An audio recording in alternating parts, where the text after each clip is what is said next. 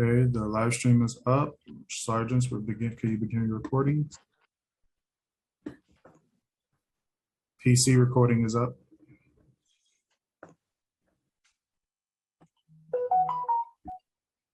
Cloud recording started.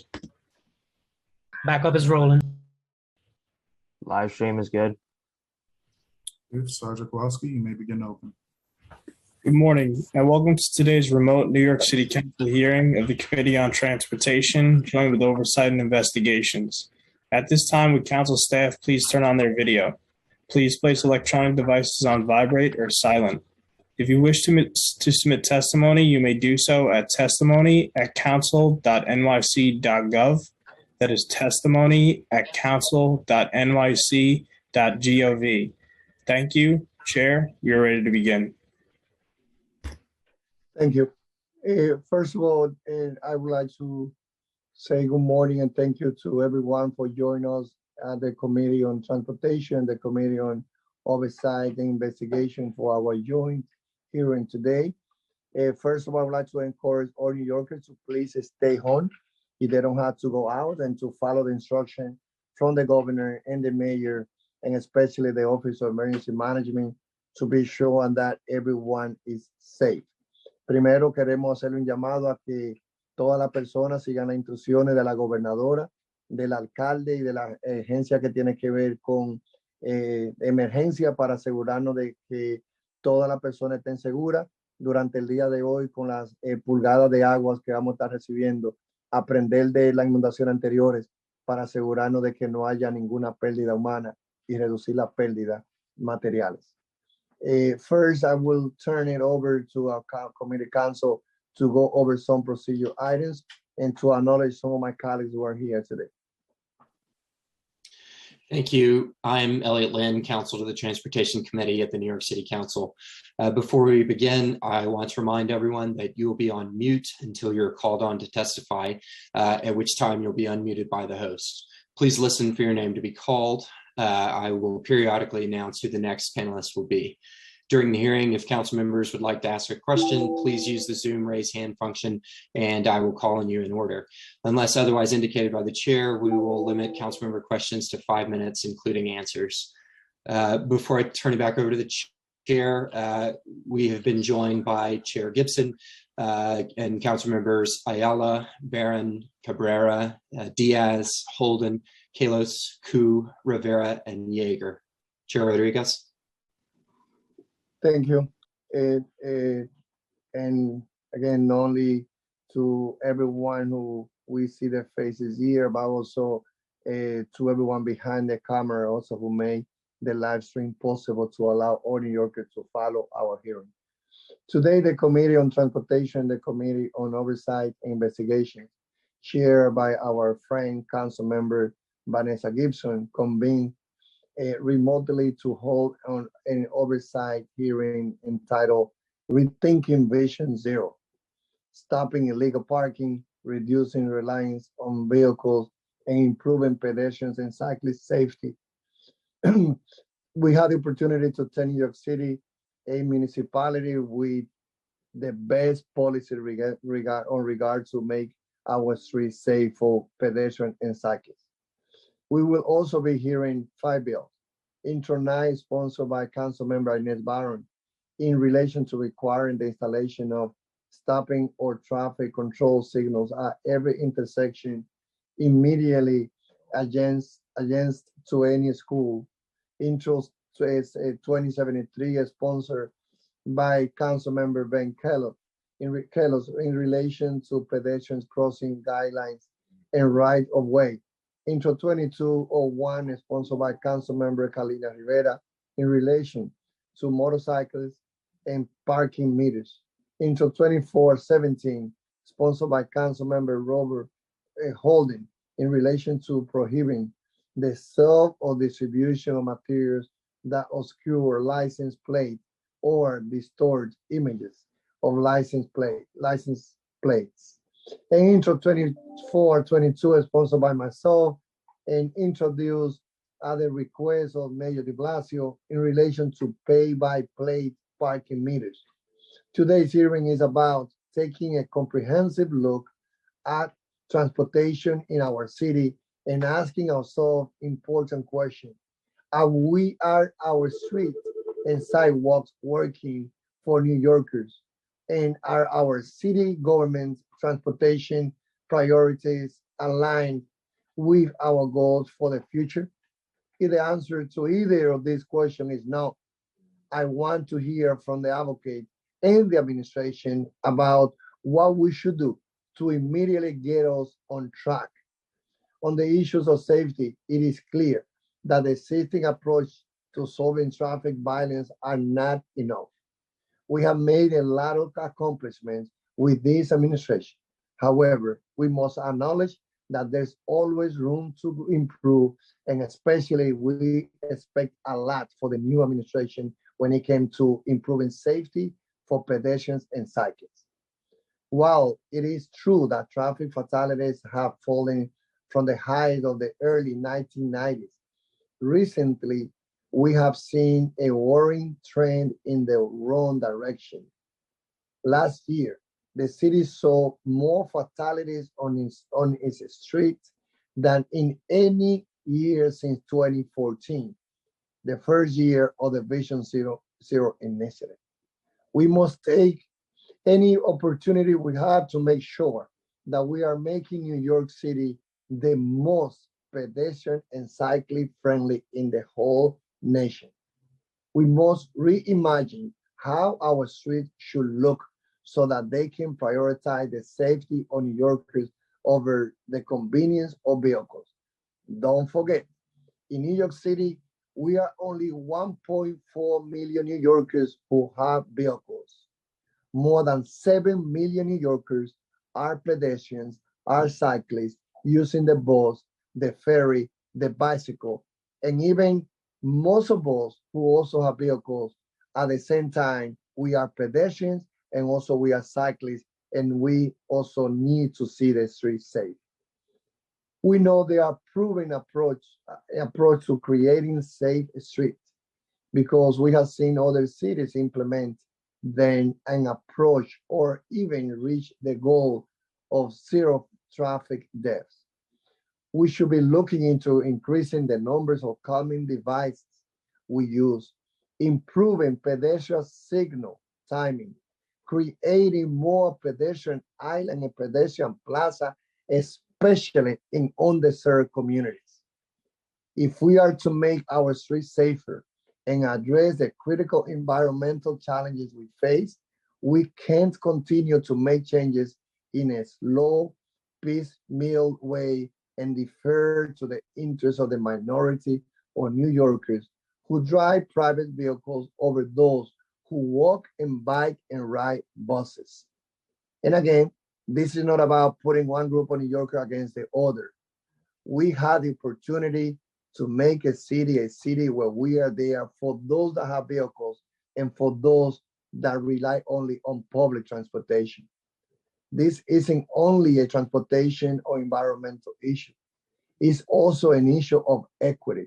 As we know, our working class and immigrant community disproportionately rely on public transit.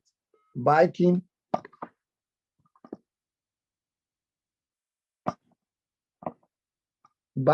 and walking to get around the city. In many cases, most New Yorkers who are working class, most of them Black, Latino, and Asian, they had to travel an hour and a half to go to work.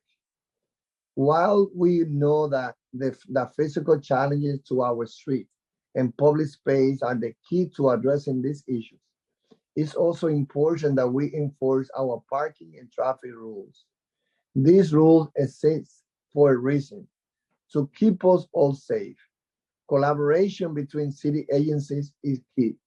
I hope to hear how DOT is working alongside the NYPD to ensure that when a crash occurs, we are taking all the proper measures to prevent another similar crash.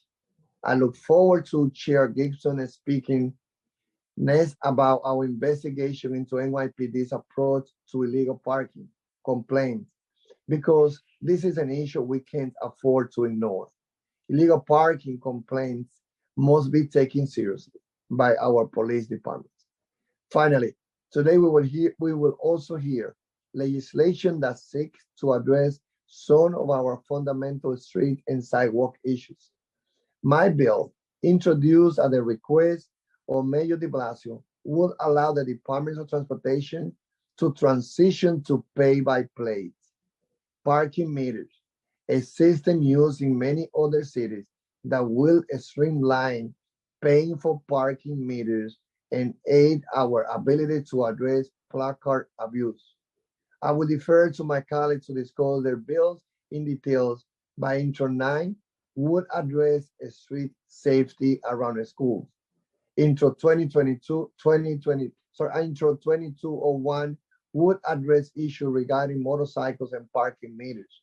Intro 2417 would address devices that obscure license plates, and Intro 2073 would address the critical equity issues around jaywalking violations. I look forward to hearing from the administration and advocate regarding these bills.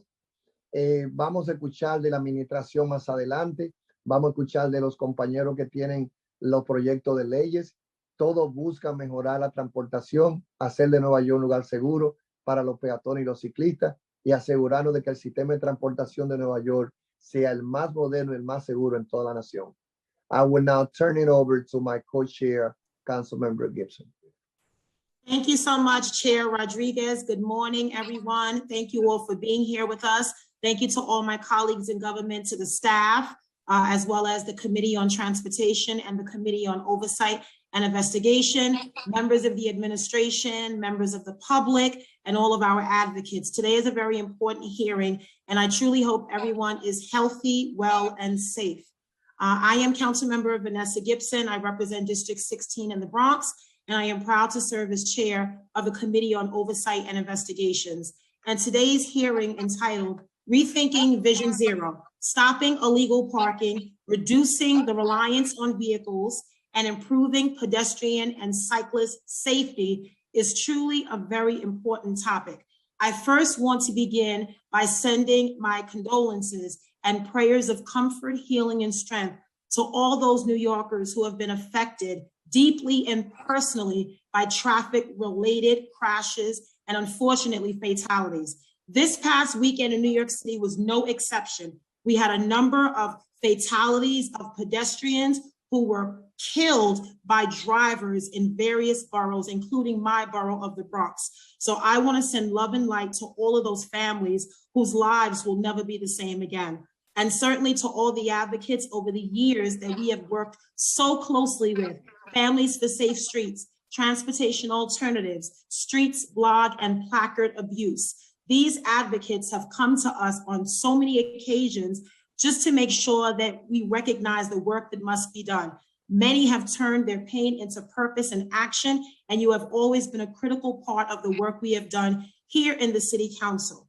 And I also want to recognize this is probably the last joint hearing that I will have with Chair Ydanis Rodriguez, and it's been 12 years that our colleague has been serving as a member of the body, and 8 of those years I've served closely with you when I chaired the Committee on Public Safety back in 2014 when we rolled out the Vision Zero initiative. We traveled from every community, every borough to talk about the work of what Vision Zero entailed and what we attempted to do to create safer streets for all pedestrians, for all New Yorkers, all cyclists and drivers and everyone to share our streets. And so I wanted to take this opportunity in front of all of my colleagues, Chair, to say thank you for your years of service. We appreciate your commitment, your dedication, and your tireless efforts on behalf of not just your district in Northern Manhattan, but certainly the entire city of New York.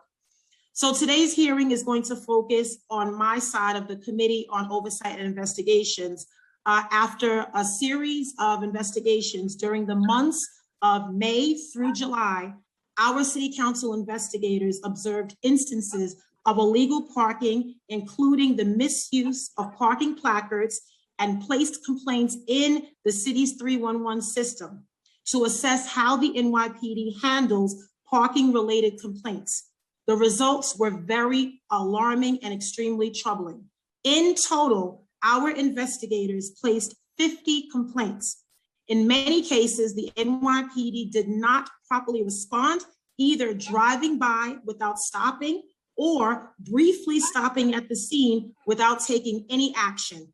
In 14 of those instances, the NYPD closed out cases without taking any action at all, but included written responses such as the police department responded and determined that no action was necessary, or the police department responded and took action to fix the condition. However, our investigators waited at the scene until the complaint was closed, and we saw no evidence of the NYPD taking any such action.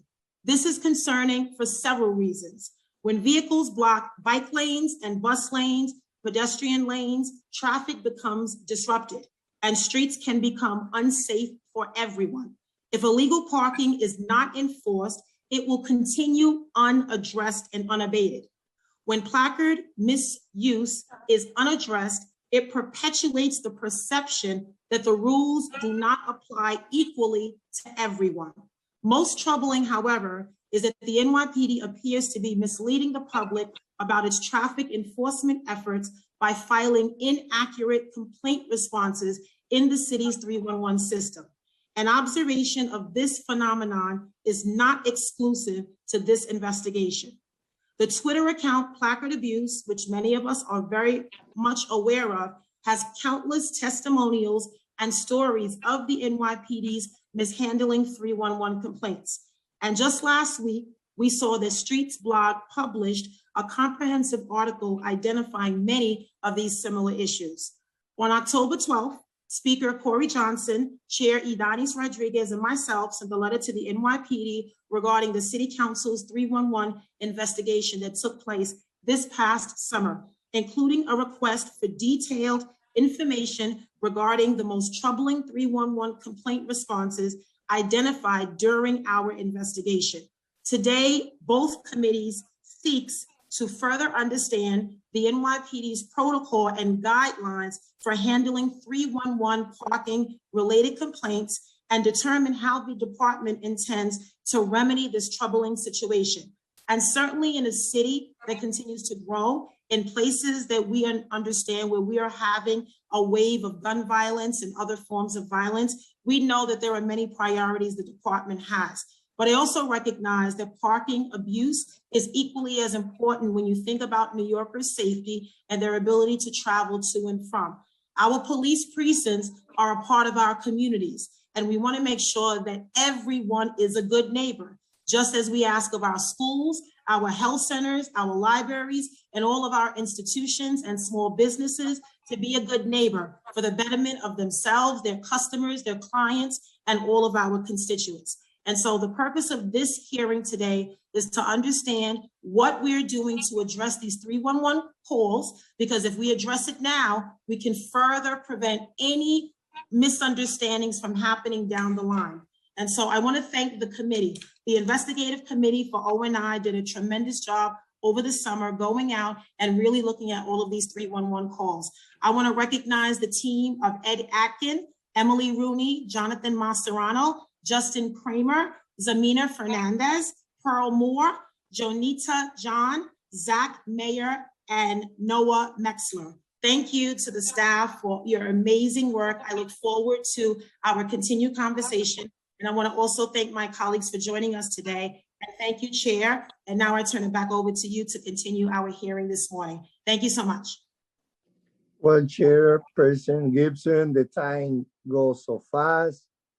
Now I have a lot of gray hair, look like my father that saw me winning this race in 2009, and I saw her in his apartment before I got taken with her. So for me, you know, I can say, as I said yesterday, as we came out from visiting Rikers Island, you know, still those images are in our brain that, you know, there's a lot of work that we have to do in transportation, but also in criminal justice.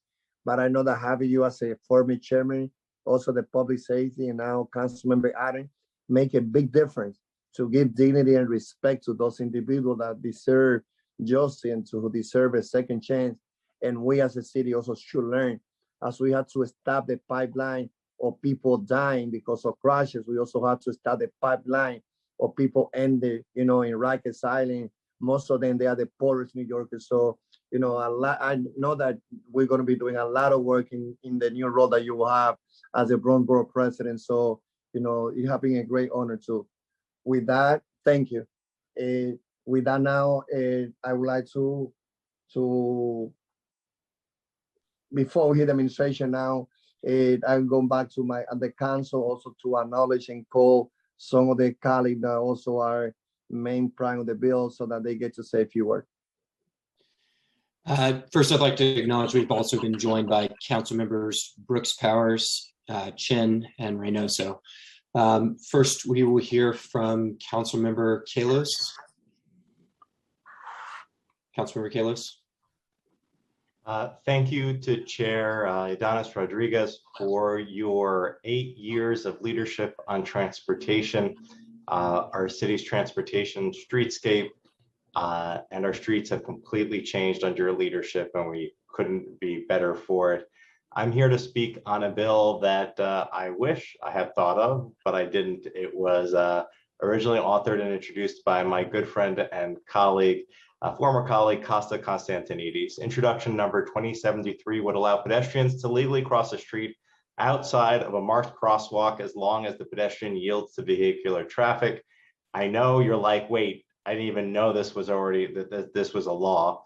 And then it would also remove civil and criminal penalties for the offense commonly known as jaywalking, which is when somebody illegally crosses a street. Again, something most people don't even know. In New York City, jaywalking shouldn't be a crime. In New York City, jaywalking is a way of life, and you don't have to take my word for it. United States Supreme Court Justice Sonia Sotomayor once wrote, "I'm a New Yorker and I jaywalk with the best of them." And I don't think that a Supreme Court justice for the highest court of the land should be criminalized in any way, let alone any New Yorker. I don't even know how many times I jaywalked just this morning on the way home from dropping my daughter off for 3K. But I live in a neighborhood where enforcement is non-existent. In 2019, of the 397 tickets issued for illegal or unsafe crossing, aka jaywalking, 90% were issued to Black and Hispanic New Yorkers, as reported by Streets Blog in January 2020. 40% of all the tickets were issued in 3 precincts in the Bronx, where almost every person fined was Black or Hispanic. In Brooklyn, Sunset Park, and Red Hook neighborhoods, Black and Hispanic residents receive 65% of illegal crossing tickets, but make up only 33% of the population within the district's precincts. Nearly half of the city's 77 police precincts didn't issue an illegal crossing ticket in 2019. There were no jaywalking tickets issued in 2019 by any of the precincts that cover the neighborhoods that I represent. Yet the NYPD maintains that there is somehow no racial bias in issuing tickets. This anti-jaywalking law was first introduced in 1958 in New York City. In the last few years, the NYPD began cracking down on Black and brown pedestrians crossing in the middle of the street and issuing fines of up to $250. Introduction 2073 will end arbitrary enforcement overwhelmingly placed against Black and Hispanic New Yorkers and pave the way for pedestrian-friendly streets. Look forward to hearing this testimony today and hope you will all join in supporting this legislation. Thank you. Next, we'll hear from Councilmember Rivera. Councilmember Rivera. Good morning, everyone. Thank you for being here, for taking the time to join our committees. And I want to thank my fearless chairs and my colleagues who I love and respect very, very, very much. And I've learned a great deal. Thank you for bringing us together today. Of course, thank you to the chairs again. Thank you to the committee for holding this important oversight hearing on Vision Zero. And the COVID-19 pandemic has changed the way New Yorkers use their streets. Once seen as primarily for cars and vehicular transit, we now hear from families across the 5 boroughs who have come to value our streets as additional open space to live, play, and thrive. As we continue to reimagine the possibilities of our shared spaces, it's also critical that we do so through an equitable lens. My bill that you're hearing today, Intro 2201, is a direct result of ample feedback and suggestions I have received from motorcyclists and transit advocates on how we can continue to build a city that is supportive of all modes of transportation. Given the urgency demanded by the climate crisis, we have to embrace policies and changes that reduce widespread car dependency and make it easy and seamless for New Yorkers to seek and utilize alternative transportation. Intro 2201, like many climate and transportation infrastructure efforts, is a relatively small ask with the potential for enormous impact. Motorcycle equity so rarely factors into our legislative conversations surrounding transportation, but they are also used heavily in our city's immigrant communities and often offer fuel economy approaching 100 miles per gallon. Currently, with very few parking options designed for their chosen mode of transit, many motorcyclists face tickets and allegations of parking violations at a greater rate and are hampered by difficult systems of dispute. My bill would allow owners and operators of motorcycles to digitally submit photographic evidence that parking was paid for at the time of an alleged violation in an effort to alleviate this undue burden.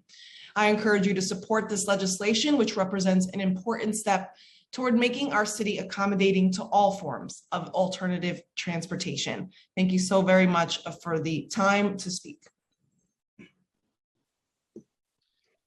Thank you. Okay, next we'll hear from Councilmember Holden.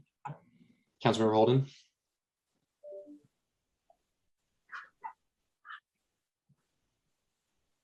Morning.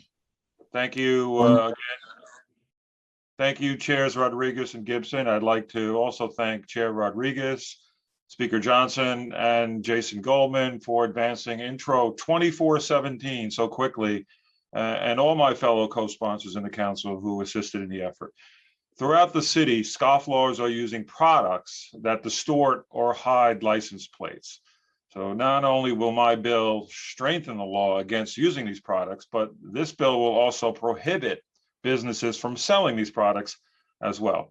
I have already met with Amazon, which is working on getting sellers of license plate covers off their site. However, we need to give agencies more tools to go after the people who profit from selling illegal products like this. So those who use these devices put pedestrians, cyclists, and other motorists in danger. And I've seen this firsthand recently driving in my district. A black SUV went against traffic to an intersection directly in front of me, closed the shutter on his license plate, and proceeded to run the red light. While traveling around the city, I've seen many vehicles driving with film on their license plates or using other methods to obscure their license plates. Additionally, this bill would create a civil penalty of at least $300 for the first violation and at least $500 on the subsequent violations. I think we all know that if you're hiding your plate, you're probably committing other crimes as well. So again, I want to thank everyone who helped move this bill so quickly. I look forward to today's hearing and passing this important legislation. Thank you so much, chairs. Thank you. Okay, now we'll hear from Councilmember Barron. Councilmember Barron. Yes, thank you so much. I'm here to talk about the bill that I'm sponsoring, Intro 9, and I want to thank the chair for moving this quickly to have a hearing, although the bill has been around a long time. Remember, the number is 9. And I also want to thank Speaker Johnson. I want to thank Jason Goldman and Jeff Baker, as well as committee members who were involved in getting a hearing for this bill. I want to again thank the chair for having this hearing. I also want to acknowledge Chair Gibson, who served with me in the assembly when I first introduced this concept back in 2000, and I think it was 9. As many of you know, most of my career, 36 years, was spent with the Board of Education in New York City. And I'm always concerned about safety, particularly that of young children. The bill Intro 9 says that at any intersection of a building, of a block where there is a school, there should be a traffic signal or an all-way stop sign. A traffic signal or an all-way stop sign. Simple, straight, direct, that's all it does. It requires the city to make sure that every intersection on a block where there is a school has a traffic sign or a stop signal. It was first, I tried to get it passed in the assembly, wasn't able to do that, and brought it then to the city council. And it's interesting, in January 2020, Mayor de Blasio, as a part of his Vision Zero program initiative, talked about a pilot, which was exactly this concept of a safety device, stop signs, traffic signal at intersections where there are schools. So it's simple, straightforward, to the point. I do want to also call the names of Patience Heaven Albert and Payson Lott, two young children. Payson was 7, young boy who was 7, and Patience, a young girl who was 10, killed in February on their way to school, struck by vehicles at intersections. And we can't do enough to ensure the safety of our children as they're on the way to school. And I hope that my colleagues who have not yet signed on will sign on to this bill. All it takes is the will and the money to make it happen. So if you've not yet signed on to Intro 9, easy to remember, just one digit, Intro 9, I do encourage you to do that. And again, I want to thank everyone for their support and making this happen. Thank you.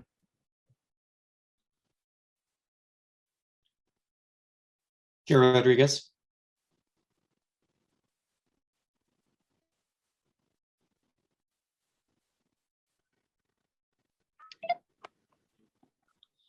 Thank you, Elio, and the rest of the team for the great job that you're doing. Now we're going to be having Family for Safe Street to be the first one, and then we will hear from the administration. I got to say thank you to Family for Safe Street for being able to turn the pain that they have for the loved one that they have lost and fight for their name and under their name for future New Yorkers or visitors that could be victim of crashes, hit and run, and other way of how pedestrians and cyclists lost their life. So again, thank you for your leadership, your guidance, and we are here to be working together as partners.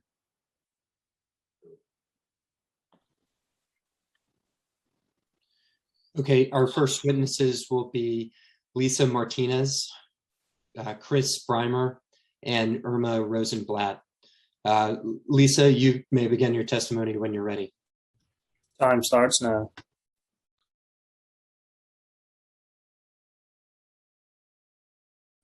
Okay. Hello, everyone. Good morning. Thank you all, first of all. Thank you for allowing me and the other members of Families for Safe Street to speak first today. It is so important that everyone in this hearing and beyond hear what I have to say, that you know the torture, pain, and heartache this epidemic of traffic crashes is causing.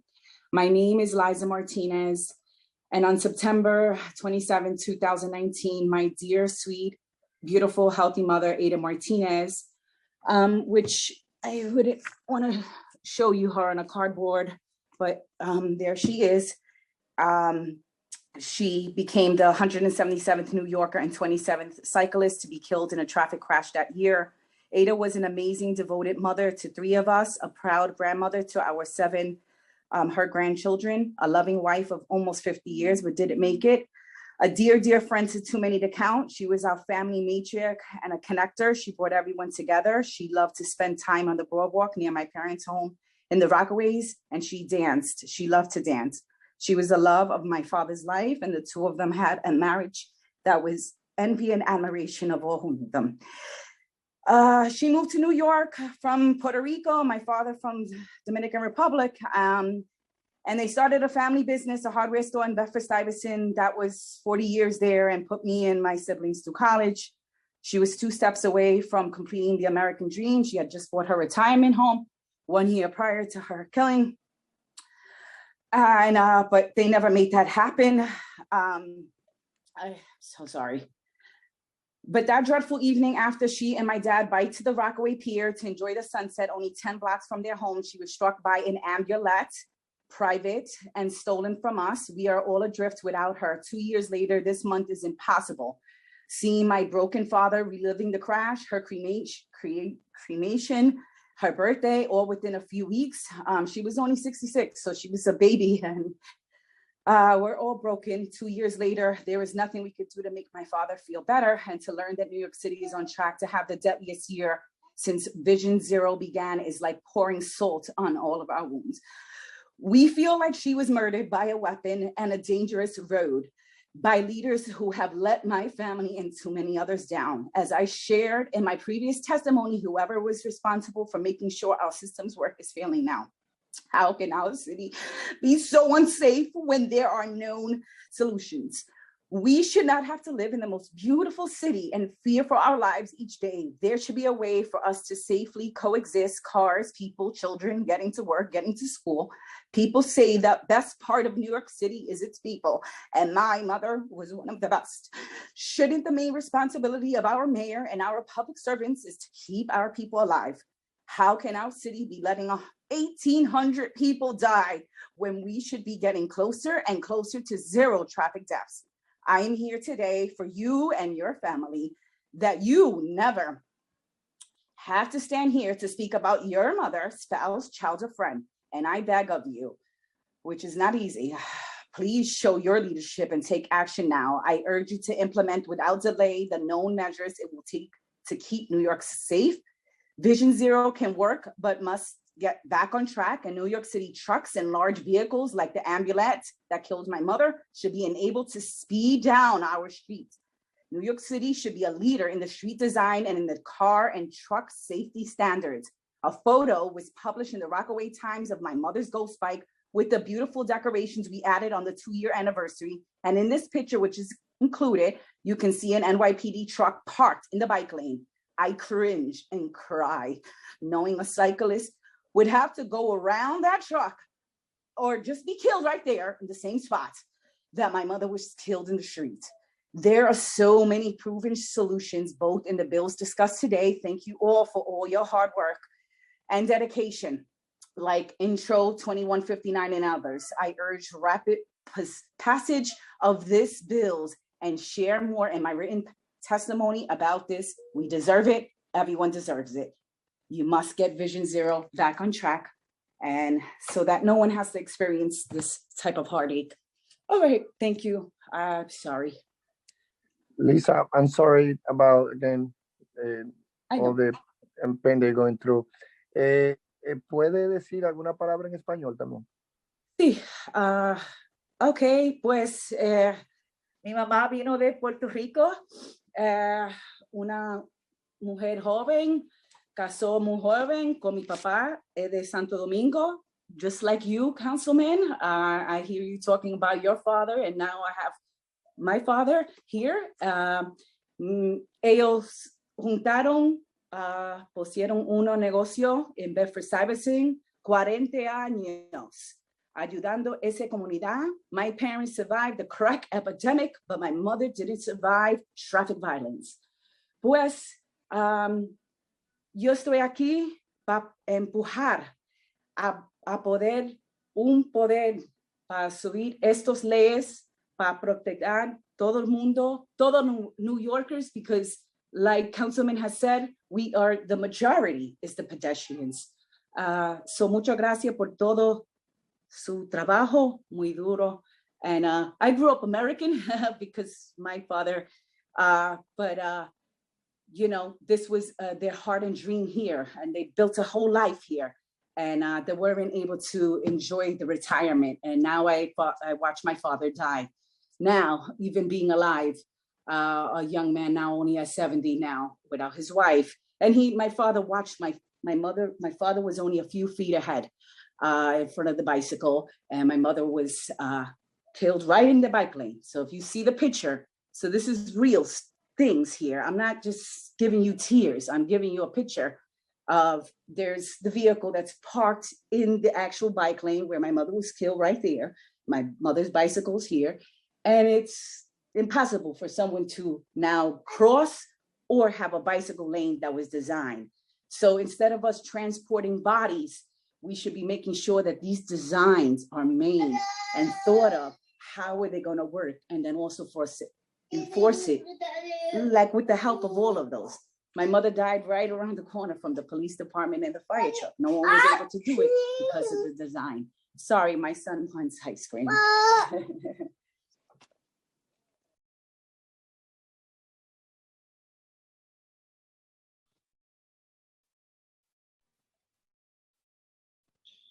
Thank you for your testimony. Next, we will hear from Chris Breimer. Chris? Can you hear me? Yes. Great, great. This has been an extremely emotional week for me. A few days ago, I watched as a ghost bike was chained near the location where my husband, Jeff Williamson, was killed. For those of you who know about ghost bikes, they're bicycles that are painted white to symbolize the violent deaths of cyclists. They are constant reminders of how perilous it is to negotiate the streets of this city. Even before my husband was killed, it put a pain in my heart to see one. I never dreamed that on Saturday I would be placing flowers next to the one changed at 86 in Central Park West, where my husband of 44 years was killed. Jeff was killed 3 months ago. On June 29th, he was coming home for dinner from his office in Midtown. He was riding in the bike lane. As he was crossing the intersection with the green light, he was run down by a mail truck. One of the wheels of the truck crushed my husband's chest, while the other one crushed his vintage racing bike. So far, no charges have been filed. It is difficult knowing that he met such a brutal and senseless end. My husband was an amazing man. He was incredibly intelligent and active. He earned a pilot's license before he got a driver's license. He had one of the best senses of humor I've ever heard. At 71, working in the advertising business, an industry that puts a premium on youth and wit, he was still a major producer at one of the city's best advertising agencies. It is impossible to communicate how much his death has affected his family, his office, and his community. My husband's death was preventable. 1,800 people have died since Mayor de Blasio announced Vision Zero. Please help end the carnage of cyclists and pedestrians on our street. Please make motorists responsible for the deaths they cause. Please help the trend toward more traffic violence. You all have the power to help. Please vote for these measures. Thank you. Thank you for your testimony. Next, we'll hear from Irma Rosenblatt. Irma? Hi, good morning. My name is Irma Rosenblatt, and I'm a member of Families for Safe Streets. My mother, Ida, on March 24th, 2014, was on her way from her meditation class at the Riverdale Senior Center in the Bronx when she was struck by a speeding SUV making a left turn. She was so severely injured that she lost consciousness, and after 2 long, grueling days, she died in the hospital. She was a vital, energetic mother, grandmother, and great-grandmother, or abuela, as you would say.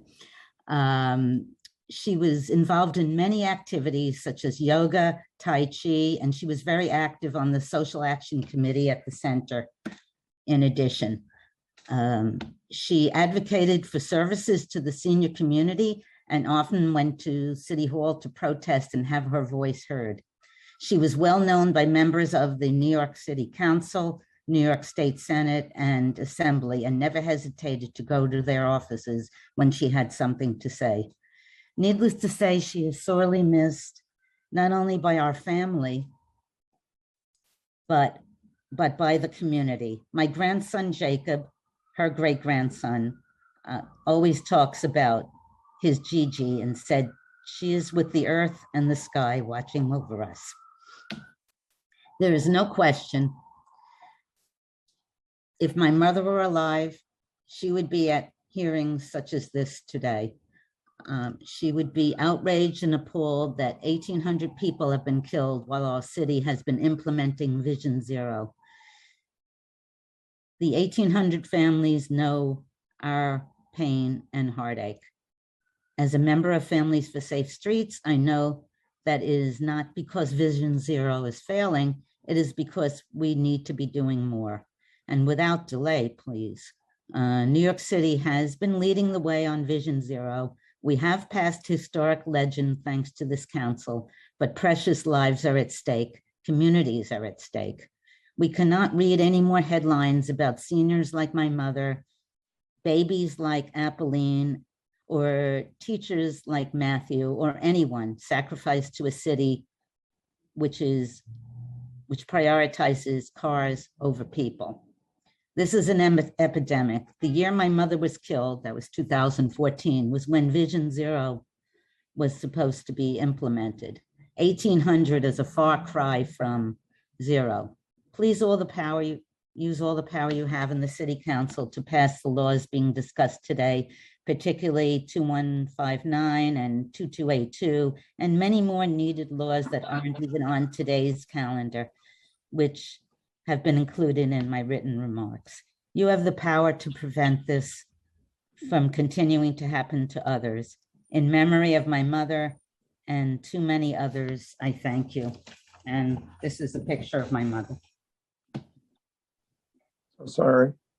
She was in, her city council was District 11, and I live in District 2. So we're really sorry. And you know, like, unfortunately, this is like a story after story, because as you know, there was another person killed in Riverdale less than 2 months ago too. Yes. So I, you know, as someone that also spent a lot of time, not only in my district, Inwood, but also going to Riverdale, I also know, like, you know, this is a citywide epidemic that we had to end. So thank you for being here with us, following the legacy of your mother, always fighting for justice. We need to make the streets safe. Thank you. Thank you, Councilman Rodriguez, for everything you've done for us. Thank you. I will now have the committee council call on the administration to testify the administrator of. I know that, you know, Commissioner Hank has always been a partner, and he joined his role as his responsibility as a commissioner. And as I have said before, this is not about an individual. This is about changing the culture that we have inherited in our city.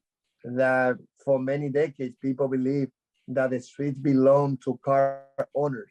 However, the streets have to be shared, and the priority must be given to the majority, who are the cyclists and the pedestrians. Thank you. With that, let me bring it back to Eddie. Thank you, Chair. We've also been joined by Council members Miller, Levin, and Levine. I'll now call on the following panelists to testify. From NYPD, Chief of Transportation Kim Royster, Deputy Chief Issa Abbasi, and Director Michael Clark. And from the Department of Transportation, Commissioner Hank Gutman, Deputy Commissioner for Traffic Operations Joshua Benson, Director of Safety Policy Julia Kite-Laidlaw, and Assistant Commissioner for Intergovernmental and Community Affairs Rebecca Zach. I will read the affirmation and then call on each individual to confirm their response aloud for the record. Please raise your right hands. Do you affirm to tell the truth, the whole truth, and nothing but the truth in your testimony before this committee, and to respond honestly to council member questions? Chief Royster? I do. Deputy Chief Abbasi? I do. Director Clark? I do. Commissioner Gutman? I do. Deputy Commissioner Benson? I do. Director Kite-Laidlaw? I do. And Assistant Commissioner Zach? Thank you. You may begin your testimony when ready. And before they begin, I want to acknowledge also that, you know, Vision Zero will not be possible without the Chief of Transportation and the previous one as also DOT. So I know that this is one area where the day-by-day collaboration between DOT and NYPD has been very important to advance the effort to save life And even though, as I said before, there's a lot much more that has to be done, I also want to acknowledge the effort and the hard work of the men and women in the NYPD, led by the chief of transit and also or transportation, and also by DOT commission. Thank you. Thank you, Chair Rodriguez. Good morning, Chair Rodriguez and Chair Gibson and members of the Transportation and Oversight and Investigation Committees. I'm Hank Gutman, Commissioner of the New York City Department of Transportation. With me today are Josh Benson, our Deputy Commissioner for Traffic Operations, Rebecca Zach, Assistant Commissioner for Intergovernmental and Community Affairs, and Julia Kite-Laidlow, Director of Safety Policy. I'm honored to be testifying alongside our partners in the effort to make Vision Zero a reality and make zero zero. The Chief of Transportation, Kim Royster, her Deputy Chief, Isa Abbasi, and Director of Legislative Affairs, Michael Clark, from the New York City Police Department. I want to thank you for inviting us to testify here today on these very important topics on behalf of Mayor de Blasio. Before turning to my prepared testimony, I just want to say a word about Families for Safe Streets. Every time I have heard them speak or met with them or been in their presence, one cannot help but be moved. I want to thank them for turning their pain into action. We could not agree more with your objective. You remind us that these are not numbers. We always talk about numbers. These are not numbers. These are people, real people with lives and families, and their loss is real. And that's something that we must always remember. And it must be our motivation to do more and to do better. So I want to thank you for your bravery in being here today, and once more sharing your painful and personal stories with all of us. You really are our inspiration. There is no question that this has been a very challenging, I would say, disappointing year for Vision Zero. Since the beginning of the COVID-19 pandemic in March of 2020, we have seen changes in driver behavior and crash patterns that have been echoed across the country. This is not unique to New York. We've checked with others. This is a nationwide trend. And unfortunately, it hasn't abated as the city has reopened and traffic returns to our street. We are still plagued by what I refer to as a second pandemic, a pandemic of speeding and reckless and irresponsible driving and behavior by those operating the motor vehicles we've been hearing about today. When the streets emptied when New York was on pause, the drivers who remained on the road had more opportunities to speed. But even as traffic volumes have returned to approximate pre-pandemic levels, we are still seeing many crashes involving unsafe speed and overall recklessness, as well as an increased number of hit and runs, which can conceal other illegal behavior like drinking under the influence. Another unfortunate and persistent pattern is drivers who continue to drive with suspended licenses. This was demonstrated tragically on September 11th in the crash that killed 3-month-old baby Apolline and injured her parents, who were doing nothing other than walking on the sidewalk.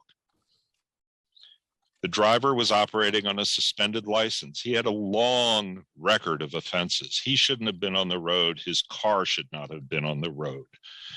But these suspensions often have no effect on the drivers, and they go out and drive betting that they won't be caught. 2020 was also a record high year for motorcyclist fatalities, and the numbers remain similarly high this year. Drilling down into the data, as of the end of September, 3/4 of motorcyclists who were killed on the roads this year were not properly licensed.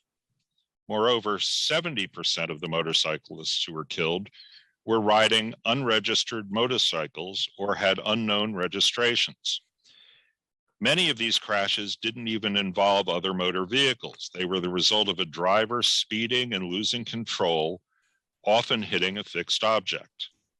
This proliferation of new forms of motorized vehicles, while something that we applaud and commend as an alternative to the use of the private automobile, raises safety issues and regulatory issues that we must address, as one of the pieces of legislation proposed before you today recognizes. Finally, the ecosystem of road users in 2021 is much different from what it was when Vision Zero began in 2014. We have these new modes of mobility that now exist and are used widely, such as the e-scooters and e-mopeds. The number of for-hire vehicles has skyrocketed, and has been previously referenced food delivery apps that now dominate the market, push for faster and faster work, leading delivery workers to face more pressure and to use more motorized vehicles. And we are concerned deeply about protecting their safety and the safety of others as they serve as effectively first responders, essential workers who feed us and upon whom we become more and more dependent over time, beginning with the pandemic. Changing the conditions on our roads and new travel patterns on our streets, many of which spiked in the face of the pandemic, make our work to enhance safety on the city streets more challenging and critical than ever, and also more important. We need additional tools to double down on Vision Zero. Despite the many operational challenges posed by the pandemic, DOT sustained and expanded our Vision Zero work. We delivered record bike lanes, protected and conventional, bus priority and safety projects, all of which I'm happy to talk about in response to questions. We launched our public education campaign and doubled its budget. For those of you who were here when I testified in the past in the budget cycle, we were able, with the council's assistance, to double the amount of money we were spending on education, and we could always use more. We launched our public education campaign. We serve schools and senior centers with our safety education programs. We've distributed helmets to new riders and created an online bike safety skills course. And we kept our automated enforcement not only running, but expanding with over 1,640 speed cameras, making the program one of the, if not the largest programs of its kind. And this automated enforcement is a critically important tool. But after almost 8 years of Vision Zero, far too many drivers are driving with suspended license, far too many motorcyclists are riding unlicensed and without registration or without basic safety training, I would add, and far too many of both continue to speed and drive recklessly.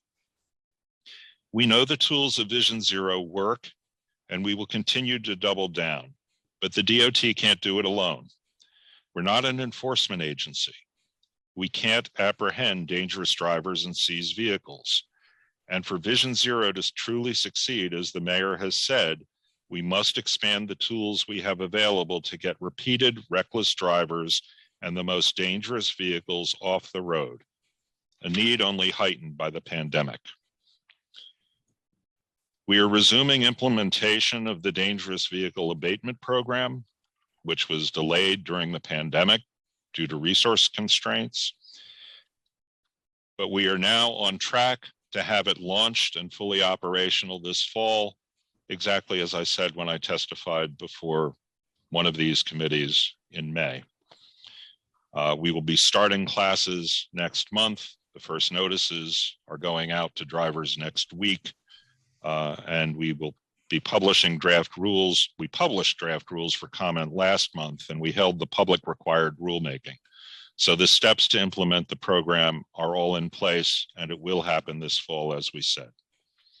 But as the mayor has said, the DVAP program has limitations and much more is needed. Thus, we are calling on the state to do more and the legislature to enact new laws to give the city greater authority to use automated enforcement, all of which would help us combat dangerous driving. We look forward to working with our partners in Albany to address this urgent need, and we urge all of you as advocates to help in that endeavor, because the speed cameras work. We know our speed camera program works to deter speeding. We published a report just last week outlining the results. We saw a 72% decline in speeding, 72%, at locations where cameras are installed. But we have to go further. In 2020, nearly 30% of all fatalities happened in school zones where the DOT has speed cameras, but they occurred in the evenings and on weekends when by state law, we do not have the authority to operate the cameras. I mean, think about this for a moment. The cameras work. The statistics show it. But by virtue of the state legislature not having given the city of New York the authority to use available technology to enforce its own laws on its own streets to make its own people safe, 30% of the fatalities occur within the reach of these cameras during hours when we are not allowed to use them. Imagine. We continue to echo the mayor's call on the state legislature to now allow our cameras to operate 24/7. And Senator Gennardis and Assemblymember Glick have pending legislation that would do exactly that again. We want your help in advocating for that. It will save lives. We also call for, this is already called for in Transportation Alternatives and Families for Safe Streets Crash Victims' Rights and Safety Act package. We support the package. We want the state legislature to adopt the new measures. And we'd also like the authority to pilot other kinds of key safety-related automatic traffic and parking enforcement. When we hear about people parking in bike lanes and in bus lanes and requiring cyclists to veer dangerously out into the street, we need better tools for enforcing those rules. We need them, and they're available. And for the drivers who accumulate excessive violations from our automated enforcement cameras, the $50 penalty is not enough to change behavior. We need escalating fines for speeding and for red light camera violations, leading up to and including registration suspension for chronic repeat offenders. And again, suspending a registration without enforcing that suspension is nice on paper, but doesn't get the trick done. We need the state to strengthen the penalty provisions of applicable law regarding these violations. Recently, I sent a letter to the New York State DMV proposing strategies to ensure that those with suspended license do not continue to drive. Sounds simple. We ought to be able to do it. And this is all the more important because recent reforms have narrowed license suspension largely away from financial or debt-related reasons to just focus on key safety-related issues. And we support changes to the law to increase penalties when you injure or kill while driving on a suspended license. That ought to make what is already a very serious offense even more serious when you shouldn't be on the road in the first place. Turning briefly to the legislation before the council, moving from state to city. Intro 2422, introduced by Chair Rodriguez at the request of the mayor. We thank the chair. Well, let me step back. It's been a pleasure working with the chair this year. We've had some fun outings for open streets, safe streets, some landmark legislative signing on Dyckman. Soon, I hope to be renamed. You may have noticed, Mr. Chair, there's a sign behind me. Thank you. I mean, we appreciate all of your fine efforts, and it's been a joy working with you this past year. And we want to thank you for introducing this legislation. What this allows us to do, and you can read the details in my written testimony, this allows us to get into the 21st century in terms of parking enforcement. It will make the system better, more efficient, more effective, and far better for everyone. So we appreciate and look forward to the council's prompt approval, I hope, to legislation authorizing us to switch from pay by plate to pay by plate from pay and display. This really is a great improvement. And again, we thank you. We thank you for doing that. 2073, Intro 2073, which would eliminate penalties for jaywalking. We appreciate and agree with the council's goals as reflected in this bill. It is our mission to make walking safer, to make the city a friendlier place for pedestrians and cyclists and people dining outdoors. We've reclaimed the streets. I mean, that's the whole point of most of what we're doing. We are reclaiming the streets for the people, and we want them to be able to use them safely. And that means taking away space from cars, private cars, and discouraging their use by creating attractive alternatives. The criminal treatment of jaywalking is excessive and wrong, and as the council member explained, is applied in discriminatory fashion, which is again another reason to eliminate it. Again, I'm not suggesting that we don't want pedestrians to be careful crossing the street. For heaven's sake, we do. Put down the cell phone, watch what you're doing, be defensive, look at your environment. But the current approach to jaywalking is wrong, and we're happy to support and work with the council member and the council on this legislation. As to Intro 9, requiring stop signs or traffic signals near schools, again, I would like to thank the council member for introducing this legislation. We are in violent agreement with its objectives. There is no higher priority than making the schools and the areas around schools safe. And we are actively pursuing all available means to do so. And again, the mayor has committed to 1,000 safety improvements at school, including stop signs and traffic signals where appropriate. This is a commitment we are on track to deliver. It should be noted, and this is just one complication I'm reluctant to add, but we need to understand. It is important to note that on certain safety devices, including traffic signals and four-way stop signs, we are obligated to follow federal regulation in terms of a procedure for studying them before implementing them, and there are certain criteria that you're supposed to follow. This ought not to prevent us, and hasn't prevented us and won't prevent us from providing effective safety protection around all of our schools. That is obviously a shared objective, but it does require some added level of complexity in terms of which particular items go where. Again, we look forward to working with the council on addressing this legislation, and we are strongly in favor of and already proceeding to try and effectuate its goal. Intro 2417, again, thank you, Councilmember Holden. One of the most frustrating things in terms of trying to enforce, even with the automated devices, especially with the automated devices, is the fact that so many license plates are phony. And even if they're real, people have devices to protect them from detection. So even if we have the camera there, the camera's functioning, we're during the hours when we have the ability to use it to enforce. If somebody does what the council member describes, they evade detection, they evade enforcement. We need to take all available means to prevent that in the name of effective enforcement. And again, I thank the council member for introducing the bill, and thank all of you for moving it forward so promptly.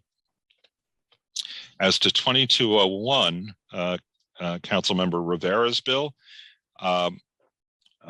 this one arrived at least on my desk late in the day, so I haven't studied it in detail, but to the extent that the objective is, as the council member described it, to regularize and provide for treatment, more effective treatment and regulation within the vehicle ecosystem of the new forms of motorcycles, mopeds, et cetera, which seem to be reproducing with rapid speed on our streets. We're all in favor of that. It's a challenge keeping up with it. It's a challenge treating it for parking purposes. It's a challenge treating it for registration and licensing purposes. And consistent with our Vision Zero message here, it is a big challenge dealing with it on safety, for safety purposes. So coming up with legislative means to regularize how we deal with these new forms of vehicles, I think is a huge step forward.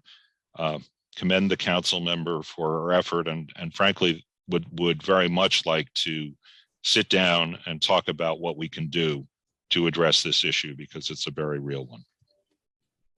In conclusion, I just want to thank the council for the opportunity to testify before you today at this critical moment for our city. And after our colleagues from the police department have testified, I would be most happy to entertain any and all questions. Thank you for your time and attention. And again, thank you for the partnership we've enjoyed.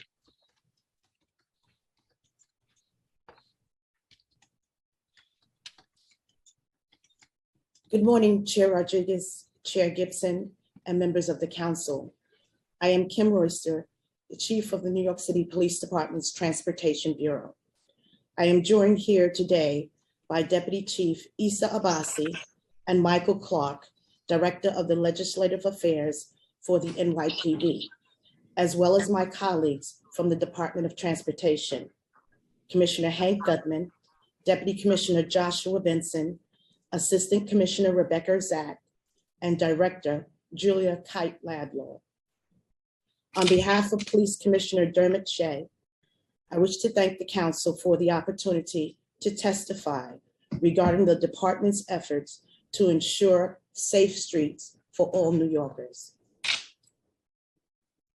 To the families for safe streets, my hearts go out to you. Please accept my sincere condolences.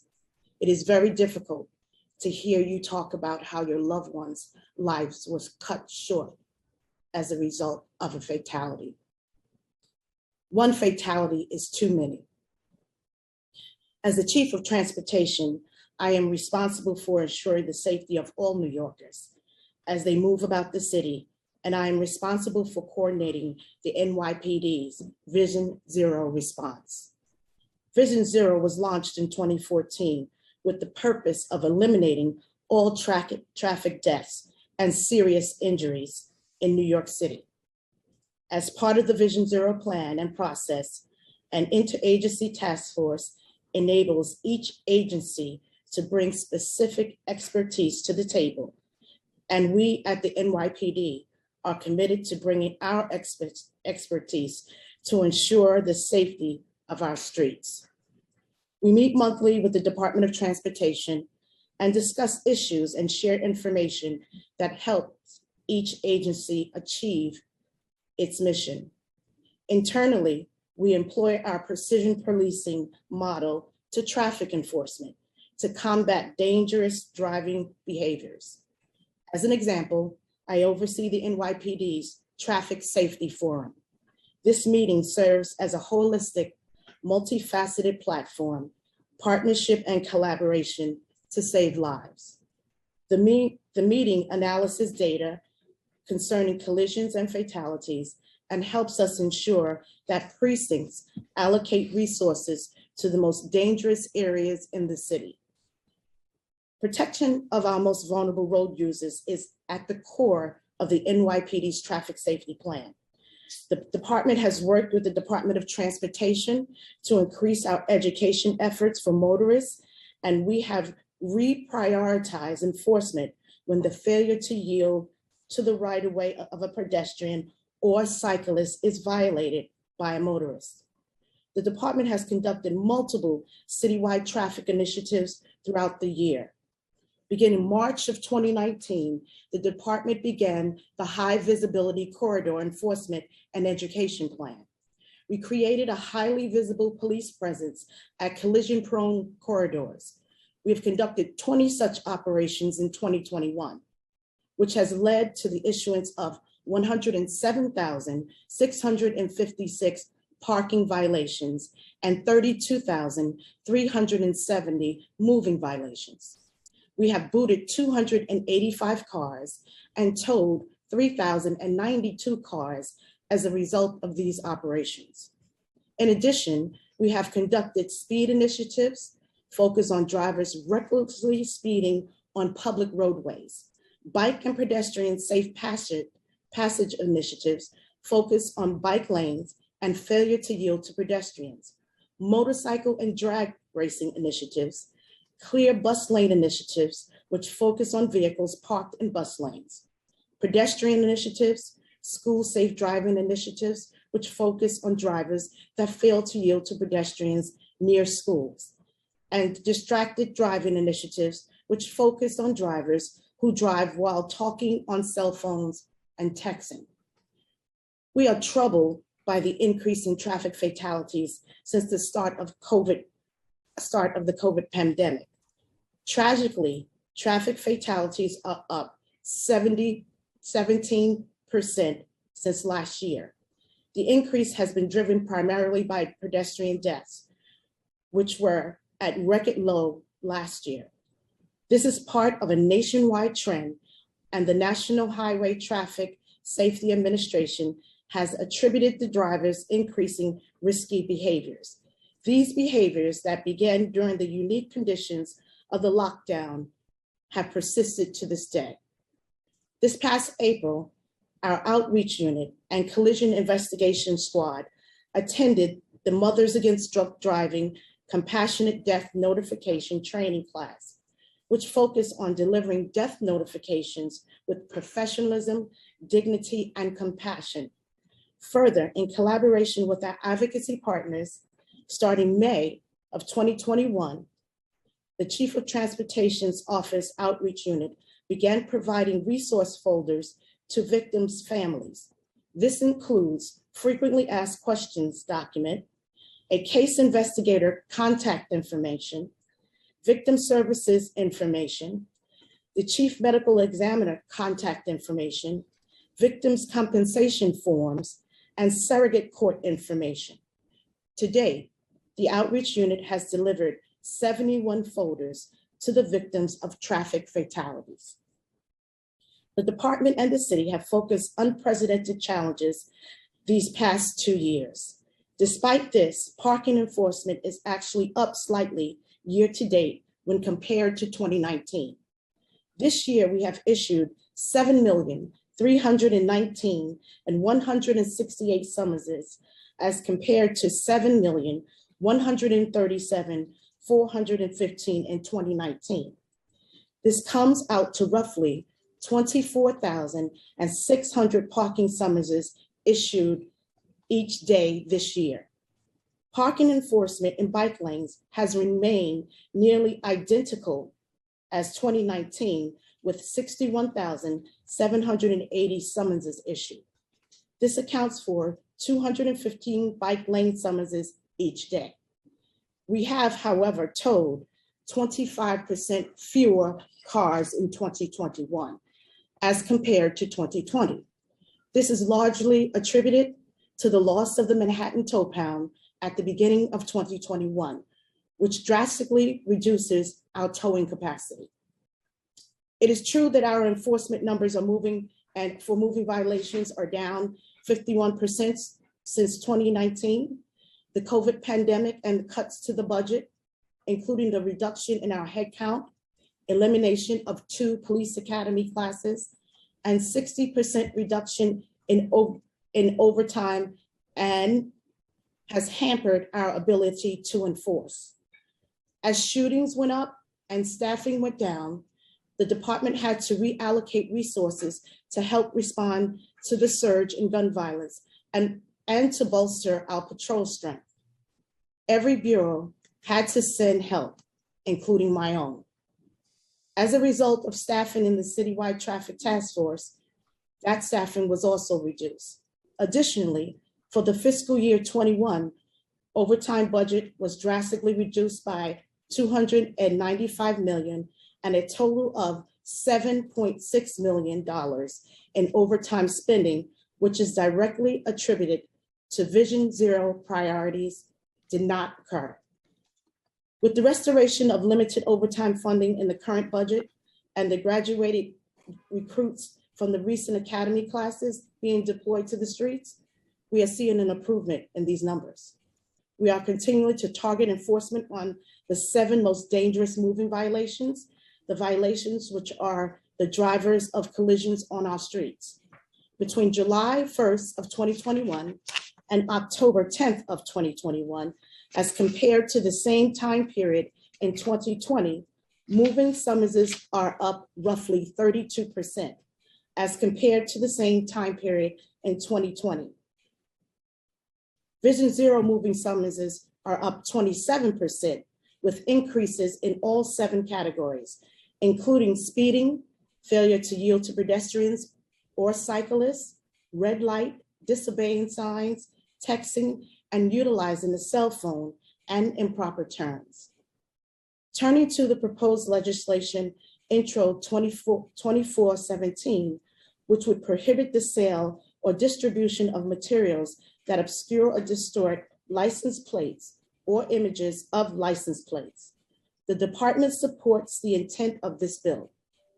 Obscuring or distorting license plates undermines Vision Zero by reducing the effectiveness of speed and red light cameras.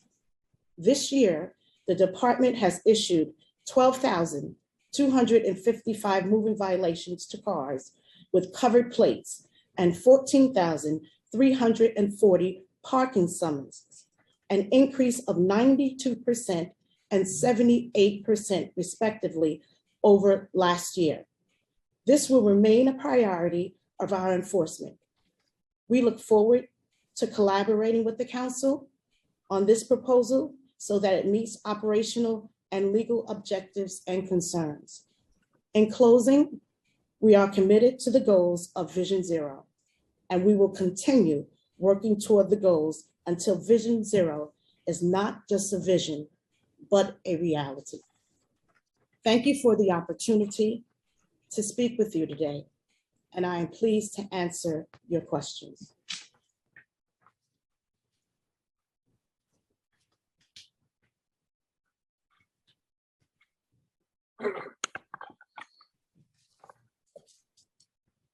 Thank you. I assume that there's no more members of the administration since we heard DOT and YPD, and then we go to the question to both agencies. Chief, thank you again for the work that you have, and for me, you know, it's all about, as I said before, all of us working together to address this epidemic. Can you share with us the total number of crashes that happened in 2021? And again, if you have the numbers together, all crashes that happened, including hit and run in 20, I just want to compare, just for you to know, how many have happened in this year by today, and how many happened in 2020. And yes, the number, I don't, at this moment, I just want to go straight to the number.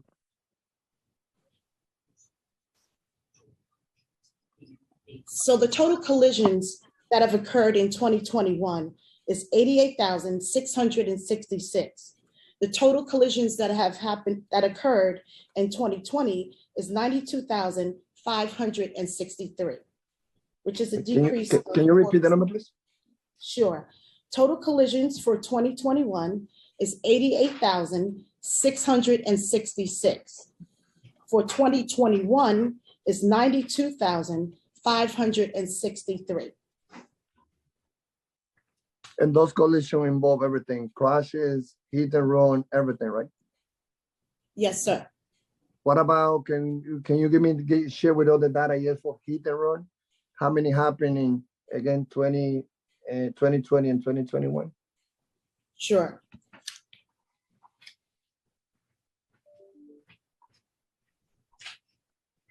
So when we look at leaving the scene for 2021, there was 37,927. For 2020, 31,521. Is that the 2020 is the total for the whole year, so by this time?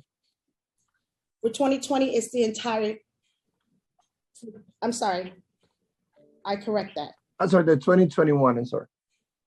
For 2021, that's from January 1st this year to October 24th of this year. Okay. What about for the 2020? Is that from January to December? I'm sorry, Chair, can you repeat the question? The number of 2020, the 31,521, is that number also up to October or up to for the whole year from January to December? That's the same time period from January 1st to October 24th. Okay. Why do you think that the number has increased so far in 2021 by 6,000? Well, I think that, you know, when we look at what has happened in 2020 with the pandemic, drivers, as Commissioner Gutman had mentioned, has taken on the responsibility to not only speed through our streets, but also taken on the actions of leaving the scene when they actually strike someone. There's several issues that may be involved in leaving the scene. One is definitely that the fact of the person may not have a valid license, the person may be impaired, or the person may be involved in something additional than just that collision, some other crime, which we've seen a correlation in crime and traffic violence this year. Okay, and information that usually gets shared by the NYPD and DOT on the Division 0 is that when we analyze those cases of hit and run, of course, most of them, they are related to a driver who left the scene that, you know, I was a victim of hit and run. Like I left my car parked, and the day after I came, someone hit the scene. NYPD came to the report. No one was inside my car, thanks God. So there's many cases like that. But we also know that among those numbers, the usual number that has been shared by the city, DOT, and NYPD has been that even though most cases are related to damage of vehicle, that there was at least, I think, a number of thousand, I would like to hear the number, I think it was like a 4,000 cases of individuals that ended being in critical condition and an average of one person dying every week. Can you please share the numbers where we are in 2021? How many fatalities have we had?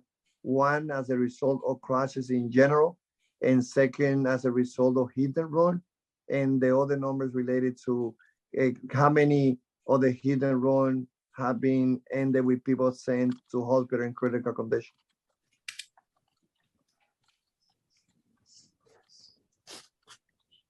So I'll just go to the category of leaving the scene. The number of collisions that we have where a person was fatally injured and the vehicle left the scene was 56 for 2021. 56. I'm sorry. 56 dead? 56, yes, fatalities as a result of someone leaving the scene. Okay, what about 2020? In 2020, there was 61 fatalities as a result of a vehicle leaving the scene. Do you have the number or the other numbers of people being in critical condition, even though they didn't die? Yes, so if in 2021, the total number of collisions where someone was critically injured was 74 for 2021, and for 2020, it was 61. Okay. So what about, where do you put the other category or the other people who in the among around like 4,000 that they've been taken to the hospital that also they have been in critical condition? So that a 4,000 number would be in the area where a person was injured and wasn't a fatality, wasn't critically injured, but that number would be investigated by the Detective Bureau. Okay, thank you. So I had a question to now DOT. How strong has the city from the mayor's office liaison in Albany advocating changes of legislation where the city should be looking to ask Albany to give all the power on everything related to transportation? It is my understanding, Chair Rodriguez, that we are advocating strongly, that the city and the mayor's office is advocating strongly for these various measures that I referred to. And I can say that the DOT, every time we have the opportunity to speak publicly or privately to anybody who we think may be able to help, we bring up this issue because it's critically important for us. Top priority. And I just feel that, and of course, we were there together, led by Family for Safe Streets, Transportation Alternative, DOT, and we at the council in Albany advocating when we were able to reduce the speed limit in New York City. And we changed the law. And I know that right now there's a numbers of laws also that are important for the city of New York that unfortunately they have not moved on. However, what I feel is that, you know, I love to do apple picking upstate with my two daughters. But I don't think that the city, which is the largest municipality, or 8.6 million New Yorkers, with before COVID, more than 60 million visitors, should depend on someone that doesn't have to deal with the same challenge that we have here when it came to any particular bill that we need to modify.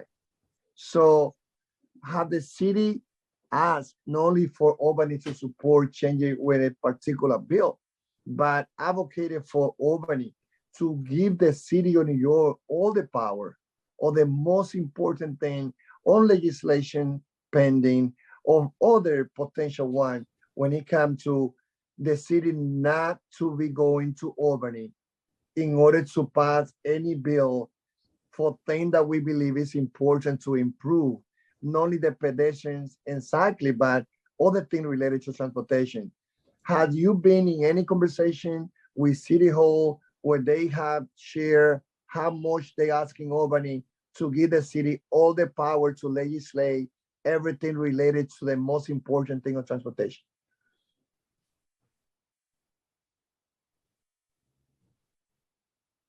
Sorry, had to unmute.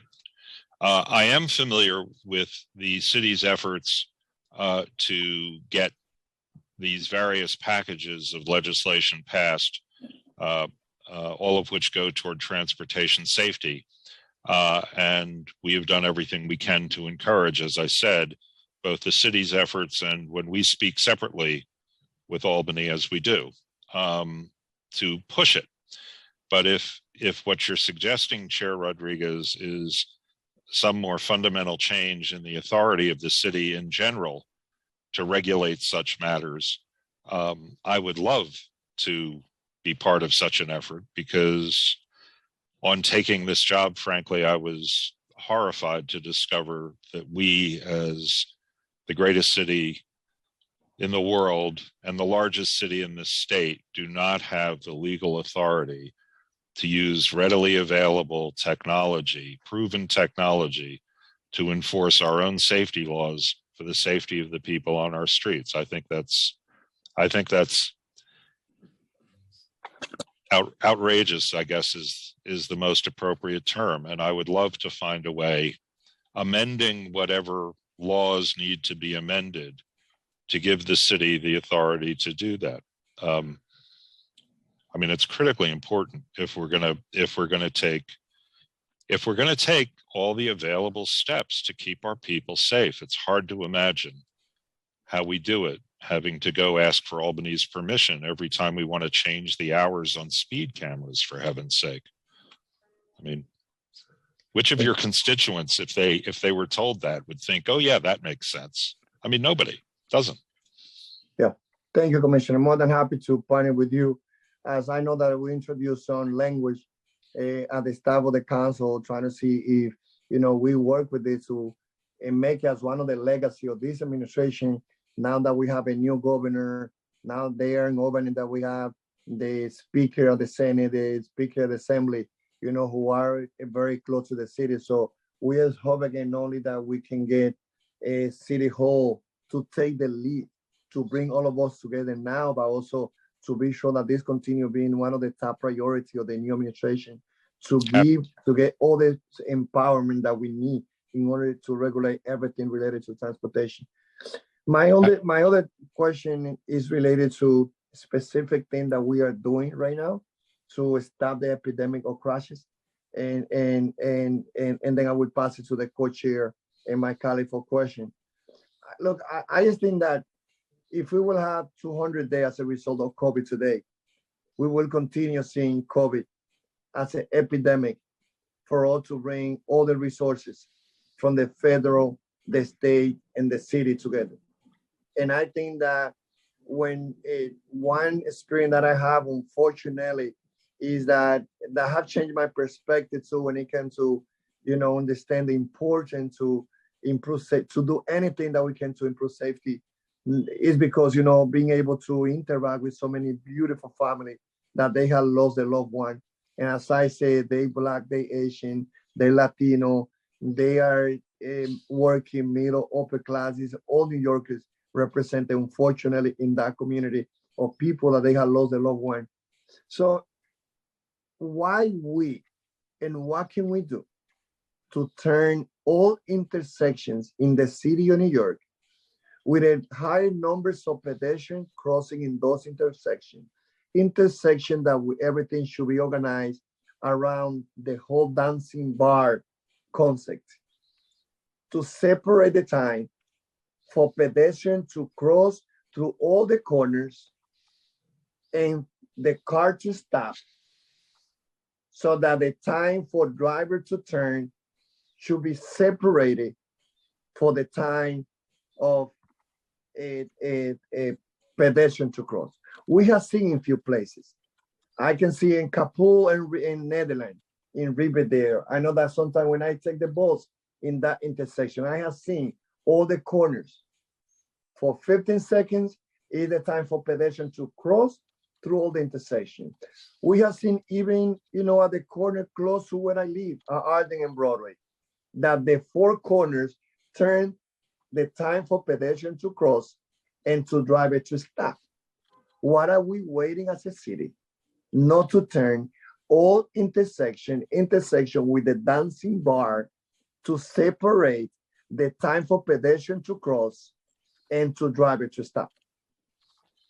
I think your point, Chair Rodriguez, is a very good one, and that is a very good question. We have the technology, we use it in various intersections, as you know, and as you've seen. There's a lot of makeup work to do. There are decades of neglect, I think, involved in terms of focusing on some of these issues. And it's a question of time and resources. We are doing it. We are doing this work as Are you on the Teams? as quickly as we are doing this work as we can. We focus based on the data. I mean, that's how we decide where to start, based on the most dangerous intersections. But Deputy Commissioner Benson could probably give you a more detailed answer if you'd like. Thank you, Commissioner. Yeah, no, it's an excellent question, Chair Rodriguez, and we have studied this to a pretty large extent, and I think we put out a report a few years ago about the, different signal treatments that we have. And what we have been finding from the data is that leading pedestrian intervals are more effective in more locations than the barn stance. The leading pedestrian interval is a head start for pedestrians. The barn stance that you described is the full separated pedestrian and vehicle phases. We've done about 6,000 leading pedestrian intervals over the last few years. So we're really hitting that pretty hard. The barn stance, it is a very appealing concept, but I will tell you there are some unintended consequences with it, which is people lose their patience and don't follow it because they sense a bit of wasted time. So both pedestrians and motorists, particularly if the volumes are not tremendously high, look around and say, well, the signal says don't walk, but no one else is moving. I'm going to walk. The signal must be broken. That's the kind of the downside of it. So it works very well in unique situations where there's very high volumes and very, where people's expectations are met. So where the users see the need and follow it. So it's a great tool. It's limited to certain instances, and the leading pedestrian interval, I think, gives you some of that same exact benefit with exclusive pedestrian time, but it's a little more adaptable to more situations. Have you been able to look at the data compare? It has those locations where we have separated time, showing that if there's less crashes in those intersections? Yes, we published a report on this a few years ago, 2017. But as you say, right? We have seen many more after that, right? So because this is something that, again, working together with you guys, we've been able also to, I don't know, because of more resources that are needed and the understanding. I have seen in many, as you say, that number, the 6,000 or whatever number they are, I think that 2017, probably doesn't reflect where we are today, because in 21, I'm sure that from 17 to today, I don't know if you have updated data. And if you don't, can you put one together? It's a good point. Yeah, I mean, certainly we could update the study with fresh data, certainly. But can we say in general that and I get it, but listen, I was elected in 2009. From 2009 to 2013, I went to City Hall and I asked for the redesigning of Dyckman and Broadway. I was told that the engineers said that was not doable. And the pushback was that the unintended consequence was that it will reduce traffic. It was different mentality. And I didn't get it. I had to wait for Mayor de Blasio, friendly to our community, to see the benefit. And in a few months, I got DOT to redesign the whole Dyckman and Broadway. A big reduction of crashes immediately as a result of that. So we know that a lot is also what come from, City Hall, from budget director, from how much funding are allocated for the agency. But my question is to you, and to be looking at the data, in that particular one, can we say that even though there could be unintended consequences, but in general, is there a reduction of crashes when those intersections are moved on separating the time for pedestrians and cyclists? It's a great question, and you provide an excellent example. Dyckman and Broadway is an incredibly complex intersection and very busy, and that's the kind of place where we find that the barn stance type treatment works well, where the intersection is so complicated that people really respect these unusual and unexpected signal treatments. Another location that you're probably well familiar with. I'm sorry, Chambers, Chambers Street and Center Street. In general, my question in general, because yesterday, we don't have the dancing bar in Dyckman and Broadway. We had redesigned the intersection. But what I say, I was told that I couldn't do it from the engineer and DOT, from the commissioner, from everyone there, because that Inwood was not priority from 2009 to 2013. But what I say was when the Corning one and the pushback was about it will reduce traffic, unintended consequences. And I get a part related, from the other side of administration. My question is, in general, can we say that when the time is separated for pedestrian to cross and driver to turn, does that reduce crashes, yes or no? So this will be an unsatisfying answer, but it depends. In some cases, yes. In some cases, no. In general, what are the most cases? I really couldn't give a general answer to that. I mean, how different all intersections are and how unique they can be. So I think what we found is that in there are absolutely cases where it reduces crashes to have it all exclusive pedestrian phases, and there are others where it doesn't. And I think but the approach is to okay, fit my question is to you. We have data. NYPD do the report, DOT look at it too. In general, those initiatives to separate time for pedestrian and cyclists in general, does it reduce crashes, yes or no? The place where we see the most consistency with that is the leading pedestrian interval, which is also available to cyclists, and that's exclusive time for pedestrians and cyclists to move. Yes, in that sense, absolutely, we see just like a absolute reduction in crashes with that treatment. With the barn stance, it's not as straightforward. Is what I'm trying to say. Is that some cases it does work, and some others it has a negative safety effect. Does the DOT has the data that can show it all? What percentage of crashes has been staying after a dancing bar are installed? I think we need to follow up with you to get more in depth on the data piece of this. Okay. If that's So okay. you see that's a typical example or challenge that we had today on the use of technology. Because it is like, we should be able to deal with the accurate information. We should be able to pull out something on the computer, because those reports should be happening from the NYPD when it comes to crashes. DOT as a leading agency, when it comes to Vision Zero, should be able to say, before we put this measure, crashes was at this level in this year. After we make those changes, crashes being reduced. It shouldn't be so hard. We shouldn't be waiting for, coming back and get a team to put those data together. So I think that we need to be more active as an agency, leading Vision Zero. When we look at this number, being able to say by 2030, we reduce the numbers as we expected, not to zero, but the number being almost the same than in 2014 when we started.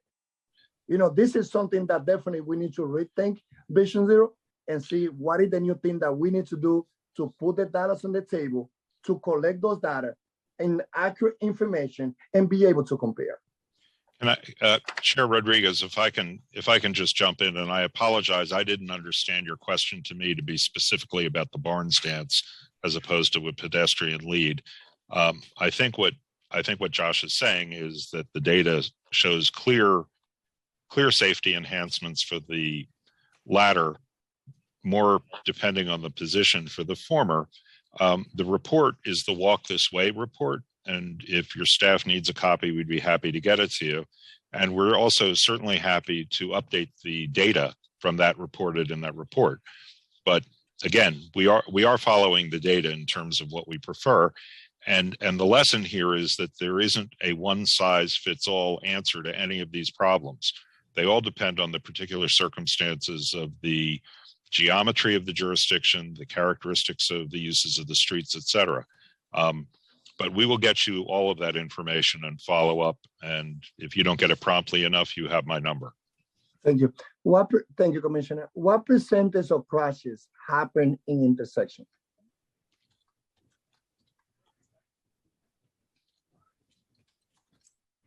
Yes. Hello. Thank you, Council Member. I can tell you that for last year, if you could just bear with me while I pull up my statistic.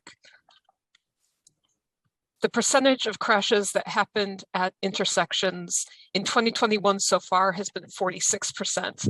For 2018 through 2020, it's been about 54%. So this is not a statistically significant difference. We see this has been pretty stable throughout the Vision Zero years, that roughly it's about 50% of all fatal crashes have been happening at intersections. Thank you. Thank you. I just feel that the city must declare intersections in crisis. Again, giving all the credit, all of us, and even you being playing different role before as you're playing the role now, you know, when it comes to advocating for advocates. So I know that no one has a bigger heart when it comes to make intersections safer than you and the whole team at DOT. So this is not about lack of intention, but this is about the real number that are you dealing with. So when the data is showing very clear, most crashes happen at intersections. Let's declare intersection in crisis so that we can use some funding from, you know, from COVID, so we can work at the federal, the state, the city level, and we put a plan together to say, we should be able to say not only Vision Zero will reduce the number of people dead by crashes in 2030. What we should say is about, because that one we don't control at some level. What we control is our intersection at this moment. Let's declare that in 5 years, we will reduce the numbers of crashes at intersection by 0. But with that, again, thank you for the great job that you, Commissioner Ray, the whole team are doing. And I know that you are surrounded with an amazing team of engineers, data collecting, and other great people who care for pedestrians. So this is not about being against any particular individual. This is about what we need not only from DOT, but from City Hall to put more resources to DOT so that we can be able to reduce to 0 in 5 years the number of crashes that happen in intersection. With that, I turn it back to my co-chair, Vanessa Gibson. And happy to have your help, Mr. Chair, anytime. Thank you, Commissioner. Thank you, Chair Rodriguez. And once again, good afternoon, Commissioner Gutman and Chief Royster and members of DOT and NYPD. I first want to acknowledge the work we've done over the years on Vision Zero. When it was first launched in 2014, it was with the idea that we would do our parts to create safer streets for everyone. We were a part of supporting the efforts to lower the citywide speed limit, increasing speed cameras near and around schools, and making sure at the end of the day that we're working with our partners in Albany to achieve a lot of the legislative highlights that we needed to achieve in order to get our work done in the city. So I do want to acknowledge that, and I know COVID has been a real devastation for us in the city, and it's allowed us to really rethink the way we do work, but it's also paused a lot of the great things that we have started. When I hear the stories of so many families impacted by traffic-related crashes and traffic violence, it's truly heartbreaking. I have a story myself of losing one of my childhood friends to a traffic-related crash. He was crossing the street in a crosswalk to pick up his child at daycare, and he never made it because of an out of control and reckless driver that killed him in the crosswalk. Crosswalks are supposed to be safe for all of our New Yorkers, and in so many instances, it's not safe anymore. And so what I hope that we do, and I know we've tried and started this process, and a lot of this work is going to continue into the next administration, but we have to be very preventative in doing our work. We cannot be reactionary and wait until crashes and traffic-related violence happens, and then we go in and react. There are ways that DOT and NYPD can look at the streetscape of our streets. Why does it take months and months to get stop signs and, different traffic calming measures in our communities? We struggle. We reach out to the community board. We contact our borough commissioners. But guess what? We have to do studies and studies and studies, and it just takes too much time. And we're reacting to situations. So if I encourage any of us to do things differently, we have to look at this work from the mindset of being preventative and not reactionary. Let's not wait for the next traffic-related crash to say, let's go to this intersection and see what we could have done that would have been a little bit different.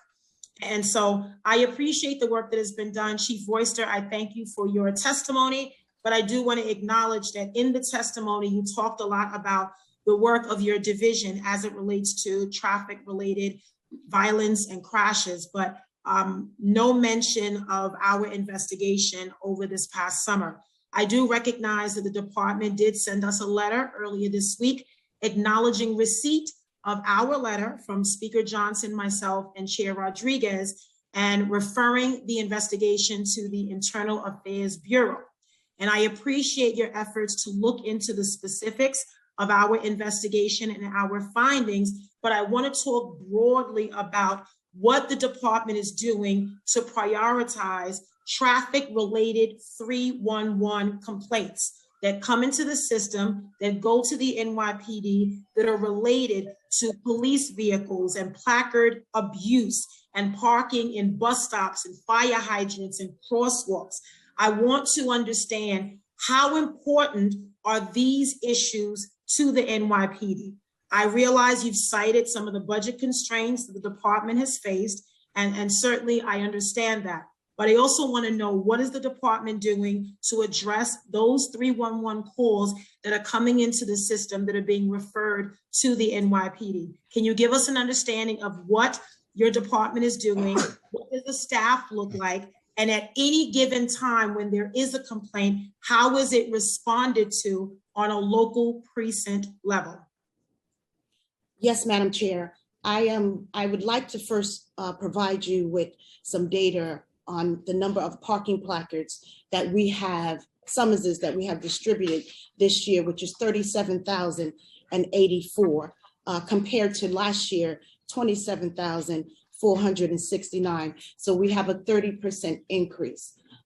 You are correct. Safety is important everywhere and for everyone. And we in the NYPD take it serious, parking in bike lanes and using placards. But one of the things that we have to do, I think you mentioned before, is to make sure that we stop the culture of people misusing placards, stop the culture of people parking in bike lanes or bus lanes. I'm gonna now hand it over to our Legislative Affairs representative to speak about the specifics about the letter, where we are, and then Deputy Chief Abbasi will talk about the guidelines and the policy the NYPD has in place to respond to 311 calls. And as you mentioned earlier, we did send this investigation, or your investigation, over to our Internal Affairs Bureau to look into it. Obviously, we take it seriously if there are instances where officers are saying they showed up and didn't show up. That's something we are glad you brought to our attention. We want to work with the council going forward on that, the continuation of that investigation. But right now, the results of your investigation is in the hands of Internal Affairs. I don't know if Chief Abbasi can talk a little bit about our procedure on 311 calls, but I'll turn it over to him. Good afternoon, Chair Gibson, and good afternoon to all the members present. So, in my capacity, I'm the Executive Officer of Patrol Services. So the 77 precincts of New York City, I'm second in command under Chief Juanita Holmes. And 311, to all the points that you've made, are exceptionally important to us, and increasingly so as it becomes more used by the people of New York City. I think we see the service volume increasing steadily. Year to date, we're over 1 million calls for service via 311 already. So that said, when we look at parking conditions, we've seen a tremendous increase in the number of illegal parking service requests. Year to date, we're at 243,000 just in illegal parking service requests. The men and women of the Patrol Services Bureau in the 77 precincts are continually reminded about the importance to responding to these service requests and responding to them in an appropriate and an efficient way. And part of that efficiency is in reducing our response times. We've noted that, through increased focus at meetings, that there are precursors to violence here, especially with illegal parking, which is part of a reason why we've tried to reduce response times And you see that reduction occurring. Just from last year to this year, we've taken about an hour off of response times. Now, when we talk about the way a service request gets sent out to the field and handled, it will come into the precinct desk from the 311 service center, and then it gets dispatched through our telephone switchboard to the precinct unit in the field. That unit responds to the job, handles it, supplies the finalization back to the precinct, and it gets re-entered into the computer. Supervisory oversight is provided at several different levels, and I'm sure we could get into that as you'd like. And then we put some measures in place also to kind of help with the quality control efforts in 311 responses. You talked about a precinct unit. What does that look like? Because what you described is a situation where a 311 call goes into the command, it's assigned to someone, and the expectation is that that call will be followed up by the officer and then signed off by a supervisor. Does that happen in every single precinct? What type of precinct unit are you describing? So I'm speaking strictly to a numbered precinct command, but housing PSAs, transit districts, all to some degree handle 311 service requests. We by far handle the most volume on patrol. Precinct unit by definition can mean an NCO or YCO, a steady sector, a response auto, or even a supervisor, any resource in the field, right? So once a 311 is dispatched to a resource in the field, it's prioritized based on what they're already handling. So obviously, if they're going to a shooting incident or an assault, and they were handled, they were assigned a 311 for a parking condition, it would be prioritized appropriately. Now, once that 311 service request is finalized, that results in a telephone call back to the precinct for manual entry into the computer. Okay, this system to me sounds like it can be improved. I don't like the idea of the NCOs and the YCO officers handling these types of calls when they already have additional responsibilities on their plate. Is there a way that we can relook at this system to make sure that there are a dedicated team at each precinct who will deal with 311 service-related complaints? I know personally some of my precincts in the Bronx have a dedicated team of officers whose job it is to handle all 311 calls, whether they're parking related, traffic related, quality of life, noise complaints. And a lot of that has come out of Chief Holmes' leadership. The idea that each precinct can pretty much assign 311 calls to anyone within the command doesn't seem to be very effective to me. Now, not speaking specific to our investigation, but one of the things that we uncovered was that officers did go out and respond to some of the 311 calls that were related to parking, but we found that the cases were being closed. And so my thing is, I don't want anyone to waste time. If an officer is going to respond to a 311 call, the least that can be done is that the complaint will be followed up efficiently and effectively. And if it is closed, it means that the solution has been identified and the condition has been addressed, right? That's the goal of what we're trying to get to here. So is there a way that patrol services can revamp and look at this entire system again? Because what you've described to me is not working. So you're saying a YCO could respond, an NCO could respond, and that's given all of the calls and different things that they already have on their plate and how important this particular 311 call is. So that just doesn't seem to be a process that seems to be very effective. So council member, you make a couple of really good points there. Let me unpack them one at a time, right? So I don't want to get sidetracked on the YCO and NCO. There may be a 311 service request, child related, out of school, most appropriate for the YCO to tend to. That's why they would get it. NCO similarly, right? It may be something that is NCO specific and they would be the best fit to address that condition. By and large, our 311 service requests are handled by steady sector personnel and our response autos. Those are the people that handle our calls for service via the 911 and 311 system. However, sometimes specialization is required, maybe even the traffic safety team that gets called out to answer a 311 based on the type of service request we see. So I don't want to get sidetracked and give you the impression that YCOs and NCOs are handling, generic volumes of 311s. That is not the case. To your other point of efficiency, that is absolutely our goal here. And where, unfortunately, the 311 system, as you know well, is a citywide system that comes to us from DoIT.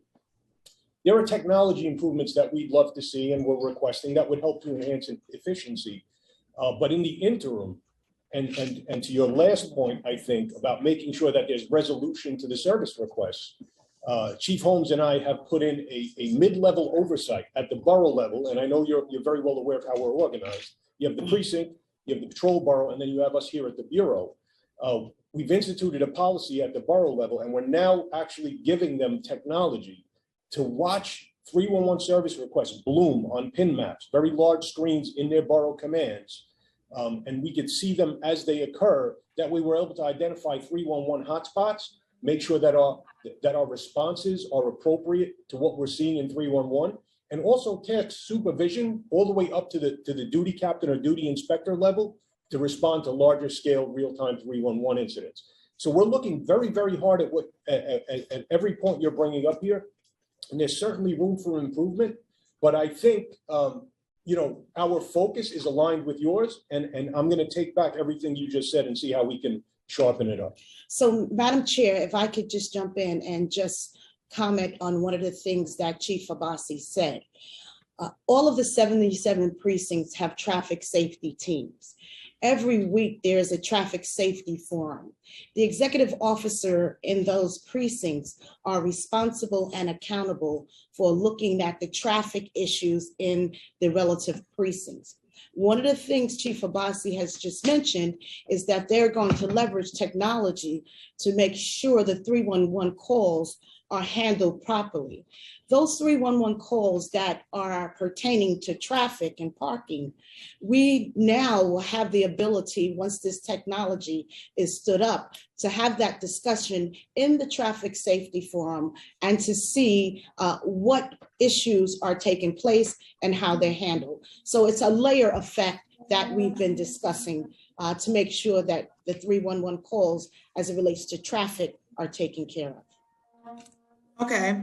Well, I do acknowledge that the response times for 311 calls has increased, but I think what we're seeing is that it's an unusual increase. And so as a result of some of our findings and just generally talking to many of the advocates, it appears that a lot of these 311 calls are being closed in a particularly expeditious way that does not seem reasonable.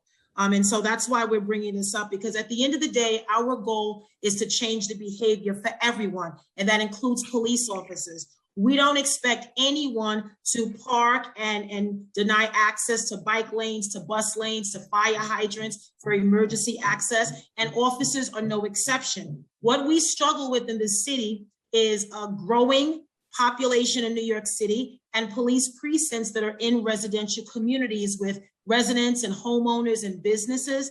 And so what I'd like to understand, because this is a part of the same conversation, we need to identify parking alternatives for police officers. Many police officers do not live in our local communities that they work in, and they travel to come to our communities to work.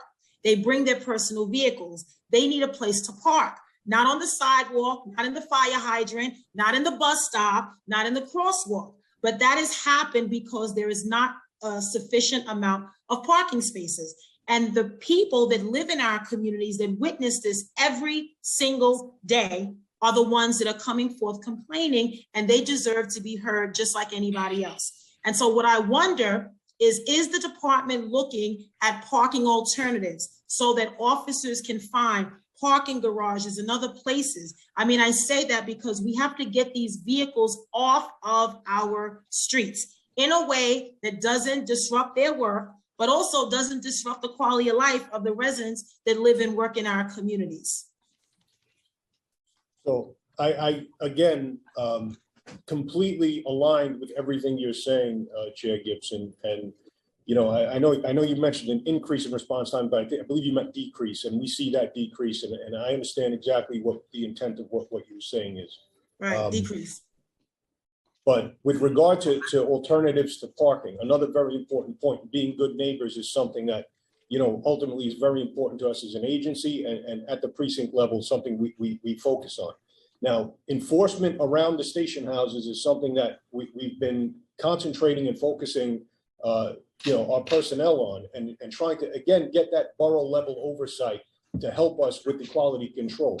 But to the point of alternatives, yes, we are looking, and I know you're aware of the complexities involved with that. I can cite one example from memory where we use the Empire Outlets to provide parking in their private garage for members of the service to keep the streets clear for residents. I know we have other precincts around the city, some in Queens, that have some in Brooklyn, actually all over the city that have some very, very difficult parking situations. And we are really creating, obstacles to that good neighbor philosophy that we're trying to promote. So yes, we're looking at it. Yes, it's very, very complicated. It's bigger than this agency. It's something I'd certainly be happy for us to have further discussion with offline, but we are looking at it. Okay. Let me ask the question of the responsibility of the integrity control officer.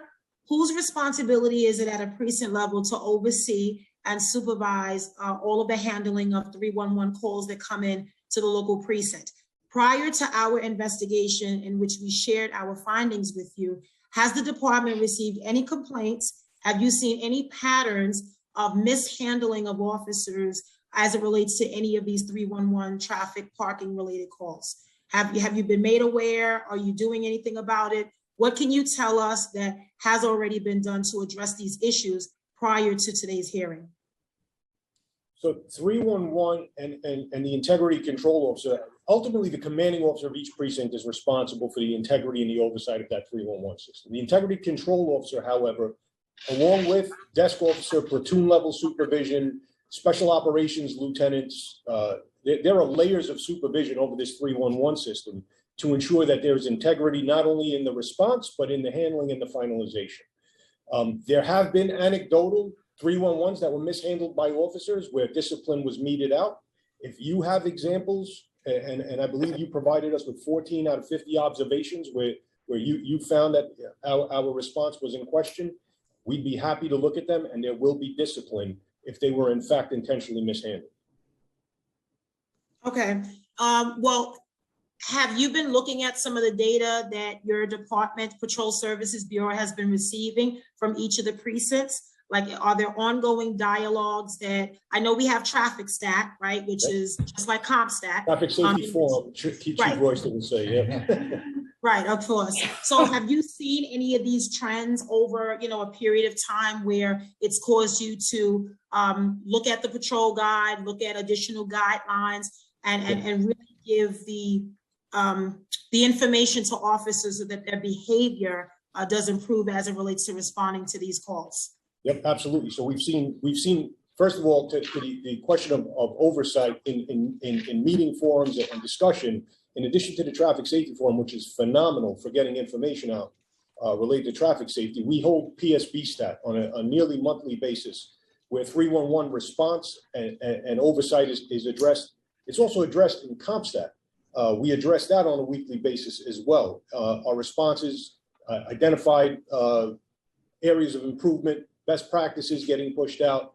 But to the point of long-term improvement and changing culture, again, I'm going to point you to some technology improvements that we're pushing forward. And this was well prior to this meeting, but unfortunately, some of the technology improvements take a bit of time. But luckily, we're starting to see the fruits of that starting, I think, this week. But the iPhone app and the monitoring of 311s in real time on department iPhones by every officer on patrol, supervisor on patrol, all the way up through the ranks, having that capability certainly provides officers with, a level of oversight that we didn't have before. And then, the increased focus that we provide through body cam review now, we're asking officers to start increasing body cam activation on what would normally be considered a non-mandatory activation. We want them to start activating body-worn cameras so that we can go in and audit their response, see what they're doing, what they're seeing, and what they're hearing. And then that way we could either take, positive action or disciplinary action if necessary, if they're not meeting our expectations.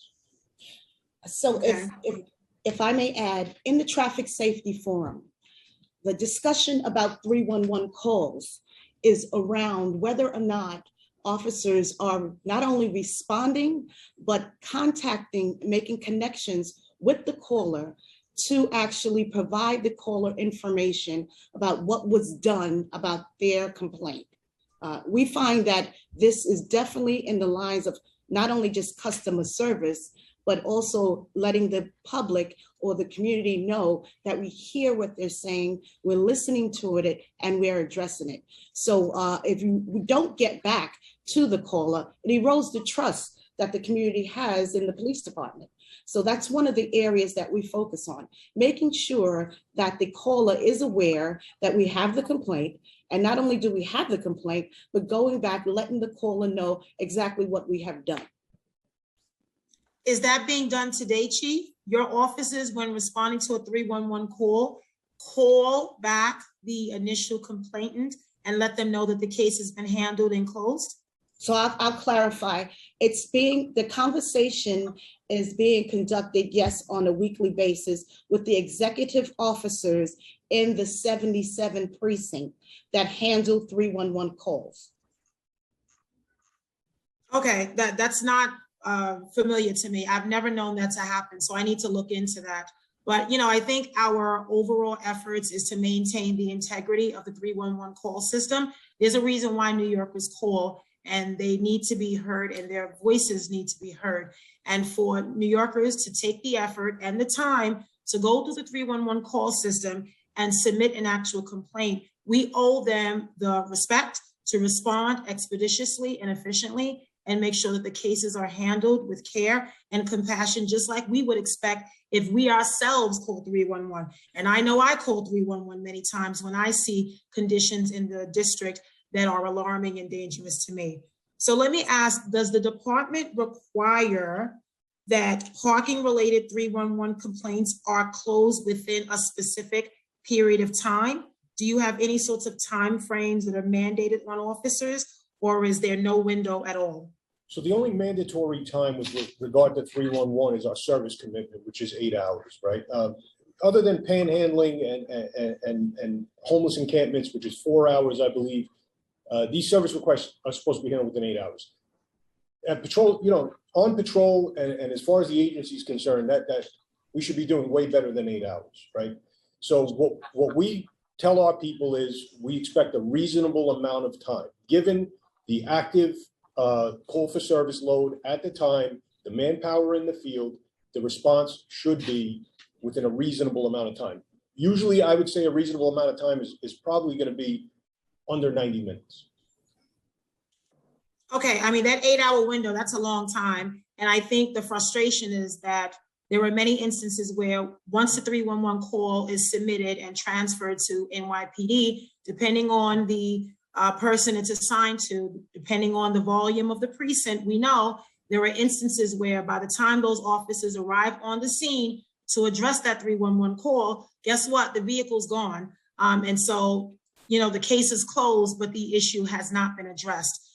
Is there any possibility that the department is going to consider revising that time frame for anything that's parking, traffic related? You said 90 minutes. I like that better than 8 hours. So let me clarify the 8 hours, Chair Gibson. The 8 hours, I think you're aware of this, but allow me to just refresh your memory. We have agreements with DoIT and 311 and other city agencies. Every agency has a service commitment time. So our service commitment time to 311 is 8 hours, but we exceed that every time. I mean, it's outliers when we're approaching those numbers. Our citywide response time right now, average across over 1 million calls, is about 3 hours. So that's our average across everything. That's with the very highs average into the very lows and everything in between. But our average to illegal parking service requests, and I think we have about 250,000 service requests for illegal parking year to date. and our service time is under 90 minutes. It's about an hour and 20 minutes. That's the average. So I think we're doing very, very well on that.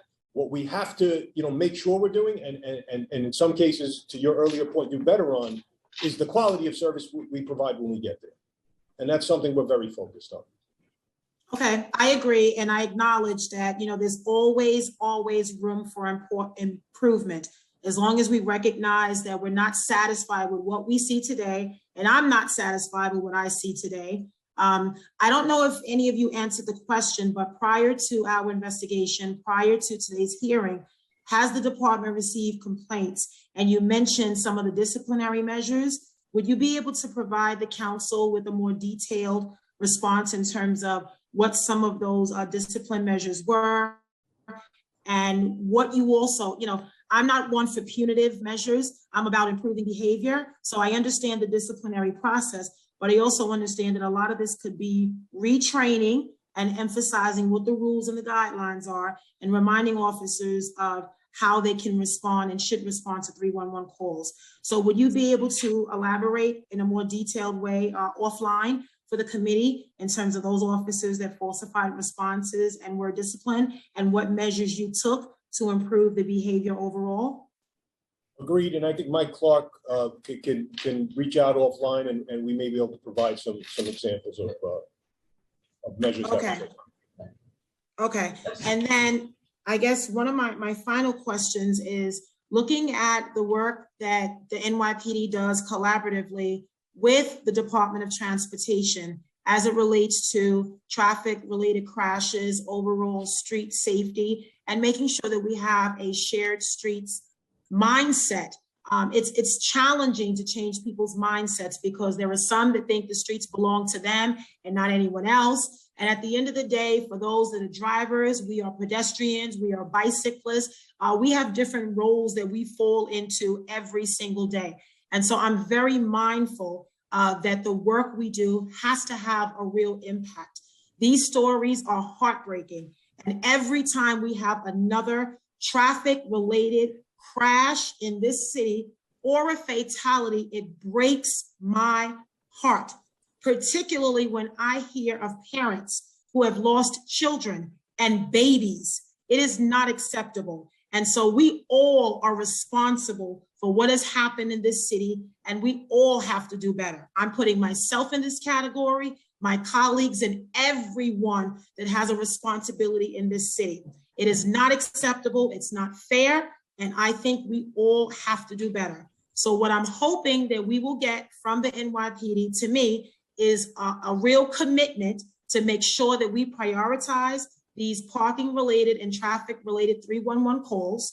We hold every officer accountable and make sure that as they respond to these calls, they do it expeditiously and efficiently. Some of the cases that we found, these cases are being closed way too fast. Less than 5 minutes is not reasonable. I mean, that's great, but it's not reasonable.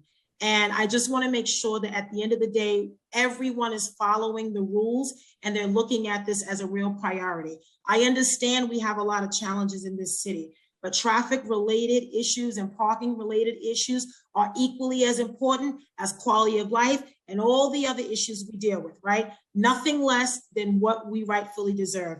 And so it's my hope that the department and the patrol services unit will make sure you have a better handle on this system with the ICOs and with the XOs and everybody in all of the 77 commands, including housing and transit, to make sure that everybody is doing better. We all want the same thing. The challenge is how we get there, right? We don't have all the answers, and that's why we have advocates and others that work with us to come up with better solutions. But at the end of the day, we have to do better. These traffic-related crashes are alarming. And if we say vision zero, then we need to mean actually getting to zero and nothing more than just zero. And we're not there yet.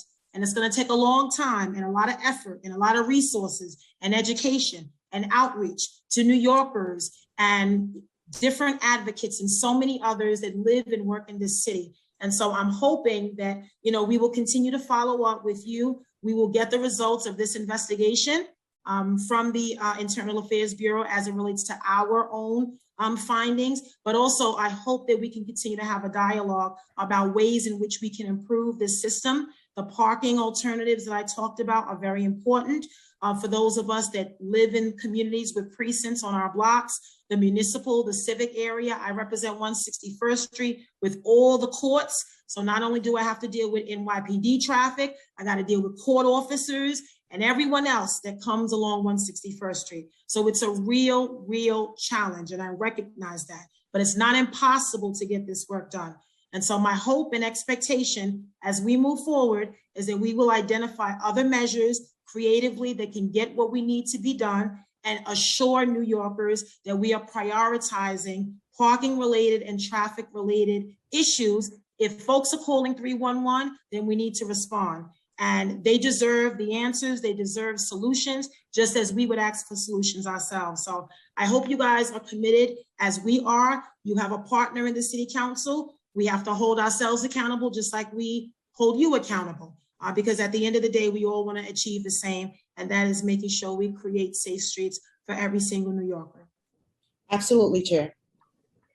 Thank you. I'll turn it back over to Chair Rodriguez and our colleagues I know that have questions. Thank you so much, Chair.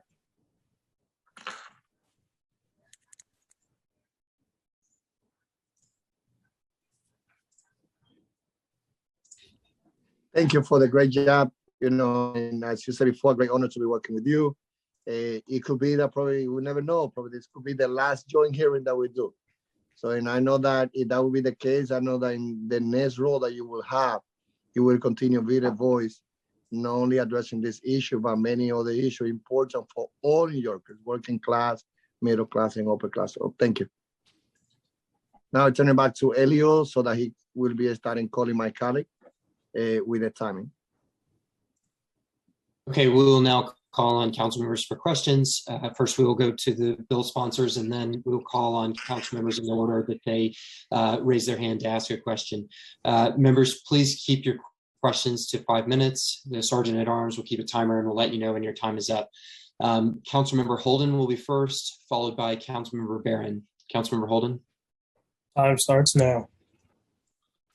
Well, thank you, chairs. And again, this topic is near and dear to me as someone who's been involved in not only overseeing the 311 and trying to improve the 311 response on the local level, but holding the officers accountable for not responding. And what Chair Gibson said, obviously 5 minutes is not realistic, it's not acceptable. And we see a lot of that. In fact, Street Blogs reported last week about thousands of service requests about illegal parking and so forth, reckless driving. That the response has been under 5 minutes, and that's not realistic. And there's thousands of them now when there used to be very few. But I've caught officers doing that in my precinct, and I've contacted the CO of the precinct, and he looked into it and said, yeah, they didn't respond to it, they just falsified it. And, we're going to discipline them, and I don't know what that discipline could be. It could be a loss of a vacation day, but it really is still happening over a long period of time, and it's unacceptable. So I just want to echo that Chair Gibson's comments on her obviously important committee investigation, but we can't allow that, and again, I introduced a bill, it's 1002, which would require 311 customer service center to indicate that an agency is unable to respond to a service request. That means let's get some honest feedback from the agency, whether it's police or otherwise. But Chief, I just want to talk about my bill. In December of 2019, the City Council passed a bill, Intro 1412 at the time, which would allow the NYPD to tow vehicles from sidewalks, crosswalks, fire hydrants, bus, and bike lanes. The law required that the NYPD issue a report in January of 2021 with the number of vehicles towed by the police precinct. I have not seen any report on this. Can you speak to that at all? So, Councilmember, I believe the report is on our website. The towed vehicles obstructing traffic report, I believe is what you're talking about.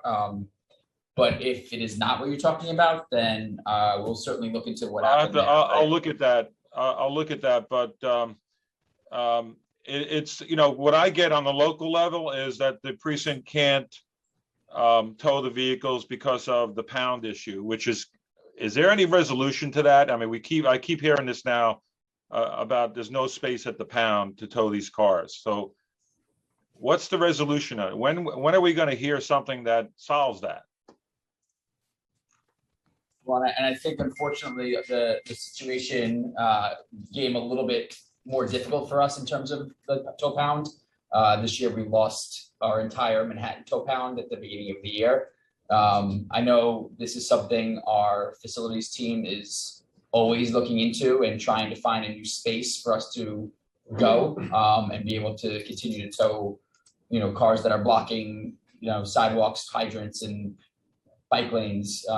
It is definitely a challenge that we're facing, and I agree with you that, you know, space limitations in the city are a challenge. Yeah, but I've been hearing, I see again, we're not getting any solutions. Who's working on trying to find a solution? What are the possible solutions? How many locations can we identify that maybe we can start towing the cars to? This again, we keep going around in circles. I've been hearing this for a long, long time about the lack of not only tow trucks, the lack of heavy tow truck, the lack of space in the pound. And so what's the use of having laws that we're going to put on the books that if we can't tow them? And we're not going to tow them. And we're not going to answer 311 calls honestly. And we're not going to, and by the way, just getting it, I know I'm on the clock here, but I heard mentioned about parking around precincts. I can't tell you how many decades I've been dealing with that. And it's never, under so many COs, that it never gets resolved. The officers block crosswalks, fire hydrants routinely, everything they block, and they're allowed to do it. And if you call a 311 complaint about that, what you get is the problem was corrected and it wasn't. They don't tell you what the resolution was, but that the police responded and corrected the problem, and that's a joke. Be honest, that's a joke, and we're sick of it over, you know, all around the precincts. It never. So we need honesty from the NYPD in not only 311, but in real solutions to problems, not just talk. And so I want to hear a real plan as to what you're going to do about the tow problem, you know, tow pound problem, and what you're going to do about parking of officers around the precincts that are endangering everyone. And they should not be above the law. They should park legally like the rest of us do. And when they don't, they should be ticketed. And that's what I'm not seeing. I don't think anybody is seeing that.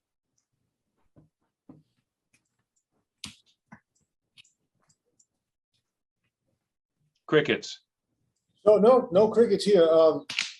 What I will say, council member, a couple points that you bring up. I think, you know, we do we concentrate and try very, very hard to solve problems in our communities, right? And in some cases, we're the cause of the problem. I know I've sat down with you personally in our conference center downstairs to try to work on some issues that were important to you. I'll take you out to the 104 precinct now, and we'll take a walk, and you'll see at night that people have to walk in the street because they can't even get into the crosswalk. There's fire hydrants blocked all over the place. The CO said they're going to address it. Nothing happens. How many COs do I have to go through on this? I would be happy to take that walk with you, and we will, you know, we will stay focused on solving problems for our community, and we will double those efforts when we are the cause of that problem. But what I will say is, you know, our focus, our complete focus, and our everything about us in our community is to be problem solvers and not problem causers. Now, I hear what you're saying. And I'd be happy to work with you offline on it. And I'd be happy to sit down with you and the CO of the 104 or any other precinct you'd like. But I'll also say that to the 5-minute response issue that you brought up, which I agree can be a problematic indicator I just want to make yourself and anyone else who's looking at that data aware. There are some use cases where that would be a legitimate time frame, right? So it's one of the technology improvements that we're trying to correct so that we can eliminate the legitimate under 5 responses so that we could look at the problematic ones. And I Right, agree right. that But it is listen, problematic. I use the 311 app every day. Yeah. All right. And when I put my name on it, usually the police precinct responds. But my constituents are complaining about the same thing over and over again, that it wasn't corrected and they closed the case. And sometimes within 5 minutes, sometimes, and again, we've caught officers not going to the scene and not even report, not doing it the right way. So I understand 5 minutes could be legit in here and there, but by and large, it's an epidemic, and it has to be corrected on the precinct level, and people have to be held accountable when that's happening. So, Councilmember, I want you to hear what I'm saying clearly to you. We have work to do. We want to do it, and we want to do it with you. Okay, and I want to, but I seem to be going around in circles because we catch the officer doing it. He's just disciplined. We never hear the discipline. We're not allowed to hear what happened, but it's still every day we're getting that police responded and corrected the situation. That is not acceptable. When somebody takes the time to report, somebody parked illegally at a hydrant and police responded and took the necessary actions, or that's vague. And that means that the person usually had a placard and they called the person to move the car. But what we need is really honest reporting. And that's what I think we all want that. But I just feel we're going around in circles. I'm just getting frustrated to the point where we need real measures to correct this. That means parking around the precinct illegally should not be tolerated. You go on the BQE, get off of Tillery Street, Chief. Take a look at what that looks like with fire and police officers parking everywhere they want. And there's no cleanup. There's nothing there. It's just a mess down there. And everybody's looking the other way. So don't say that the NYPD is addressing this, because they're not. It's not happening. It's getting worse. So either we're going to address it or not. What I said was, and what I'll say again is, I agree with you. I see what you see. We need to work on this together, and we're here to do it. I want to hear the plan to work on it. Well, we could talk about a plan offline. I'll be happy to get in touch with you today. All right. Okay. So I'd like to Go ahead. Take a look at Tillery Street. Take a look at Tillery Street and tell me if that looks great. That's a city of New York. Take a look how that looks when you get off the BQE and they're parked on the shoulder. It's dangerous. You can't even see oncoming traffic when you're getting off the BQE at Tillery. Be happy to follow up, Councilmember. That's not even my district, but it's a mess. All right. Thank you, Chiefs. Councilmember, I'd like to respond to your issue about the tow pound. And I just want to bring to your attention how losing the Manhattan tow pound, which we have been on since 1977, has affected the day-to-day operations on how we tow. We are still towing in Manhattan, but you're right. The pounds that are outside of Manhattan are now getting populated with everything that we're towing from 59th Street and above gets towed to the Manhattan tow pound. The Bronx tow pound, and everything below 59th Street goes to the Brooklyn tow pound. So we are still in conversations with our facilities management team to actually identify a location where we can get a tow pound for strictly Manhattan. All right. I just think that this has to be solved, and not just we're identified. We're talking. I think we need to solve it eventually, and sooner the better. Thank you, Chief. You're welcome. Okay, next we will hear from Councilmember Barron. Councilmember Barron. Time starts now. Thank you very much. Thank you to the chairs, and thank you to the panelists that are here to respond to our questions. My question relates to the bill that I've introduced, Intro 9, once again, going way back to the beginning of the numbering system, which requires installation of traffic control signals or stop sign at any intersection adjacent to a school. I'm glad to know that the administration vigorously supports this legislation and is looking to see it become law. I'm glad to hear that. My questions are specifically, do you know how many intersections adjacent to schools do not presently have a traffic signal control device or stop sign?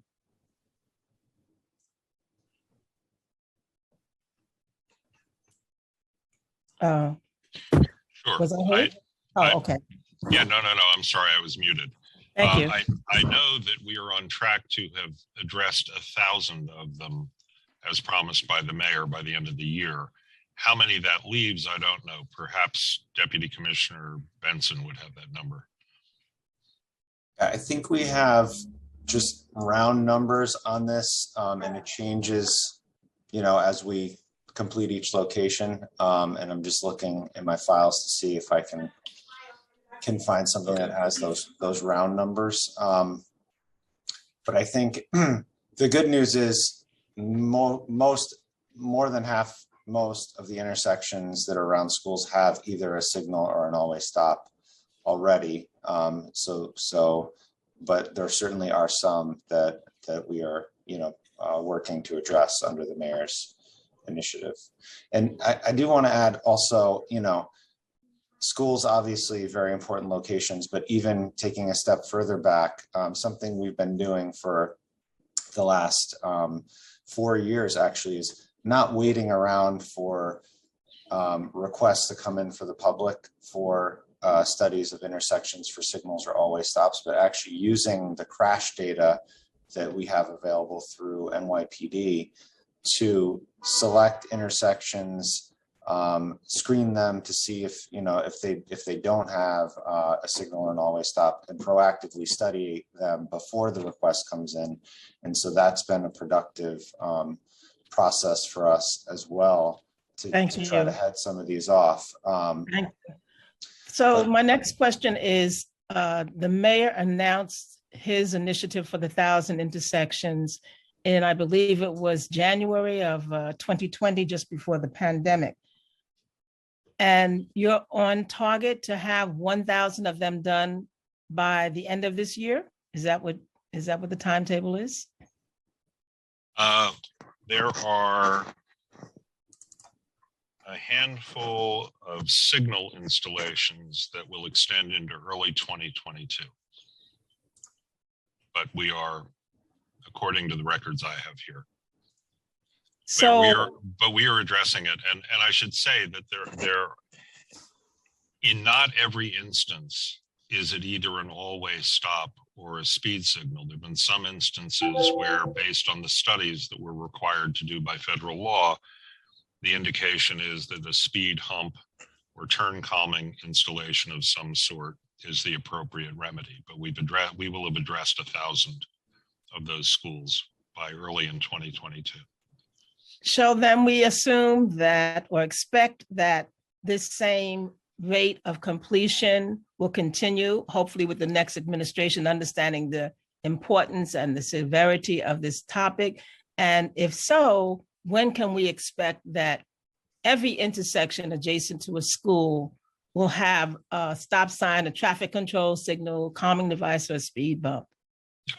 Again, I can't speak for the next mayor, but we would certainly encourage that this continue as a priority, because for the reasons that you've identified in the legislation, and obviously did some time ago when Intro 9 was introduced, it is critically important that we do whatever we can as a practical matter to safeguard our children at the schools and those intersections, both the intersections, also crossings that aren't at the intersection. I remember with Council Member Holden looking at one of those near a school in his district. We need to make the ways that kids and parents and teachers get to and from schools as safe as we possibly can. Already going. Okay, thank you very much for your responses, and thank you to the chairs. That concludes the questions that I wanted to present. Thank you. Thank you. Next, we will hear from Councilmember Levin, who had his hand raised first. He will be followed by Councilmember Miller. Councilmember Levin. Time starts now. Thank you very much, Council, and thank you very much, Chair. Thank you, Commissioner in Chief, as well. My first question is, so I represent downtown Brooklyn, and in downtown Brooklyn, we have a real problem with illegally parked cars in bike lanes, in crosswalks, on sidewalks, and generally there is some type of placard involved. There may be a fake placard. It could be a hand-printed placard. Somebody could draw it on with a crayon. There'll be fake police badges or PBA cards. It doesn't matter. Everywhere you go in downtown Brooklyn, there is an illegally parked car with some kind of placard. My question is for the police department: whose responsibility is it to ticket those cars? So I'll start off, Councilman. I am very familiar with the area that you're speaking about. As a matter of fact, I am probably on the telephone or speaking through Zoom with the precinct commander that actually covers that area. And there are times when we get calls of cars parking in that area, and he will send resources over to address it. But definitely, I will send resources over to address it. But is it the precinct? Is it the precinct's responsibility, or is it transportation? It's the precinct's responsibility. However, the Transportation Bureau will support their efforts if it's a problematic location.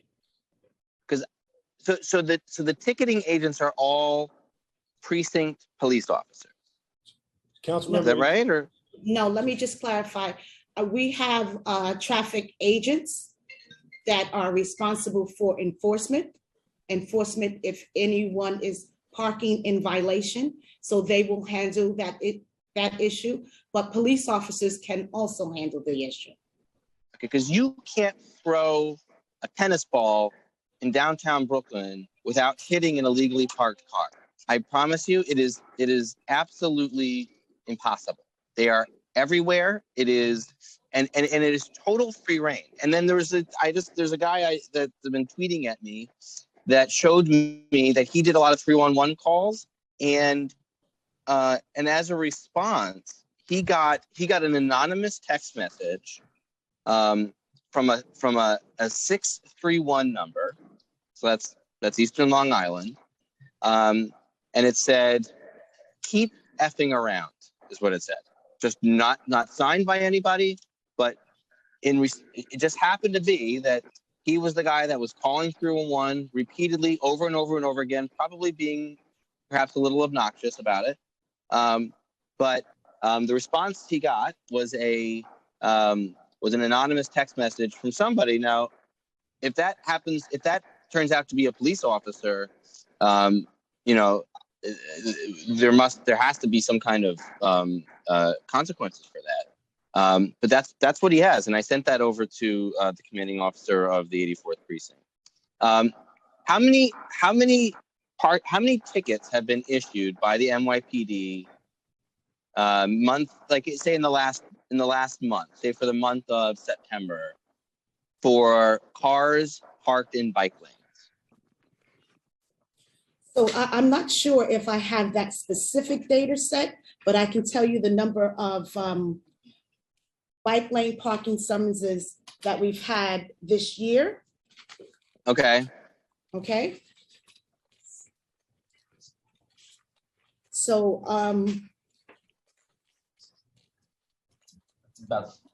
it's about 64,000. For parking in bike lanes? Yes. There's 64,000 tickets issued for parking in bike lanes. Yes. On the year. Okay.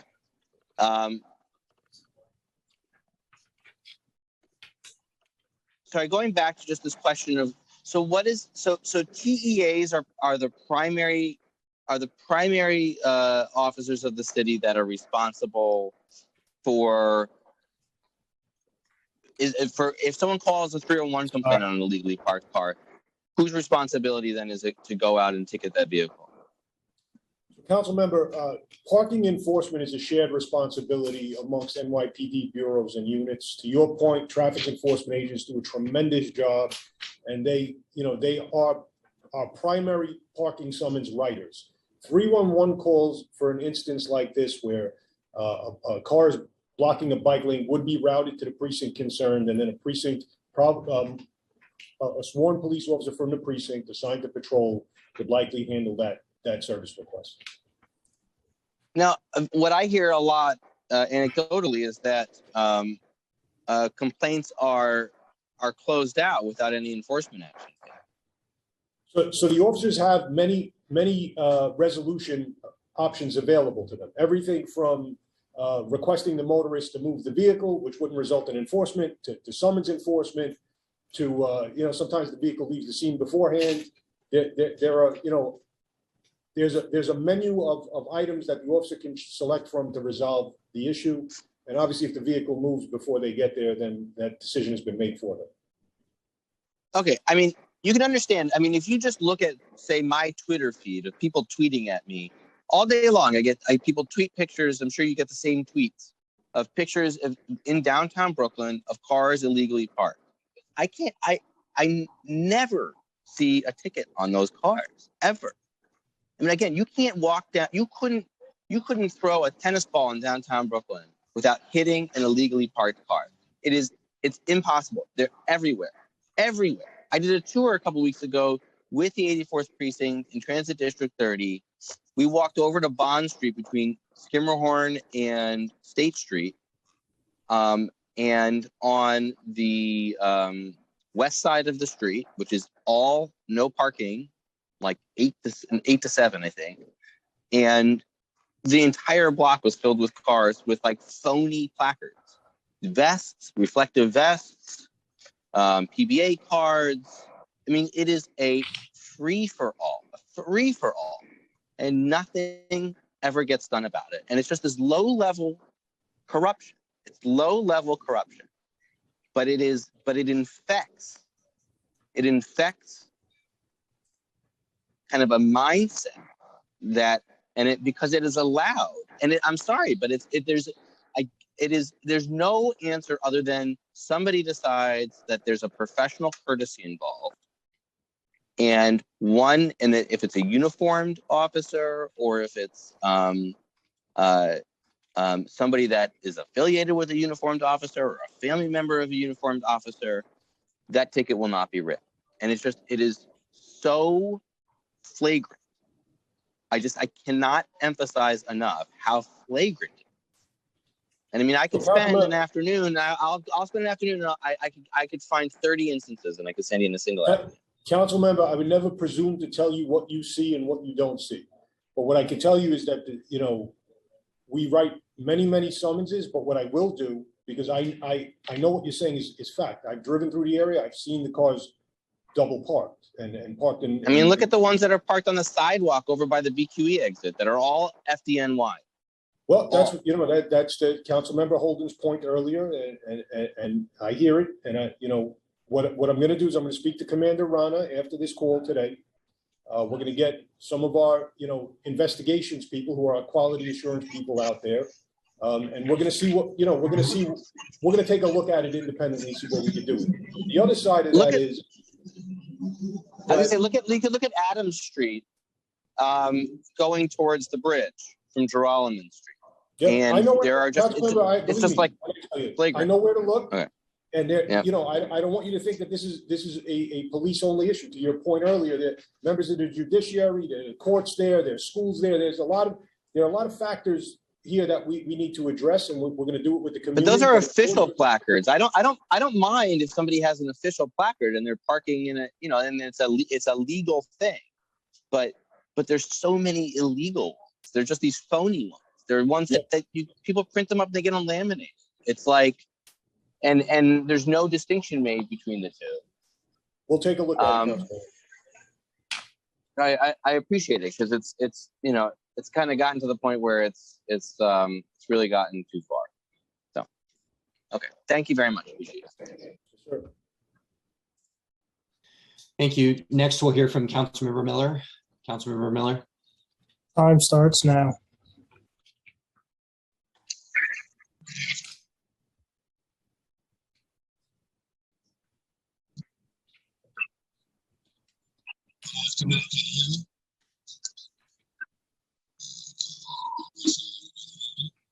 You're coming in a little low, Councilmember. Okay. I first need to address some of the infrastructure issues, particularly Commissioner Gutman, around investment. Obviously, we want to reduce vehicles off the street, and there's been a lot of investment in bus lanes and other areas. So I want to talk about some specifics of that. Could you explain the details? Sorry, I'm having a hard time hearing the council member. Is it possible to get more volume? Can you hear me now? Now I can hear you. Yes, sir. Okay, so let's go with that. So could you explain the DOT's camera enforcement of bus lanes? My understanding is that the state, at the city's request, has authorized DOT to place cameras along bus lanes to catch violators on selected corridors, but it requires 2 cameras to catch the violators. Is this correct? I'm not certain about the 2 camera part, but I know that we're working with the MTA to do that, and the cameras are on the buses. Yeah, council member, if I could add to the commissioner's response, that there's 2 ways in which we do the camera enforcement on bus lanes. On fixed poles next to the bus lanes, DOT operated cameras, and that is a single camera that captures traffic moving through the bus lane. And then there's another piece of the program with cameras mounted on the MTA buses, and that in that program, that's really targeting double parked or parked vehicles, not the moving traffic. So if they observe the same vehicle on 2 separate buses 5 minutes or more apart, that triggers a violation. So it's a variation on the same type of coverage, but we have the mobile units on buses and the fixed units on poles. And the 5 minute requirements meant to exclude somebody just dropping and running. Right. Yes. So that kind of addresses some of the issues that, and as we follow, as I finish up, you'll see where we're going with this. So sure.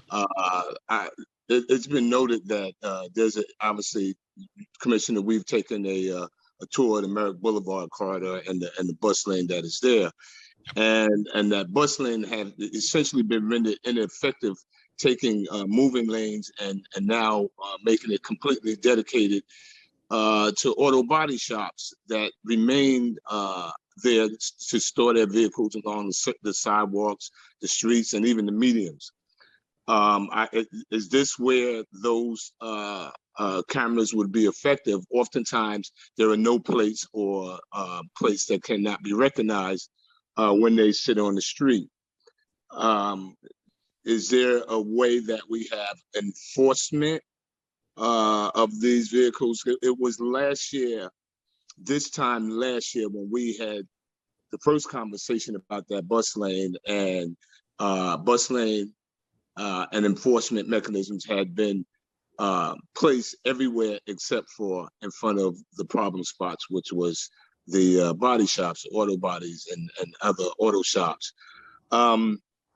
And subsequently, DOT said that they would be having regular conversation with those business owners to bring them up to speed. To date, that problem still persists, and it has rendered basically the bus lane ineffective.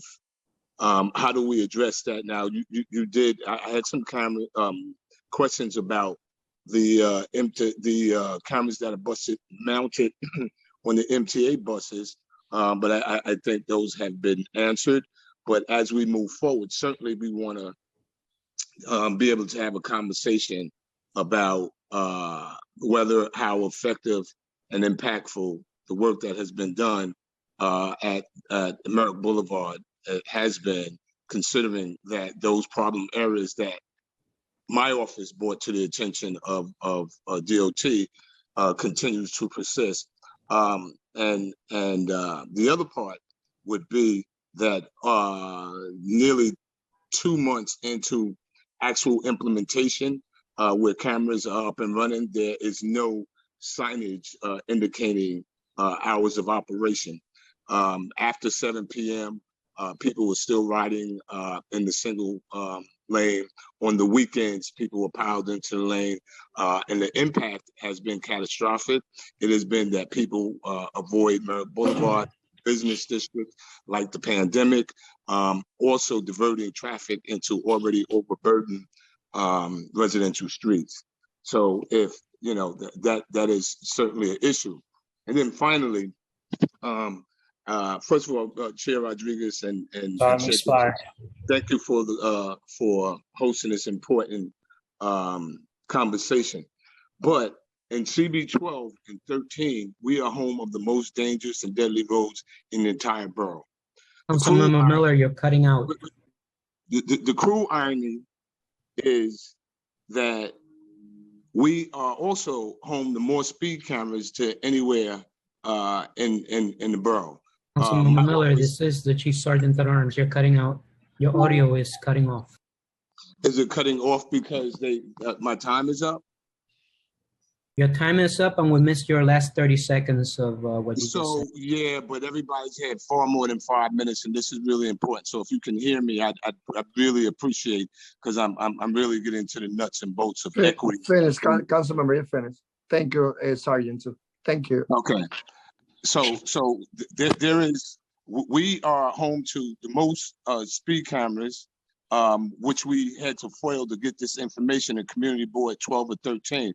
Commissioner, you said that speed cameras work. I don't know if it's which came first, whether it was the chicken or the egg, because while we have the most speed cameras, we also have by far the most accidents. 585 in 12, 534 in 13, and that is just since January. And so what we have seen is that, in my opinion, speed cameras don't necessarily work when they are not coupled with the type of infrastructure investment that other communities have seen throughout the city. Last year in 2021 budget hearing, we asked about equity in investment in the street safety program. What I was told was that it was being done based on poverty levels. And the fact of the matter is, medium to low poverty levels have 62% or nearly 2/3 of all of the street safety investment in the city, while low to very high poverty levels have the remaining 32%. Could you explain that? Sure. Let me take your questions, and I think there were a number of questions here. First, in terms of the auto body shops, I remember that vividly, and I will follow up with our Queens borough team to find out what success they had. As I remember, it was a stubborn problem because the body shops would take the plates off the cars. So even if you had a camera, you were getting a camera recording nothing that was usable. And the issue was, how do you get them towed? Is that a job for the sheriff? Is that a job for the police department? Is that a job for sanitation? And where do you tow them? And who wants to tow them if there's no plate and you aren't sure somebody's going to come back? And I do recall the commitment that we would reach out, that the borough team would reach out to the shop operators, and I will find out what happened there and get back to you. As to traffic signs indicating hours on Merrick, we can certainly address that. As you'll recall, your office raised an issue about the hours on Merrick. We responded, and I realize our response wasn't entirely to your satisfaction, but we reduced the hours to be commensurate with the ridership volumes. We can always change it further if the facts warrant it. But you're right, there should be signs indicating the hours, and if that's not there, I will absolutely raise that with the borough folks. And in terms of speed cameras, the statistics show that they do work. I mean, they're not foolproof. And as I said earlier in my testimony, one of the big problems we have is that we aren't allowed to run them overnight and on weekends when a very substantial percentage of the dangerous conduct occurs. So I'm happy to look at the specific numbers from within your district, and I'm happy to review those with you or your staff, however you want to do it. I'm happy to come out and take another visit. In fact, I think I'm going to be out there with you on Friday for the launch of the busways on Archer and Jamaica. We can take a look at what you and I can do another tour when I'm out there then. Final question you had was about the equity of where we place or where we do the street improvements. Again, I can show you the numbers for your district as opposed to other districts, and happy to discuss all of that with you. I mean, we tend to be, we're data driven, sir. I mean, we do it based on the data is what we do. And if I do you're have missing something, we're happy to be educated. Honestly. Okay, because I have them here and they said that it was based on poverty, and this case is not. And then finally, Chief Royster, enforcement, people are riding through red lights, stop signs, riding on the wrong side of the street, and there is absolutely no enforcement. There is no presence here in Southeast Queens, where clearly we outpace the city in the number of accidents that we see, and there is absolutely no enforcement happening here at all. I don't know what we do at this point, but even with the red light cameras and the rest of it, I believe that some of the main cause of the accidents, as you said, it is the behavior of the drivers that are on the street now. But there are no consequences for those actions because there's no one on the street issuing summonses or addressing that. So Councilmember Miller, you're absolutely right about the behavior and the choices that motorists make. Let me just say that cameras are a tool that we use, and they're a great tool. However, they're not a panacea. You know, people are making these bad choices and running red lights, which are very risky. As far as the enforcement in your area, I would like to speak with you offline, as well as have patrol speak with you and find out where specifically are you finding these violations that are occurring, because it's very important for the community to know that they are safe everywhere. And especially in the community, the 113 precinct over there, and also other South Jamaica areas that we could probably look at and come together with a plan with enforcement. And maybe just to also, as I spoke about earlier, is to look at that as one of our corridors that we could address. Thank you, chairs, for indulging me, and thank you all for the work that we are collectively doing. As Vanessa said, we can all do more, and we're all. Thank you. Next, we'll hear from Councilmember Denowitz. Councilmember Denowitz. Time starts now.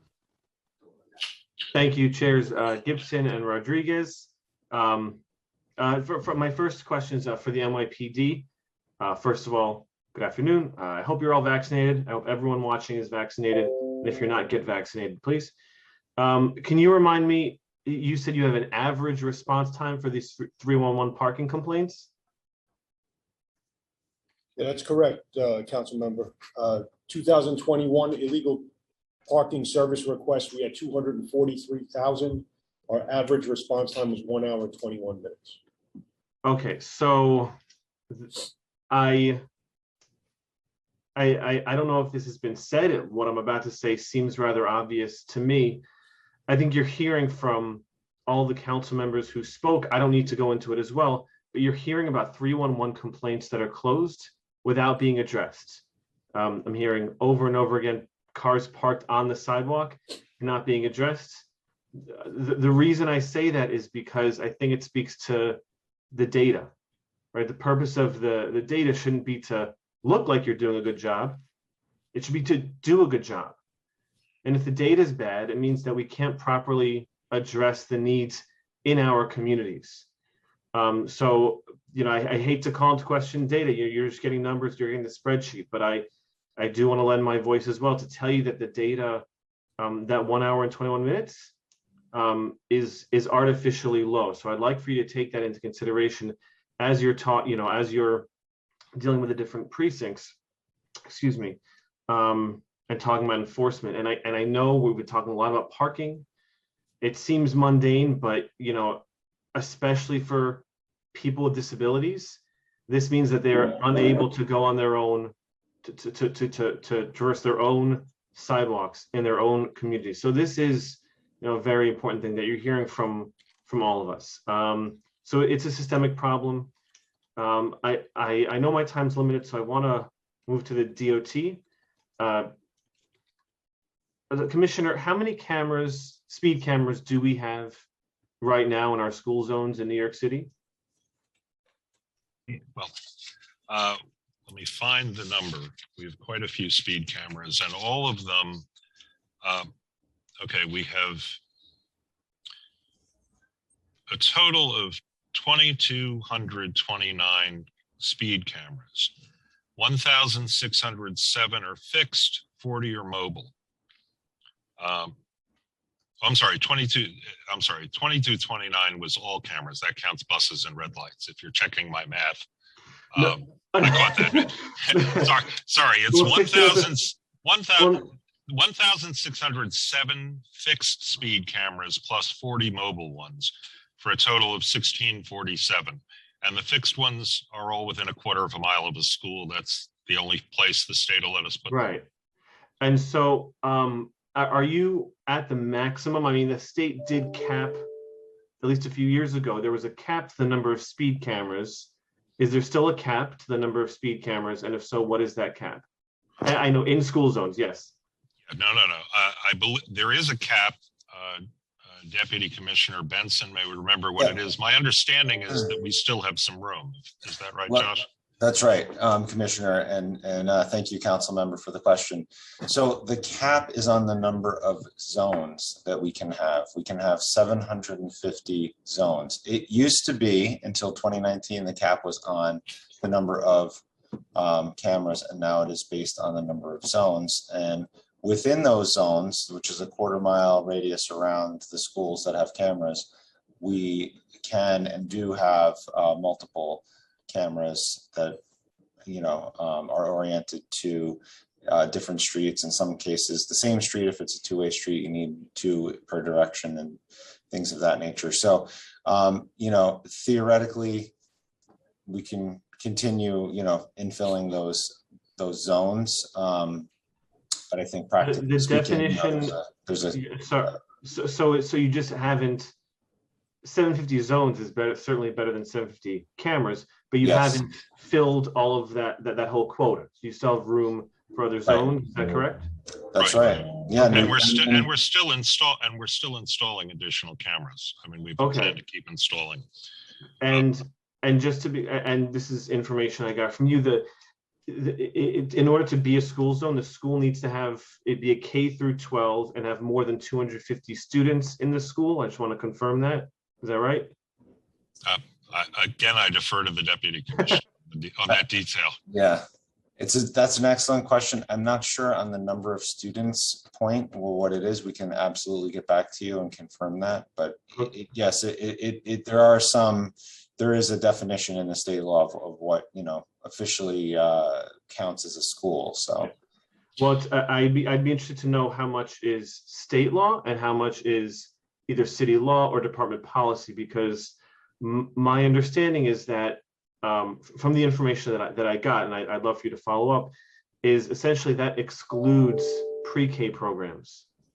And that's, I don't need to explain why that's problematic, but certainly expanding speed cameras. And I know Commissioner Gutman, you mentioned before the problems from 6 a.m. to 10 p.m. That's only when some of the crashes occur, when half of them occur, about half, outside those times, and of course on weekends. And I believe they should be 24-hour and on weekends. So you'll certainly have a partner on that. But if you could please get back with what would qualify for those zones, because I think it's important we expand them and we do fill that quota. I think there's no reason not to fill them. If we have the ability, the state's given us the ability to do that, we should do that.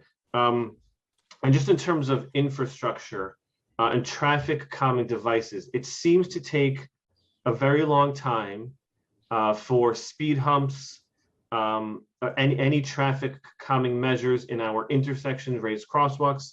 It seems to take a significant amount of time to install those and even just to study them. And I'm just curious as to why it takes so darn long to even study it, let alone install them. Sure. So finishing up on the speed cameras, Yes. our current plan is to have 2,220 by the end of 2022. That's the current trajectory. Your point about pre-K is obviously a good one. The one saving point I would just add is one of the happy discoveries in what's otherwise a ridiculously limited program is the fact that New York City has so many schools meeting the definition of the state that we've managed to be able to put them pretty much where we needed them, even if you wouldn't think of it as necessarily a school zone because it was within a quarter of a mile of a school. But obviously, if there are any pre-Ks that don't qualify, those should obviously be there, and expanding the laws you've noted is something I'd very much like to do. As to the timing of speed humps, speed bumps, stop signs, stop signals, all of those devices, it is a function of, in many of the instances, having to go through this regulatory process with the federal government, where we get, I think, Deputy Commissioner, correct me if I'm wrong, we get about 2,000 requests a year for things that require us to do the federally mandated review. Then we have to get the engineers to say, yes, you meet the standards, or you get the commissioner to overrule the engineers and force them on pain of loss of employment to certify something they don't want to certify. I mean, that's my problem, not yours, but we have to, so the process is longer and more involved than one would hope.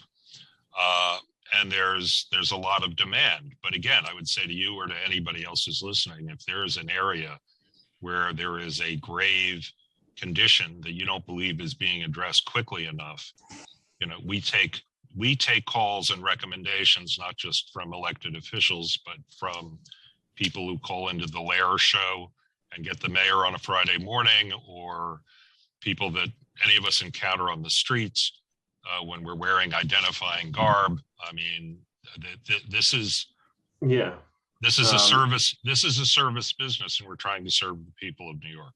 Right. It's just my sense that it takes a long time. I understand there are federal guidelines. At the end of the day, my constituents and I, frankly, wonder why we say we need a speed bump, and we have constituents calling in over and over again about spots. And I'm happy to share those spots with you. I think I've already shared them with your department. But does the DOT not have capacity to study more than one street or more than two streets in a given day or given week? Is that an issue? No, I mean, there are certainly capacity issues in terms of person power and dollars. But again, when we talk about speed, and I'm sorry to get technical on this stuff, but they had to educate me. In terms of where you can put a speed bump, there are rules on that. It can't be too close to a driveway. I mean, there are things, right? It can't be too close to this or too close to. Yeah, exactly. There are a bunch of regulations. I went over this with your okay, good. So you've got the thing. I guess the point is, it just takes a very long time. And I know my time's up, so I just have two other things. It's that I've seen a number of times in my district. A street gets paved. Thank you for paving. But then it takes weeks, and in some cases months, for speed bumps to be reinstalled, and then weeks, in some cases months, for it to be painted again to inform drivers that there is a speed hump there. And I say speed humps, but I really mean any traffic calming measures that slow people down, right? So that don't require the enforcement of the NYPD, that it shifts behavior, but also does not require the removal of parking, which is at a premium in our district. And I'll ask one more question, is that you have senior pedestrian focus areas in my district, for example, you have one in Kingsbridge, but within that area, there are no senior centers, no NORC. And in fact, I have 5 other senior centers in my district. I have a NORC in my district. And I'm interested to know what leads to the decision of a senior pedestrian focus area, if not NORC, if not senior center, and then what benefits that area gets in terms of traffic and pedestrian safety improvements. Yeah, so I will ask the deputy commissioner to speak to the qualifications to be a senior center. But I will end by offering the invitation. If there are places that we're treating incorrectly or not giving it appropriate priority to, happy to come visit and address those issues. Thank you. And I know you or your deputies have done other site visits, and your borough commissioner has been very responsive, at least to our questions. The answers we don't always love, but I do want to thank you for the responsiveness of you and your deputies. But before I miss that, so with senior folks. We tried. Yeah, Josh, can you? Sure, and Julia, if you want to add. Or Julia, too, but I think generally speaking, the senior focus areas are based on census data, and then the presence of facilities that really, that seniors attend to. So I think those are the primary criteria. But Julia, please add if I missed anything. Yes, we based them off neighborhood tabulation geographies that reflect the highest 20% of neighborhoods ranked by senior pedestrian injuries per senior residents. So we normalize it based on the number of seniors being injured over the population of seniors there. So it's really a very, precise look at where the seniors live and where the seniors are getting injured. Okay, my second question. My second part of that was, of course, the benefits of these senior safety, the safety zones. But I would just like to point out, yes, it's a very data-driven decision, but some of us want to prevent that, those numbers from increasing. We don't want to wait till injuries or deaths occur before addressing it. And Commissioner, I know you feel the same way. You just mentioned that when you answered my last question. So I feel like I have to say that. That preventing these injuries in the first place is vital. But the benefits of these senior pedestrian areas, could you just run through those quickly? Julia, you want to? Sure. Well, first of all, I'd like to say that even outside our senior pedestrian zones, we're definitely not forgetting anybody. We're fortunately, now that the pandemic has waned, we can get back to doing a lot of our education and outreach to senior centers, which we do all over the city, regardless of whether the senior center is in an area that also has a lot of seniors in it. And then we've also found, just by, we've done a really big data-driven look into this, and I'm hoping that within the next couple of months, we'll be able to share in more details. But we found that a lot of our Vision Zero street engineering interventions actually have disproportionate benefits for seniors, and it could be things that make a lot of sense on the face of it, like the leading pedestrian intervals, which give the walk signal before parallel traffic gets a green by about 6 or 7 seconds. That's a boon for people who might walk a little bit slower because it gives them more time to cross and makes them more visible to other drivers. Also, just in general, anything we do that calms traffic, when we ran the numbers, it was improving the numbers for deaths and serious injuries for seniors. It was, in many cases, it was improving it for everybody, but for seniors, it was doing it to a greater extent. So right, really, well, our entire project. I think traffic-related deaths are the #1 cause of injury-related deaths for older adults, and disproportionate number of the injuries that we find are inflicted upon older adults. So they would, of course, have the most to gain. I'm going to leave it there. I know there are other council members who have questions, but I would like to continue this conversation offline because some of it's very basic, like repainting crosswalks, audible signals near our older adult centers and in our NORC. So I would love to continue this conversation offline. And I thank you all, and thank you to NYPD for your answers and for listening and for your concern for our community. Thank you, everyone. Sure, we can follow up. Absolutely. And the one thing I would add is my crack team got me an answer to one of your earlier questions. Oh, good job.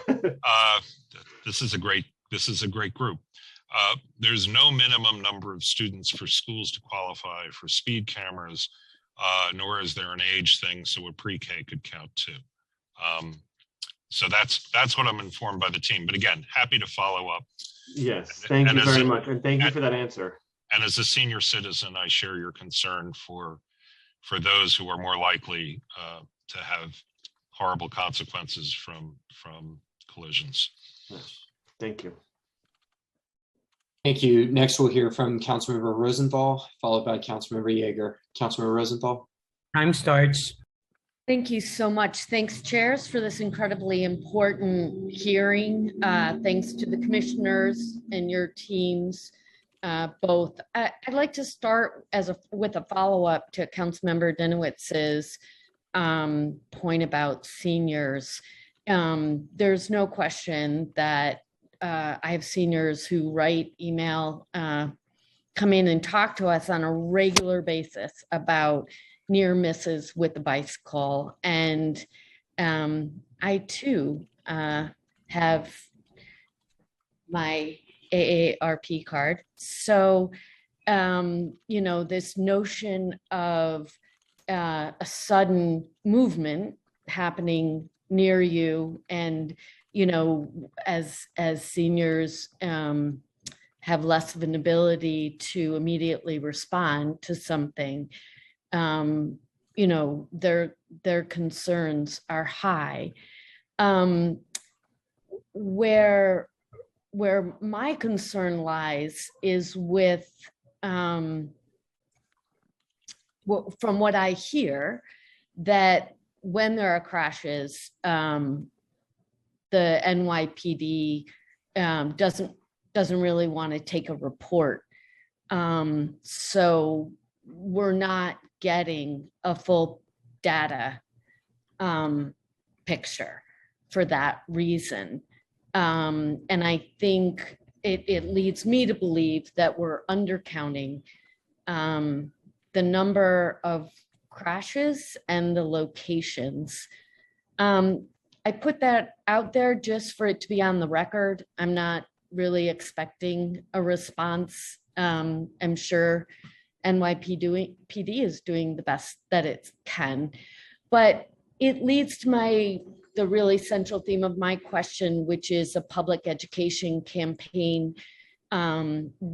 Asking what DOT's campaign is. You mentioned it a little bit at the beginning of your testimony, Commissioner, and I'm wondering about the coordination on these campaigns with the NYPD. I have joined my local precincts when we've handed out information to bicyclists and pedestrians, and those have been great. But I think that happened just once or twice. So my emphasis would be back on what is the public education campaign for all three stakeholders, pedestrians, bicyclists, and of course, drivers of cars. Sure. Thank you. Thank you for the question, Council Member. I mean, you've hit on a number of key topics. First beginning with senior citizens and interactions with bicycles, and I would add to that, the various new forms of motorized vehicles that they encounter, including in places where they have absolutely no legal business being, like sidewalks. I've had those issues, near misses. I've had, when I'm stopped on the streets, it is often we may be dedicating bike lanes, and the people who stop are less likely to be cyclists thanking us for the bike lane than older residents of the neighborhood asking what we're going to do about. And I appreciate it. I just want to modify my comment with a very important point. I'm not looking to the police to go out and ticket people. That is not the solution I'm looking for. I am pointing out the sort of challenges with a data accuracy if NYPD is not taking a report, but I'm not looking for them to ticket somebody. I am full on in public education campaign. When 4 people were killed by cars in crashes in my district at the beginning of my term, then within 3 months, it turned into 7 people who were killed. What I was begging for was that the city come up with a jingle of some sorts, like the one that, for anyone who's a New Yorker and lived here in the 60s and 70s, don't cross at the green, not in between. That was an incredibly successful public education campaign, and I haven't seen anything out of the city like that, something that would really stick in the minds of pedestrians, drivers, and bicyclists. And it's not impossible. But I want to throw down that challenge again.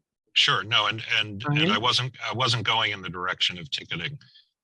This is the critical importance of education. So I'm happy to share a few things that we are doing, and we can follow up with you afterwards if you want more specifics. We have the Dusk and Darkness program, Day of Awareness about unique conditions during the early darkness hours when it's harder to see. We have programs at schools. We have programs at senior centers. We have programs at which we hand out helmets and bike lights, car seat fittings, micro mobility safety. Yeah. And your point that we need a catchy slogan like cross at the green, not in between, or I remember it wasn't so catchy as a marketing thing, but drive defensively was the way I was raised. Same. And I walk as a defensive pedestrian. Yes. I bicycle as a defensive bicyclist, and same with driving.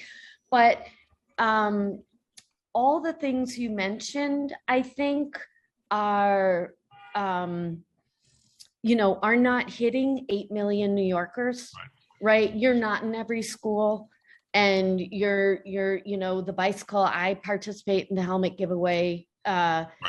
It's Sisyphean, but it's not even close to being enough. And what's so beautiful about a jingle is the impact is much bigger, and you're not spending all the resources that you're doing now that isn't coming close to having the effect we want, given the fact that so many seniors are still petrified to cross the street. Everyone I know talks about looking left, looking right, and looking left again before crossing a bike lane. So I would urge you to work smarter.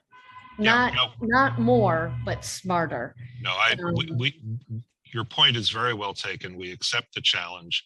I mean, we do have all the social media stuff and all, but that doesn't help the seniors. For 5 minutes, you had the campaign where you had the look stencil on the ground, and that went away. I thought that was great for texting. And part of the problem I find with the DOT education campaigns is that they're so limited. You have a contract with one advertising firm, and so you have bus ads for 3 months, and it costs a ton of money. Sure, it's a good bus campaign. It's not there now, right? And this is something that doesn't end.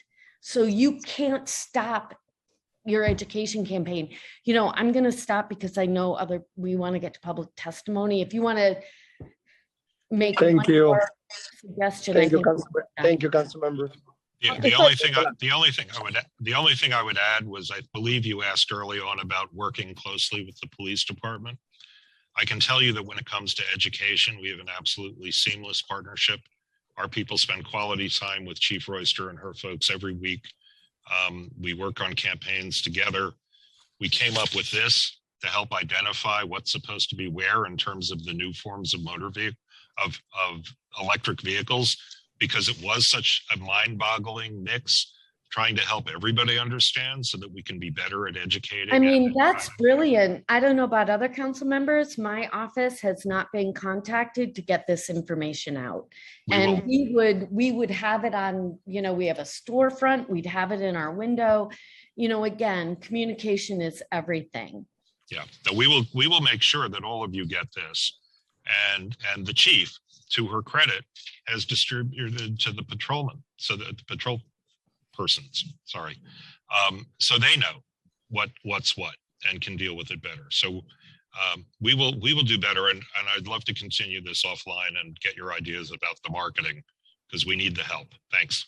And council member, if I could just quickly add, for starting last year, our safety education and outreach team was actually able to pivot to completely remote learning for all of our K-12 education and outreach programs. So even though we could not physically go into the school, we made sure that the children at really all age levels were still receiving our programming.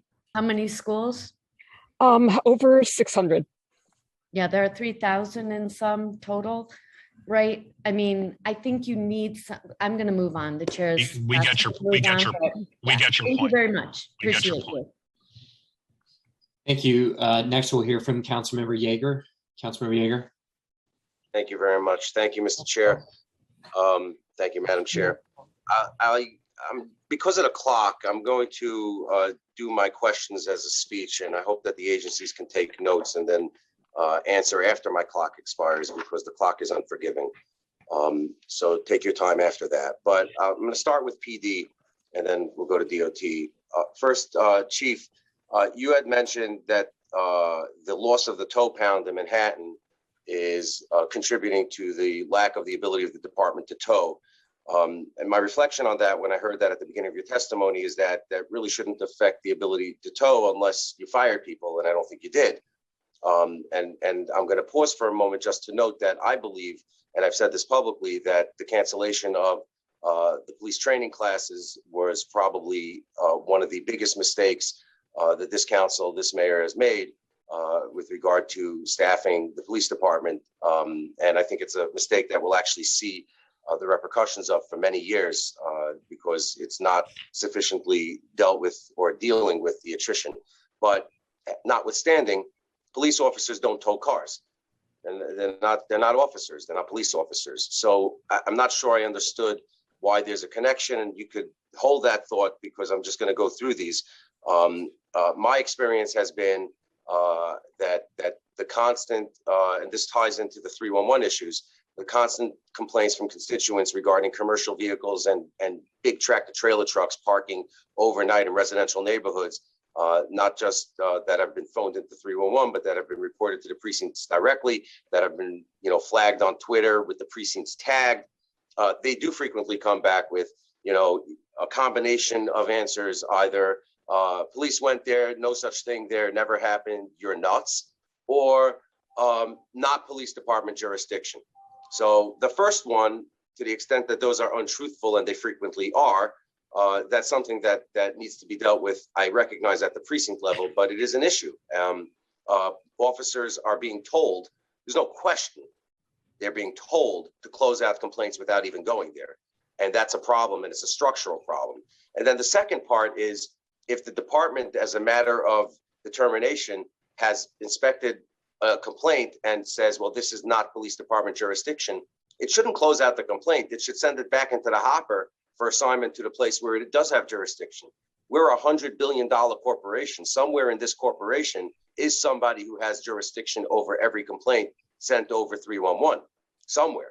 And so it shouldn't be that the police department closes out and says, go away, and leaves it to the constituent to go back onto 311 and hopefully find out how that complaint went, resolved itself. A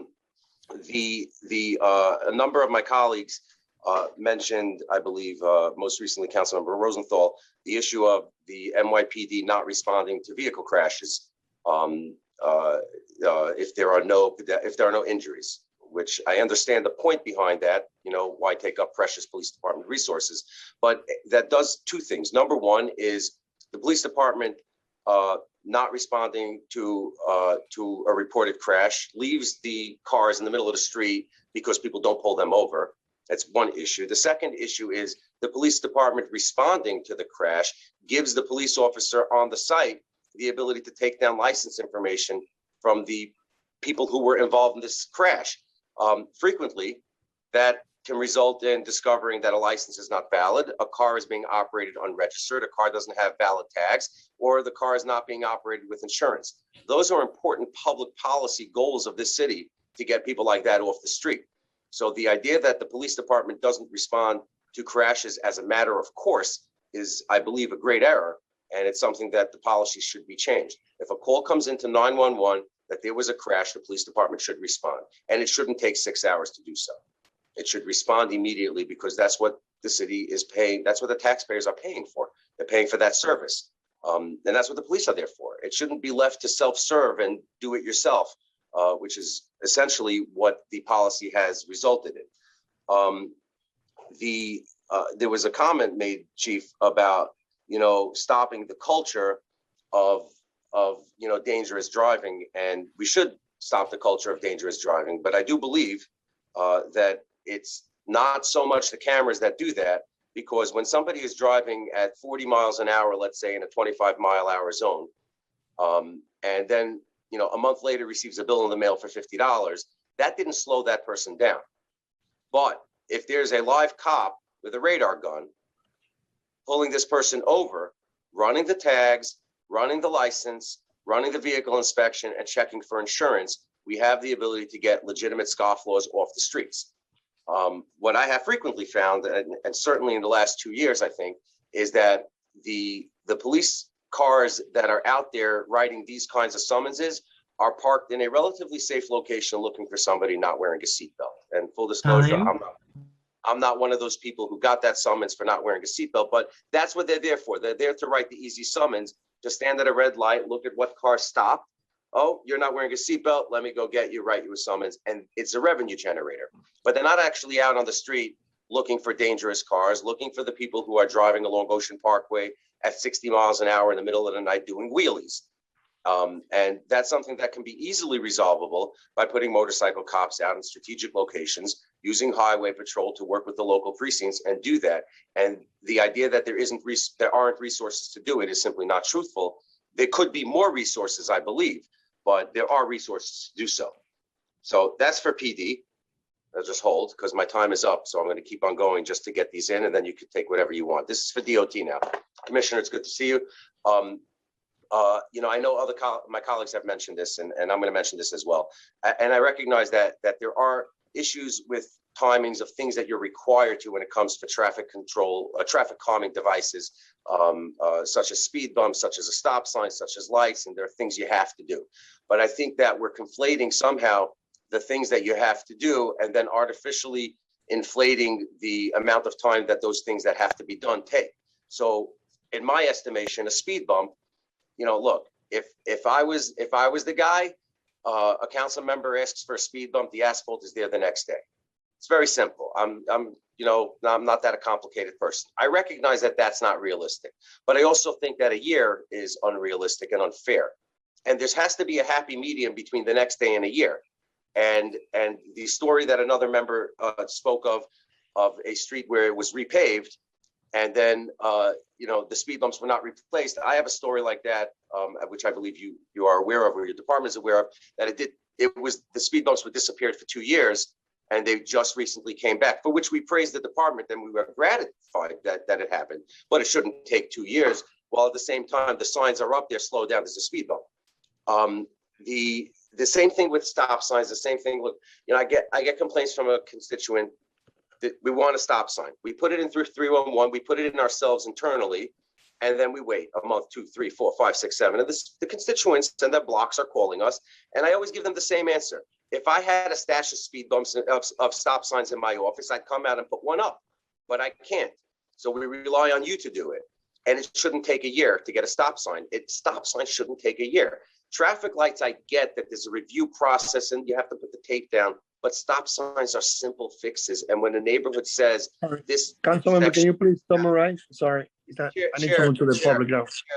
Chair, what we could do is we can go after this hearing's over and look at the time that each member had. I'm keeping an eye on the clock. I'm almost done, but I'm keeping an eye on the clock. No, you can. You've been getting even extra more than Councilmember Miller.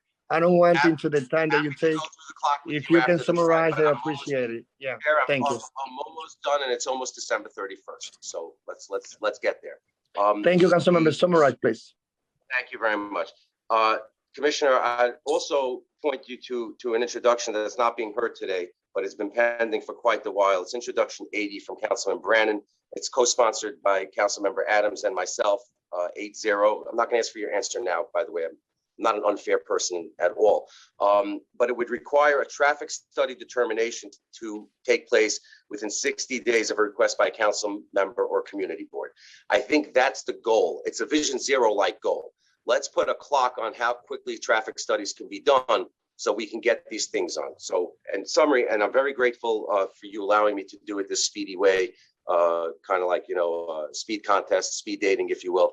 I'm not going to ask you to answer any of these now or any that you choose. That's up to you. I just wanted to put these in front of you in the public domain so that you have an idea that it's not just a Councilmember Miller issue in his district that's unique to his district, but this is really citywide and it's in every borough. So with that, thank you very much, Chair Gibson. I appreciate the opportunity, and thank you, commissioners, for being here. And Chief, thank you for being here. Thank you, Councilmember. I can be very quick. I understand your frustration about the speed at which these things happen, and I fully recognize that this is not unique to one district, but it's a challenge we face all across the city. We're working on it, but we obviously need to do better, and we can follow up as to things we might do, offline, not on the clock. And as to the introduction you referenced, I'm happy to take a look at it. Again, it's a question of meeting the regulatory requirements and having the resources and the fact that there are thousands of these requests. But if we can figure out a way to do it better and faster and we can get the resources, nothing would make me happier. As you may imagine, I'm not a real fan of having to listen to everybody complain about why we don't do things faster. I wish I could wave a magic wand and solve it, and I'm happy to keep working on that. So thank you. Thank you. Councilmember Yeager, I'd like to respond to 3 points that you made, and I'll start with the tow pound. And I'd like to clarify my statement about the tow pound being removed from Manhattan. Tow operators that are assigned to the Transportation Bureau are responsible for towing vehicles that are in violation, and they have continued to do so. What I meant was that the tow pound that was removed was requiring us now to tow vehicles from Manhattan to other boroughs. And that's what I wanted to clarify. So it's not the lack of ability to tow, is that it slows down the process and it populates other tow pounds that are outside of Manhattan. The second one, Chief, if I can just for a quick second, if I might, I just want to let you know, obviously, I'm sure you're aware I don't represent any part of Manhattan, others do, but in Brooklyn, when we have an issue with these overnight commercial vehicles and et cetera, we can call and beg and beg and beg, and the precincts are having trouble getting resources in Brooklyn for them to just simply do a tow operation. My experience has been that if they hit a block or an area 1, 2, 3, 4, 5, 6 nights in a row, the trucks will find their way to not parking illegally in that area because they'll have learned the hard way. So I recognize Manhattan and I appreciate your clarification, but I just want to point out that the problem is that the tow trucks themselves are not available to the neighborhoods that we represent in the outer boroughs. They're just not there. Those resources are not there to the precincts. Councilmember Yeager, I think what we should do is have a conversation offline to find out where those areas are and make sure that we can supply the resources and the space to get that done. Okay, thank you. The second one would be vehicle crashes. I'm not sure you're aware, but in April of last year, there was a policy that went forth that dealt with the response times of critical cases or critical crimes in progress. And what we looked at as a department and determined that collisions with property damage only unless there were other circumstances, such as someone injured, such as a crime being committed, police officers were not going to be responding to those crashes that were only property damage. However, if the person called 911, they would get instructions on what to do to move that vehicle out of the way of the road and make sure that they exchange information. Now, if there is an injury and a collision, the police is going to respond.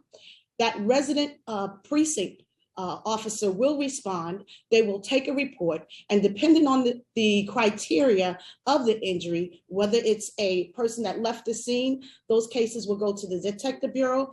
If the person is critical or if there's a fatality, then that would warrant the response of the Collision Investigation Squad.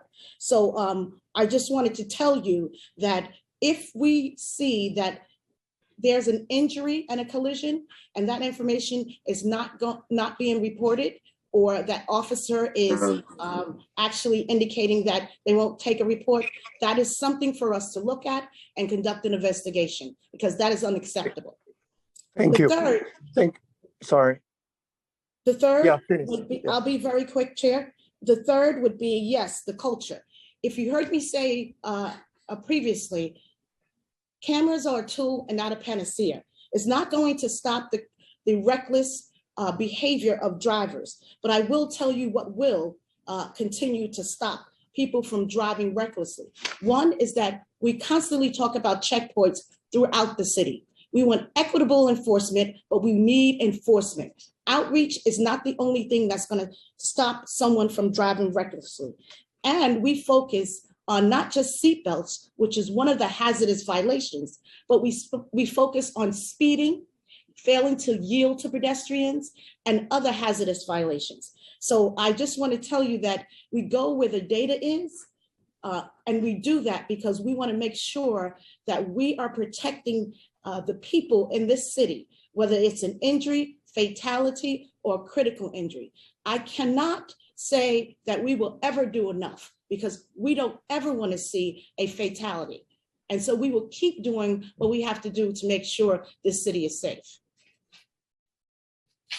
Thank you, Councilmember, and thank you also, Chief. And of course, keep it in mind, like, it's one more hearing, as the Councilman said, we have up to December. I'd like to appreciate the members of the public, because after Councilmember Holden have a second round, if he has a question in the chairman, in the second round, Councilmember Holden, if you have one, you will have like 2 minutes, and the chairman can ask the questions that you want to. From there, we move into the members of the public. But I gotta say to DOT and the Chief of Transportation, this where we are done is not enough, and it's not, it's an epidemic. We need to take us that level, like that.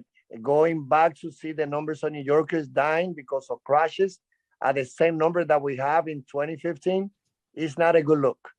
It's a failure of a policy where all of us are part of. So, and I'm clear, it will take for us to get Albany to allow a DA to have the power, to prosecute with more tools when a criminal leave the scene as a result of hit and run. We need to do different things. We need to take more police officers from doing civilian jobs, in the prison, to be outside patrolling, to be inside enforcing. So, and I think that I appreciate everything that we have done it, but, I don't want to take it, yes, one more hearing that we leave the Kumba job, yes, we're doing the job, but it's about the numbers of people dying as a result of crashes is the same as the worst number that we have after we started Vision Zero in 2014. And when we know that the places where those crashes happen, more than 46% happened at intersections, and still we're waiting for data to follow what we will do is unacceptable. So we need to act on and be sure that as we pushing back COVID-19, we need to push back this epidemic. So with that, now we go to Councilmember Holden, and then we go to members of the public. Thank you, Chair. Thank you, Chair. I just want to do a follow-up regarding my question about the towing stats, obstructing a sidewalk, crosswalk, fire hydrant, bicycle lane, or bus lane. The police precinct would respond and tow the vehicles. So I looked at, the chief directed me to the stats, and it's an Excel file. 15,633 total cars towed from 76 precincts in all of 2020. So that, that average is about 206 cars per precinct if you break it down and divide it by 76. Yet, and this is the reason that I'm complaining. The 3 precincts that cover my district, a total, and now this is not an average, a total of 177 cars were towed in 2020. And that explains why a neighboring precinct can tow 555 cars in 1 year. 3 of my precincts towed a total of 177. So not all precincts are equal. Not all priorities are equal, all the precincts. I still got problems to the point where my firefighters can't find fire hydrants because when they go to a fire, a car is blocking it. So the resolve of each precinct differs. So that's why we need to get to the commanding officers, start towing cars that are blocking crosswalks or sidewalks or bus and bike lanes, and let's do it equally, or at least somewhat equally. But when certain precincts, like the 40th precinct in Bronx, gets 1,409 cars towed in 1 year, and my precinct gets 49, there's a problem here, chiefs. So I think you need to look at that and make sure that we're not getting excuses from the police precinct commanders. Thank you, Chair, for the second round.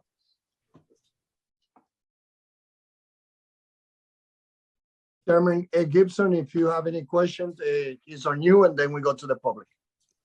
And thank you, the members of the public, for being so patient, waiting for your turn. Okay, last one. I don't see Chairman Gibson, Elliot, and if the chairman step out, then we move to the members of the public. Thank you, Chair. We'll now turn to public testimony. If your testimony is longer than the allotted time, please summarize. You may submit written testimony for the record by sending it to testimony@council.nyc.gov. For panelists, once your name is called, a member of our staff will unmute you. Please wait for the sergeant to announce that you may begin before delivering your testimony. Our first panelist will be Manhattan Borough President Gail Brewer. Time starts. Thank you very much. I appreciate it. Thank you very much, Councilmember Rodriguez and Gibson. And I think we're all trying to make sure that people are safe and that we are trying to reduce vehicle dependency. I just want to say about this tow pound issue. This is major. Long story short, Pier 76 was, to his credit, cleared of absolutely everything. So it's now available to the public. That was former Governor Cuomo. I personally went looking for tow pounds in the borough of Manhattan and could not find them. So we've got to find a tow pound in Manhattan. And I think NYPD's been trying, but it would be good to know where you've been trying, and then everybody needs to participate in that effort. Number 2, I just want to update and suggest, absolutely correct with Councilmember Rosenthal. I think the issue is it's the jingle, but it's also what is the law for rules of the road? Who's supposed to have registration? Who's supposed to have a helmet, etc.?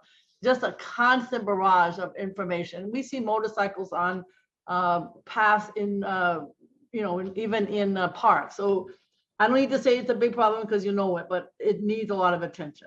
What I want to talk about is twofold. First of all, I think the numbers are really, really challenging, as Councilmember Rodriguez stated. So 2014 to 18, it went, to the credit, dropped from 261 to 202 in terms of deaths. However, 2019 to 2020, 2019 and 2020, the numbers went up to 220 and 246 deaths respectively. That should not be happening. So what are we going to do about it? I know that the good news is, with state permission, 750 speed zones exist in terms of the cameras. I want to say we need them in more places, and we really need, I know this is now at school and only certain hours, but the red light. I have a car driver. Everybody knows that. I see people going through red lights all the time. It is outrageous. So red lights and speed cameras need to be everywhere. I also want to mention, thank you, City of New York, for the zip cars. I don't know if they've disappeared, But I have to say the concept of having another car share, anything but your own. If you're going to take cars away, which I think we should as much as possible, you got to have an alternative. I'm also very supportive, of course, of the busways on 14th Street. And with Councilmember Rodriguez, we did 181st Street, and I think that's a good thing. So what are we going to do?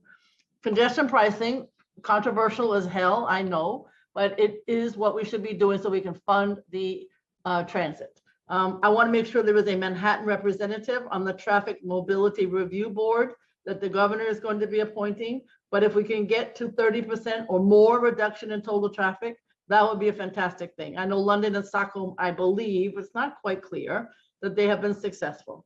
And then I talked about the speed cameras, the red light cameras. For goodness sake, I know that some folks, Janaris and Glick, have been trying, but we've got to be able to get to that. Third, we need to, as I said, talk about this car sharing program. I don't own a car when I want to go someplace. I rent, but it's hard to find a rental car. It's kind of like the tow pound. No place to put the tow pound, no place to put a rental car because the developers have taken over the spots that all of these items, as you want to call it, or venues used to exist. We've got to find a way that people can get a car that's somewhat affordable once they are in need of a car because they need to go someplace. And I want to just talk, without getting into all of the issues of cars, congestion pricing needs a lot of attention. Somebody has to be able to deal with the questions that are going to be myriad for those living in Manhattan, not to mention everywhere else. And I also want to just make it really, really clear that one way to do this, of course, is to expand bike lanes. I know that there are in the city of New York 546 protected bike lanes, miles, and 112 in Manhattan. We haven't made the connection though for the public. I support bike lanes, but the public sees the number going up of fatalities and they see the bike lanes going up and they don't see how can we protect both the bicyclists and the pedestrians. I believe one way to do it is to include the bike lanes protected, but it's not clear to the public because I have to listen to this all the time. Very supportive of open streets, but when you do it, you got to put a traffic agent or a sign that says, there is an open street. Do not take Amsterdam or Columbus, take a different street. Because the minute you put that open street in, the horns start honking, people start complaining to Gail and everybody else. So when you do these innovative aspects of improving pedestrian and all of those, you got to have parts that go with it. So I'm here also to say all door boarding on buses makes a huge difference. Buses move faster. So I'm here to say lots of issues. Congratulations on this some really important hearing, Mr. Chair and Madam Chair, and I look forward to continuing to work with you. There's no end to the challenges. The NYPD and DOT, I know you're working together, but the public doesn't know that. Every single, now I understand, property only, no NYPD will show up. Public doesn't know that. So the minute that the public, that the NYPD does not show up, we all get calls. So we've got to figure out if that's the right thing to do. I'm not sure it is, but then how do you communicate this to the public? Thank you very much. Thank you, Gail. And we've been partnering this and many other good causes, and I know that you always will be a great partner to work together to improve safety for pedestrians and cyclists. Thank you. Chair, I believe Councilmember Yeager may have a question for this panelist. Okay. Time starts now. Councilmember Yeager. Thank you. Madam President, good to see you. I'll just be very brief, and I look forward to seeing you together on January 1st when you join this body again and help lead us. But your last comment really was right on target on the issue of the police not responding to vehicle crashes. And I just want to highlight again that this is something that is a citywide problem.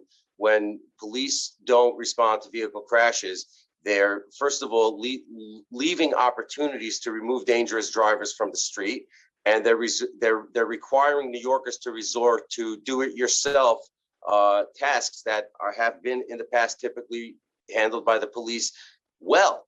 and they ought to be handled by the police. And this is something that I think merits more than just education about it. I think we actually have to have that policy changed. I think the police department needs to go back to responding to vehicle crashes. And if there's a question of timing and resources, obviously prioritize the complicated ones and the dangerous ones, but they have to be out there responding to vehicle crashes, because that's how A, we get the data of where these things are happening and who's doing it, and B, we use the police to do their ultimate job to provide for public safety by taking bad drivers off the street.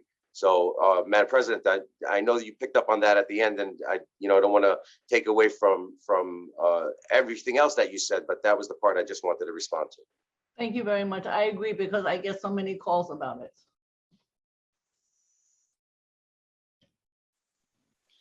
Okay, if no other questions for this panelist, our next witness will be Danny Harris. Danny? Time starts now. Thank you very much. My name is Danny Harris. I'm honored to be Executive Director of Transportation Alternatives. First of all, I want to acknowledge and thank the City Council for its leadership on safe streets and giving streets back to people. Under your tenure, New York City has and continues to lead the nation on everything from open streets to the Streets Master Plan. And I want to stress that for a period, we were actually bucking the national trend where our streets were getting safer, even as nationally they were getting worse. So on behalf of TA and Families for Safe Streets and all New Yorkers, we want to thank you for the work that you're doing on the front lines. But I'm coming to share with you that despite all of the incredible work you're doing, that your success and the lives of all New Yorkers are at risk, and the rising levels of traffic violence, hit and runs, car congestion, and car traffic. 1,800 people are dead under this mayor's leadership. And as things are getting worse in his final year, we and Families for Safe Streets members are traveling from vigil to vigil instead of groundbreaking to groundbreaking. We've heard too much blaming and obstruction and false promises and long-term plans, and we need action now. And that's why I urge you to vote in favor of intros 9, 2073, 2417, and 2422 that are on today's agenda, as well as important bills not heard, specifically intro 708, intro 1763, intro 2282, and intro 2159. Additionally, I urge you to consider advancing new legislation to streamline the community board notification requirements for DOT Safe Streets projects, which is going to be critical for the implementation of the Streets Master Plan. New York City is now facing the deadliest year on our streets since Mayor de Blasio took office. And let me be clear, this is not a COVID problem. This has been rising numbers for 3 straight years, and New York City has the proven tools to deliver safety to every single corner of our streets. And we have an administration that has failed to deliver that. Whether you're a baby in a stroller, a police officer on the beat, an essential worker taking a bike, everyone is susceptible to traffic violence. Time expired. Okay. So I urge your advancement of the issues that I've raised. Thank you so much for your time. Thank you for your testimony. Are there any questions for this witness? Yeah, thank you. And one thing on regard to, the position of TA, which I agree, is that we also understand that, we had to, push ourselves the different role that we play to give the city back to the people, but that also will require that the city also create good paid job in the underserved communities so that people doesn't have to, travel like an hour and a half or drive from the place where they live. So, one of the things that we also will be looking at it to see how much attention is also the city giving to the underserved community, as something that we share that concern, that a lot of those crashes, we don't want, again, no one. And if there's one experience that I have lived in my role, is to see the faces of people, the faces of the grandma with the photo, who's a loved one that he or she loved and that she loved. And you go from family members, friends, colleagues. But so, I can say that being chairing this committee, one of the more tough moments have been to see the images of those loved ones that we have lost in the way of how, in many cases they ended their life. So, but there's one thing that also we gotta understand, like when City Bike was in place, was not thinking about expanding bicycle to the brown community. It was basically thinking about adding another mode of transportation to people who live in Midtown. And so I think that, we hope that in the time that we have in this administration, a new one to come, and the new administration and the new friends that we have with Polly Tromber in DC, with Mary Soshi in DC too, and Schumer in the leadership position, that we look at transportation in a more comprehensive way on how also to advocate for resources at the federal, state, and city level to invest also so that people who live in a poorest neighborhood, they should be able to send investment to make intersections safer, as we have seen in any zip code in New York City. So thank you for the level of advocate, and let's continue working together. Thank you, Chair Rodriguez. Just to sort of speak to that, we did polling and 30% of New Yorkers have been the victim of a traffic crash. And those numbers are higher if you are Black, if you're over the age of 50, if you're in a household that makes under $50,000, and 48% of Staten Island residents. We also asked if you know somebody killed or injured in traffic crashes, and those numbers jump up to 70% and then go up even from there. Traffic violence is a near universal experience, and whether it's not only the victims, but just even as a parent of being terrified of crossing the street with a stroller, this is something that you and the city have clear opportunity to make movements on. We're grateful for your support, and again, urge immediate action. So thank you. Thank you. Thank you. Next, we'll hear from Eric McClure. Eric. Time starts now. Thank you, Chair Rodriguez, Chair Gibson, members of the council. Let me echo Danny's gratitude to you for your work on these issues. Vision Zero, and again, I'm Eric McClure. I am the Executive Director of StreetsPAC. Vision Zero doesn't so much need to be rethought as it needs to be properly implemented with a much greater emphasis on street design. Mayor de Blasio's version of Vision Zero has relied far too much on enforcement, especially enforcement by police officers, rather than on designing streets in such a way as to markedly reduce the frequency and severity of crashes. That's what real Vision Zero is all about. Of course, redesigning streets to make human error less costly requires a heavy dose of political will, a will that's been lacking in New York City's version of Vision Zero. The will to physically force drivers to slow down and accept that their convenience cannot come at the cost of life, limb, and quality of life for New York's non-driving majority. The will to invest in concrete curb extensions for people on foot and concrete barriers for people on bikes. The will to restrike crosswalks and bike lanes on repaved streets in days rather than months. The will to tell people that a daylighted intersection and the life it may save is more important than a couple of free parking spaces. We know what it takes. The examples are out there in other countries in street design manuals. What's missing is backbone. How many street safety projects have been delayed, watered down, or scrapped because some community board of special interest has griped about parking or some mythical war on cars? It's hardly a war if those who dare to cross the street or ride a bike in New York City are taking all the casualties. Just last week, the redesign of Manhattan's Fifth Avenue was delayed. The proposed safety project on 7th and 8th Avenue in Sunset Park is stalled. In the past 2 weeks alone, 2 New Yorkers have been killed on Atlantic Avenue, which remains a traffic sewer, on which vehicular throughput seems to matter more than human safety. We can't get to Vision Zero with zero action to fix dangerous streets. And as if the administration's attempt to enforce our way to Vision Zero isn't bad enough, it's obvious to anyone who cares to look that the NYPD has checked out. Dangerous, aggressive driving is noticeably worse, illegal dirt bikes and mopeds are everywhere, and parking enforcement is non-existent. This complaint does not fall under NYPD's jurisdiction or 8 words familiar to anyone who's made a 311 complaint about illegal parking in the past year. The NYPD's brazen abdication of enforcing the laws they're sworn to uphold and too often break themselves is a glaring reminder that the police should be removed from routine traffic and parking enforcement to the greatest extent possible. Councilmember Levin's Intro 2159, which would allow civilian reporting and documenting of illegal parking, was heard more than 9 months ago and still hasn't moved. It's well past time to bring it to a vote, pass it, and send it to the mayor.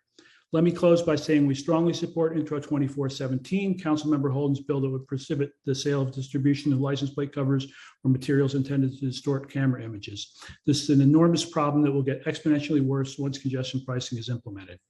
We also strongly support Intro 2073, Councilmember Kalos's bill, which would decriminalize jaywalking, a crime that was promoted by the automobile industry more than 100 years ago.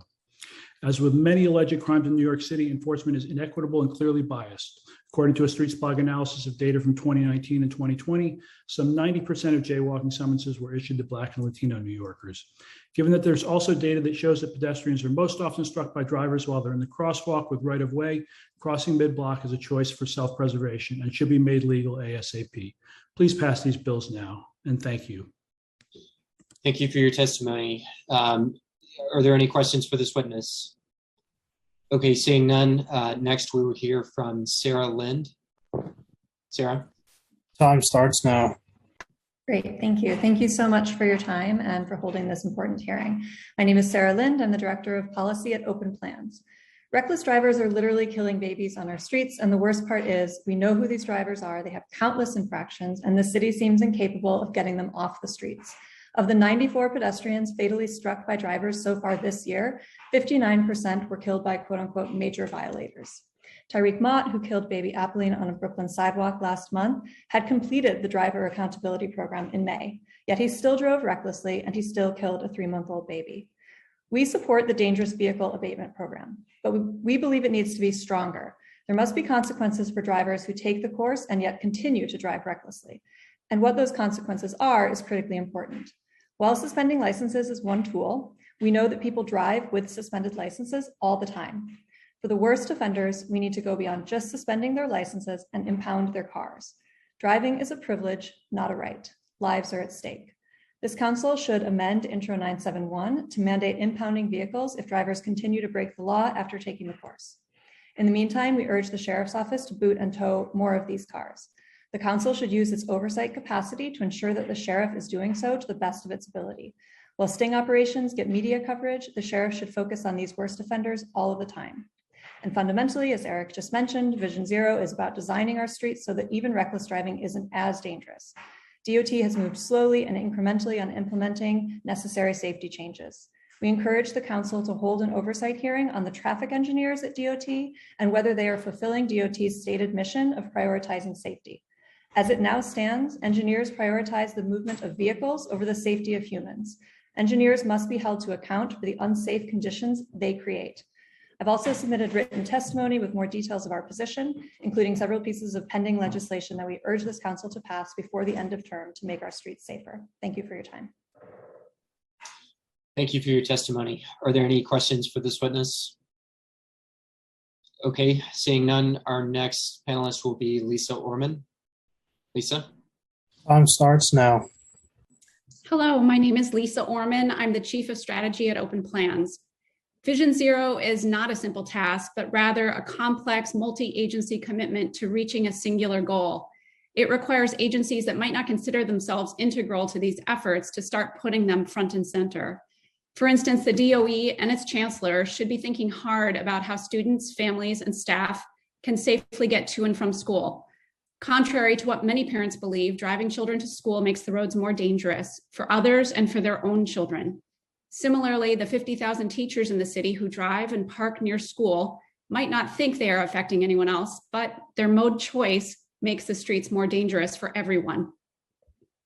Only about 100 schools out of the nearly 2,000 schools in the city have some sort of open street. We applaud the DOT and DOE for eliminating the need for schools to get community board approval, but we need to implement these at every single school, starting with the schools with the most dangerous streets around them. If we can completely change the streets to accommodate restaurants, how can we not do the same for our kids? By changing the culture around how students get to and from school, we get that much closer to Vision Zero. We get cars off the streets at a time when we know 1 million students and their families are commuting. Along 34th Avenue in Queens, there's been an 85% reduction in crashes during the open street hours. This is along a corridor with 7 schools servicing 8,800 students. Imagine if we had an open street in front of every school in the city. We also strongly support Intro 9. Clearly, there are many ways to reduce driving and increase safety, starting with eliminating parking privileges given to the municipal workforce. City council members could return their placards and parking privileges and choose not to join, to be in cars and join Zoom meetings at the same time. HOV lanes that are enforced 365 days a year, pricing and reallocating the curb, but protecting our students and reducing the dangers they face from driving is very low-hanging fruit and should come first, with resources allocated first to the neediest schools. Thank you. Thank you for your testimony.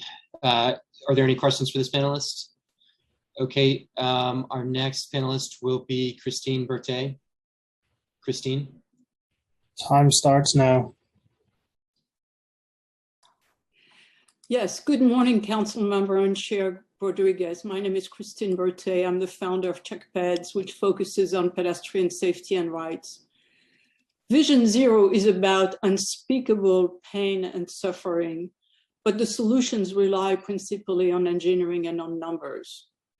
One first step is for DOT each year to identify the top 25 most dangerous intersections and make them as safe as possible during that same year. It is a mystery to me why this protocol is not in place. The key word is as safe as possible, ASAP. While the planners are pushing for more safety, DOT engineers decide whether a safety feature is taking too much space or too much time away from cars. This is why currently at intersection, traffic signals provide 6 times more protection to cars than to cyclists or pedestrians. When we ask for protection, we are given 5 seconds of safe crossing. They are rationing our safety. I'd like to challenge DOT Commissioner on his deference to the engineer and their use of the Uniform Federal Guidelines, which are only that, guidelines that do not differentiate between highways in Waco, Texas and New York City streets. This manual says you should wait until 5 people have been injured to fix an intersection. There is no legal or moral basis for following such highway-centric guideline. The council member should pass a very simple law that requires every DOT employee to put safety at the top of their priority in all decisions and design. Safety should be a higher priority than giving another 5 seconds to vehicle. Each engineer should receive a training system where they meet with families of safe street. And the same should be true of NYPD. The second key word is as soon as possible. DOT install 1 mile of poorly protected bike lane and then need to return once or twice after a crash happens. Time expired. Other countries install 10 miles without having to go back. We need to change that mode. You need to pass, the mayor and the council must pass as safe as possible law to make Vision Zero successful and save innumerable lives. Thank you. Thank you for your testimony. Next, we will hear from Renee Luciano. Renee? Time starts now. Hi, good afternoon. My name is Renee Luciano, and I serve as the Metro Region's Operation Manager for the Trucking Association of New York, TANI. I'd like to thank the Chairman Rodriguez and the members of the committee for the opportunity to testify before you today.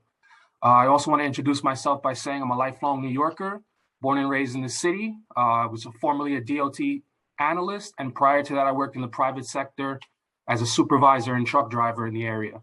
Therefore, I can personally attest to the challenges facing the industry while also giving insight into how we can improve transportation and trucking to better serve our city.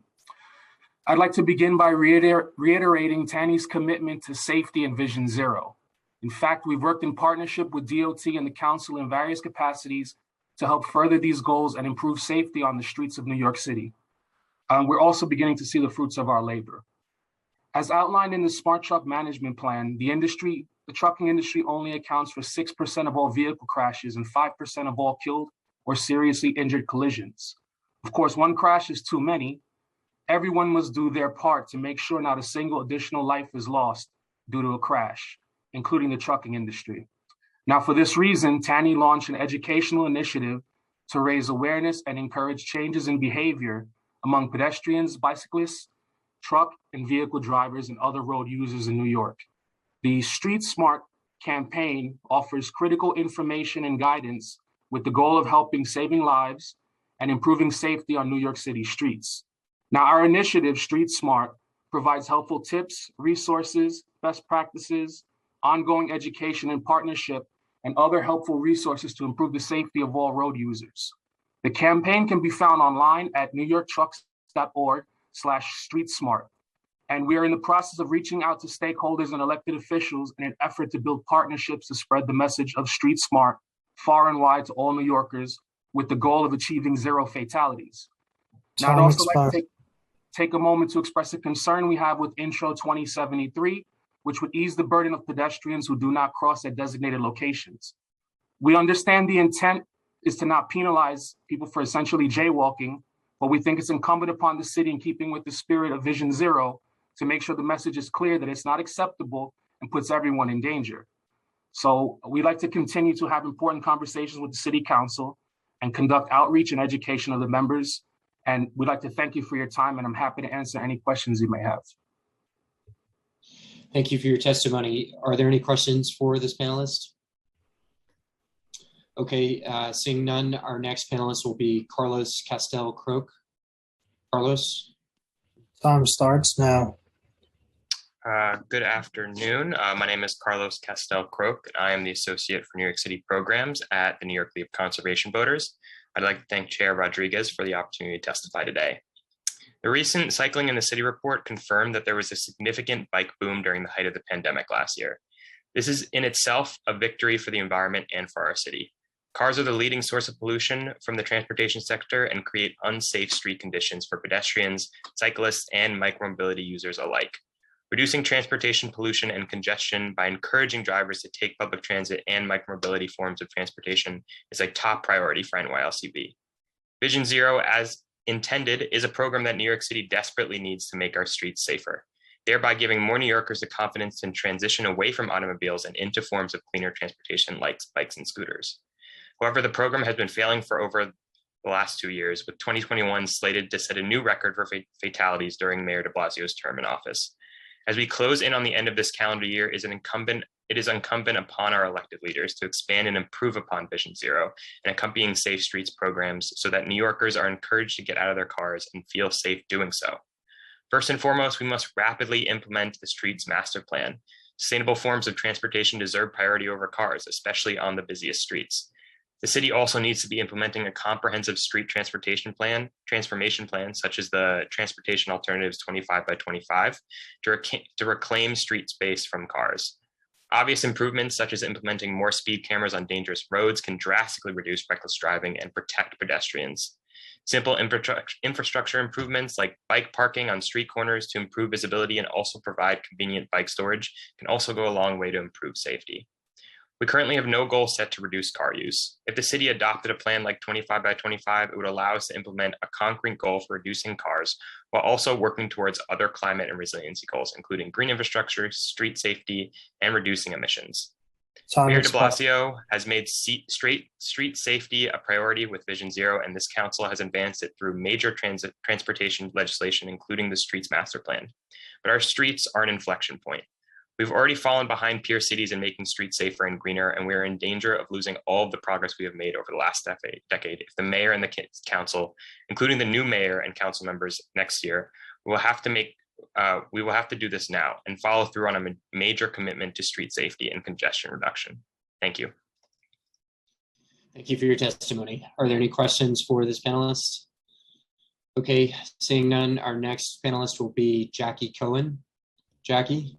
Time starts now. Hi, thank you for the opportunity to testify before you today. Thank you to Chairs Gibson and Rodriguez. My name is Jackie Cohen. I'm the Director of Climate and Equity Policy for Tri-State Transportation Campaign. As one of the most climate vulnerable and diverse coastal cities, New York must lead the way on climate. In recent weeks, our city government has made a commitment to fighting climate change through the transportation sector by announcing its goal of electrifying the city's municipal vehicle fleet. Electrification is a very important step towards decarbonizing New York's transportation sector, which contributes to over a third of the state's overall greenhouse gas emissions. But vehicle electrification is not a silver bullet solution to fighting climate change while making New York a more equitable city. Electrification doesn't speed up New York City's buses, which are the slowest in the country.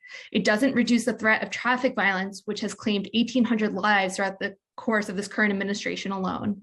Electrification itself will not achieve New York's climate goals without complementary policies that seek to reduce vehicle miles traveled, VMT, on the city streets. While electrification can be a vital piece of a larger puzzle towards an equitable transportation future, we must also work towards a more comprehensive view of our mobility needs and address how a lack of access to alternative modes of transportation will continue to perpetuate a system of inequity if not addressed. This includes diversifying mobility options for communities beyond the use of cars, with options that prioritize public transit for accessoride and bus riders, and active transportation for cyclists and pedestrians. We know that those that are most directly impacted by the negative health outcomes associated with greenhouse gas emissions and other pollutants from the transportation sector are predominantly low-income people of color who are disproportionately reliant on public transit. Simply put, New York City cannot call itself a leader on climate while simultaneously ignoring increasing numbers of traffic fatalities and congestion. The plague of traffic violence, like climate change, is only exacerbated by inaction. The goal of decarbonizing our transportation sector must go hand in hand with the commitment to reducing our city's reliance on cars and reducing overall VMT on our streets. We urge the city to prioritize people over private vehicles and proceed with swift implementation of additional bus lanes, bike lanes, and improved pedestrian infrastructure as laid out in the New York City Streets Master Plan, which will help pave the way for a safer, more accessible, and greener New York. Thank you. Thank you for your testimony. Are there any questions for this panelist?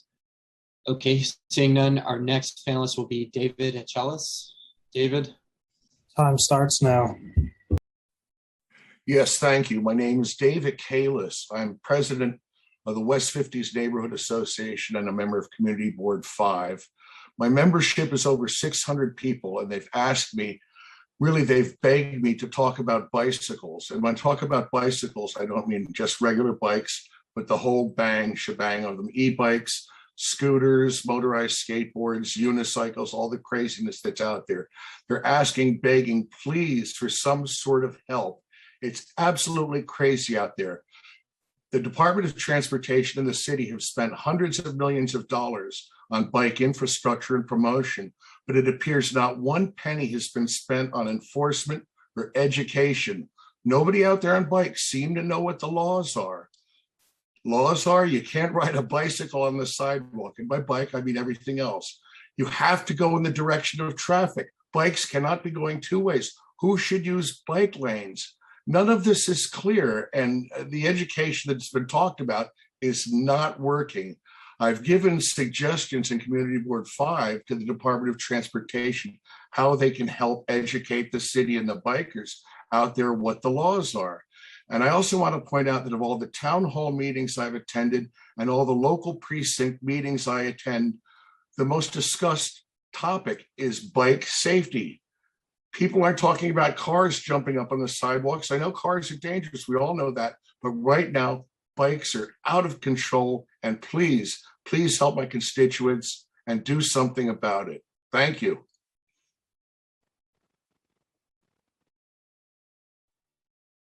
Thank you for your testimony. Are there any questions for this panelist? Okay, seeing none, our next panelist will be Chris Hayward.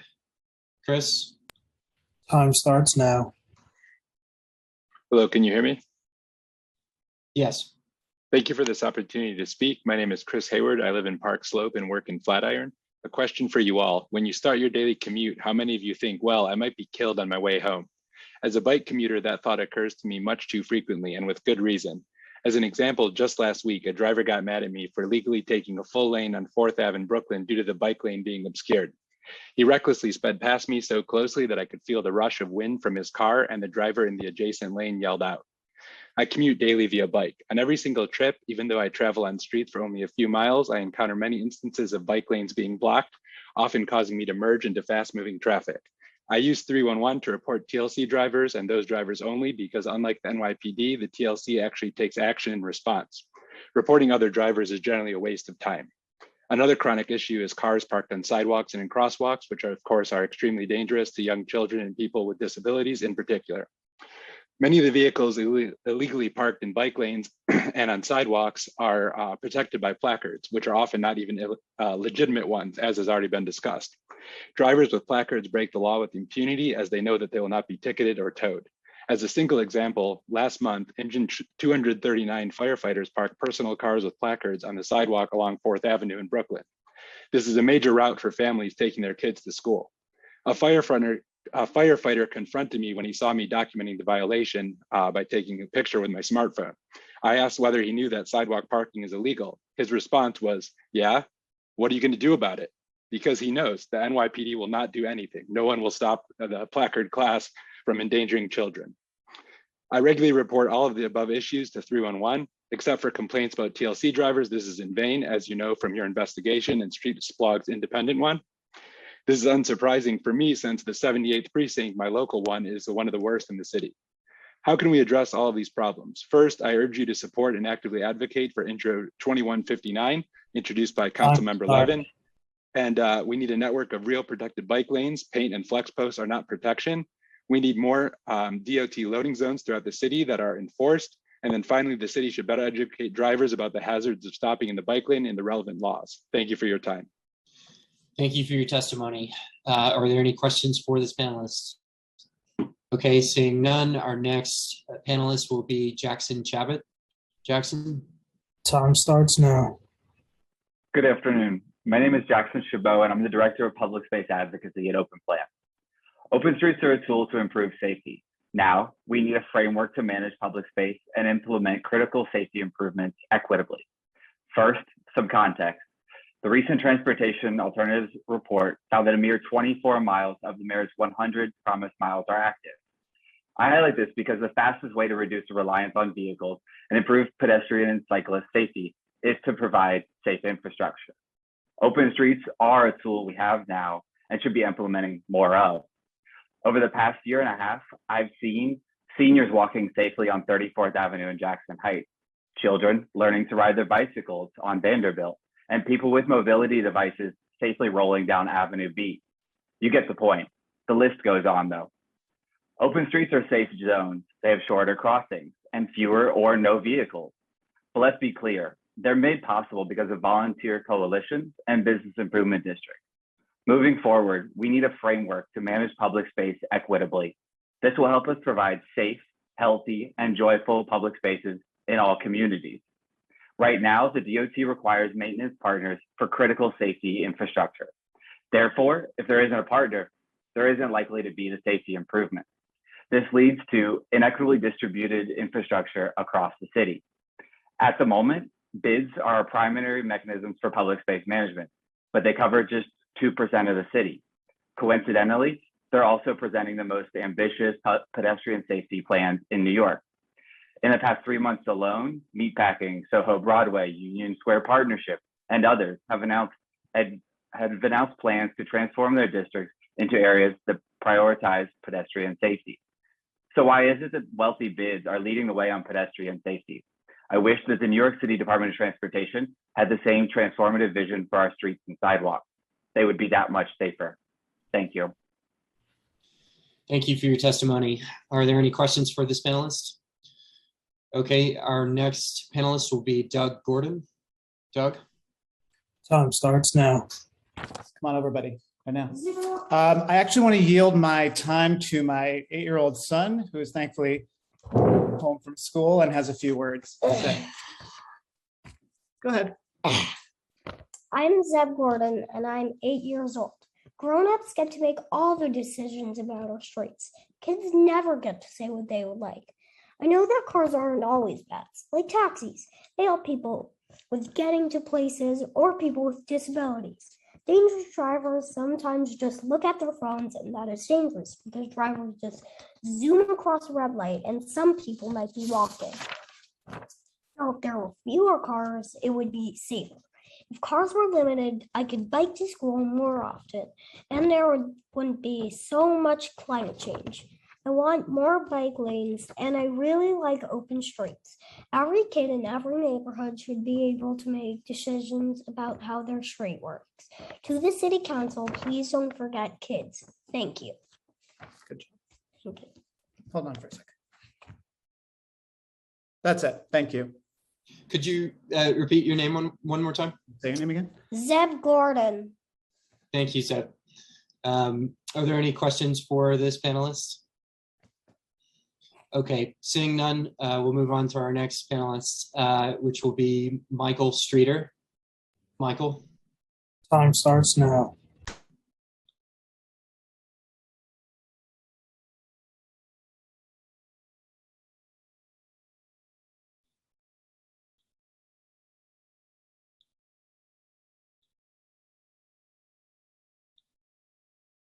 Do we have Michael? Okay, we'll move on. Our next panelist will be Samir Lavingia. Samir? Time starts now. Hi, thank you so much for letting me speak. My name is Samir Lavingia. I'm a resident of Manhattan, a member of CV5 speaking in my individual capacity and advocate for safe streets who lives near Union Square Park. I'm here to talk about how Vision Zero has been a total disappointment. The DOT has plenty of tools in their toolbox, such with street redesigns, and they need to take responsibility and use them. They need to stop victim blaming cyclists and deflecting to state and other enforcement agencies that they can't control. They have the tools, they just need to use them. It's pretty embarrassing to just keep punting to other agencies and be like, oh, we can't do anything. They just don't want to do their job and keep our streets safe. This has been shown time and time again that they don't want to do anything until the city council forces their hand and will testify saying it's not possible. I'm just going to go through some experiences that the average New Yorker will see just by walking around the city. Our intersections are a mess where people are in cars constantly running red lights and blocking sidewalks. Drivers and parking are parking on the sidewalks and in the bus lanes so frequently that the buses don't even bother to use them. You can hear the buses honk and honk at these cars and parking in the bus stops, but they just don't care. They aren't moving. There's no accountability for this horrible behavior that puts pedestrians and bike riders at risk. You can see ambulances stuck with their sirens on because they can't go anywhere. Cars are the problem, and we have too many of them in our city, and we need to get rid of as many of them as we possibly can. This isn't just private citizens who are breaking these rules. It's also government employees and the NYPD. I can't remember the last time I went to Union Square Park and didn't see cops parked on the sidewalk, especially on the east side and in that bike lane near the subway entrance. In other parts of the city, there are police cars constantly parked on the sidewalk as well. No stroller or wheelchair would possibly be able to fit through them, so they have to go into the street and risk their lives. Lastly, I just want to talk about the experience of biking in our city. Our bike infrastructure just isn't safe. I don't own a bike, but I city bike occasionally, and I wish I could do it more. Right now, I don't, because I just don't feel safe, especially at intersections and turning lanes. We're at a climate emergency, and we should be making zero-emission transportation a more attractive option. Here are some things that we can do.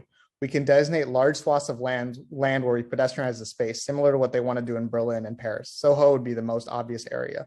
We can install actual bollards that protect pedestrians and bicyclists. We use them for things like fire hydrants and parking meters, but those aren't people. We should be using them for people. We should add civilian enforcement of parking rules. We should add speed bumps everywhere we can. The DOT could easily do this instead of just blaming other agencies. And we should get rid of overnight parking where we have street cleaning so drivers can't just sit there and idle, polluting our atmosphere while waiting for the cleaning trucks to come, and they don't even move for them anyways. Anyways, thank you for the time, especially to those who are still actively listening and present. Thank you for your testimony. Are there any questions for this panelist? Okay, now we'll go back and see if we have Michael Streeter. Michael? Time starts now. Hi, good afternoon. I've made many reports to 311 about cars parked on sidewalks and in bike lanes over the years, and also illegal trucks. And I've never had one ticket properly addressed or resolved. So I was not surprised to read Jesse Coburn's explosive reporting on the extensive fraud by the NYPD in their 311 responses over the years. And I want to thank the council for their own equally damning but not surprising investigation. And I think we need to put a different label on this. It's 311 response fraud. 311 response fraud by the NYPD. Let's call it what it is. Equally disgusting is that the NYPD has refused to cooperate with the investigation and barely even responded.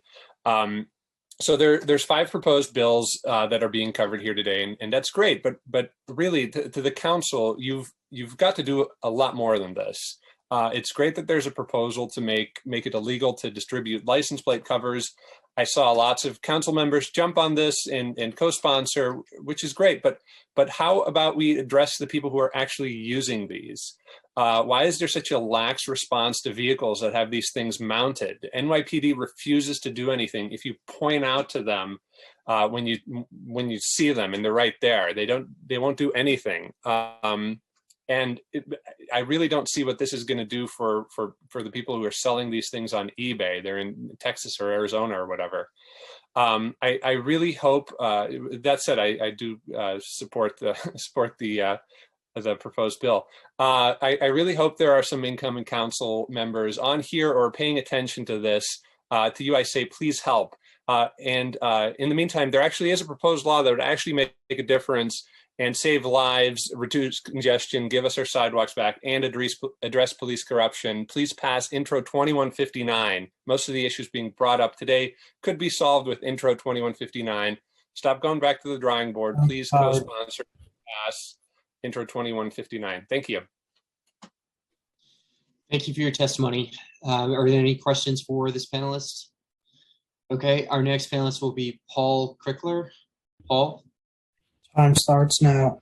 Thank you very much. My first comments go to the three people who spoke at the start of this, who I'm heartbroken for, people who've lost loved ones. Every day I think about my son, Ben, who's 16, who rides a city bike. He's probably riding it right now, school's out. And I'm terrified for him every day. And I'm a safe streets advocate. I try and get bike lanes wherever we can, but it's not safe. The city is failing him and it's failing me. So yes, we've got to fix placard abuse, and enforcement can be done, not just improved, but done. But none of these things are going to fix what we need to hear. We need a massive change in how we do infrastructure in this city. We should design our infrastructure, design is the key word, for people and not for cars. Flexi posts don't work. We need everything that people talk about. It's the obvious stuff. It's bike lanes, open streets, safe zones for schools, the loading zones, everything. There's a list that goes on beyond this. But let's be clear what we're talking about. The best example I can give you is 2nd Avenue bike lane in Manhattan, which I, amongst many people, worked very hard to get. It's fantastic compared to what's on 3rd Avenue, which is nothing, which is a deadly place. But I won't let my 13-year-old son ride 15 blocks to school on 2nd Avenue because it's murderous. Only yesterday I was on there. Every 2 blocks, someone's turning across you. I had someone turn across me violently, and he was texting. You can't fix this without fixing the design. Keep us all separate. I don't want to be with the murderous people anymore. We should rebrand Vision Zero. I'm sorry, guys. This may sound like bad humor, to Vision 200. We're approaching 200 people dead this year from drivers, babies in strollers and crosswalks. I think it's appalling that this city, many of you perhaps, could do something more, but don't. We're failing ourselves. And lastly, very quickly, 5th Avenue is a disgrace. We should not be delaying it. I'd ask anyone on this call who could do something about this to reverse the decision to delay the 5th Avenue busway, bikeway, and extended sidewalk. It's absolutely anathema to Vision Zero to do things like this. Thank you, council members. Thank you for your testimony. Are there any questions for this panelist? Okay, our next panelist will be David Gans. David? Time starts now. I appreciate the time. Thank you for giving me the opportunity. I just want to be able to first thank Chairman Rodriguez, the DOT Commissioner Gutman. So far, over the years, you've done a terrific job. And thank you, Chair Rodriguez, for all the support you've given Vision Zero over the past 8 years. I just want to do some quick level setting. If you take a look at the World Health Organization's pedestrian death count, New York City, believe it or not, is the safest city on a per 100,000 population of any city in North America. Europe is obviously significantly better, but let's just put things in context. And also, I would caution us when we compare October 20th to October 21. January through October 2020 was basically the pandemic, particularly from March through October. It's not really, I don't think it's necessarily fair to combine or compare all the information. Perhaps looking at January, February 1st and then looking at March through October 2nd. I also want to take some issue with the comment from Representative Rosenthal, which said we need a catchy advertising line or jingle. I think this is more than a jingle. This is changing people's behavior, particularly drivers. And when she raised the issue of who sees the ad in the back of a bus, well, you know who sees the ad in the back of the bus? Drivers see the ad in the back of the bus. That's why. I think a lot of this information, such as intersections, 47% of crashes have occurred in intersections. However, 25% overall was a result of cars turning left and right. People die in crosswalks. Time expired. Thank you. Thank you for your testimony. Are there any I questions? just want to highlight, before we continue to hear from the other members of the public, as all of you know me and we've been in the front line in this battle. But I also want for you to also keep putting your thought about that part related about social class when it comes to this issue that is affecting us. Like, and again, I represent the area of Inwood, and I did supported the bike lane at Dykeman, even though I didn't have many members of Transportation Alternative who live here or they went to community board to support it. Most people, they came against it, but I thought it was the right thing to do. I believe it's important to have the bike lane, in that area, thinking about, our family, our children. But I want for you to think about deeply when it comes to the issue related to the underserved community and the community of middle class and upper class. Like there's a real, type of segregation that we live in. And I think that when you hear from NYPD and DOT and the data, and again, like, I don't want to, like anytime when I pass through 97, in West End, and I've been spending a lot of time in the West Side too, walking around, taking my daughter to programs to schools. I know how important it is. So I don't want no one, regardless of the socioeconomic or ethnic background. But there's a level, there's an opportunity that we have, because I think that if we think, let's say, about big issue, intersection that they danger, around any place, Fifth Avenue, West End, West Side, think about walk a little bit to the South Bronx and walk a little bit to the underserved community so that we can also help to extend our voices, saying we as a city have to put together a comprehensive plan to also redesign our intersection, citywide, across the line.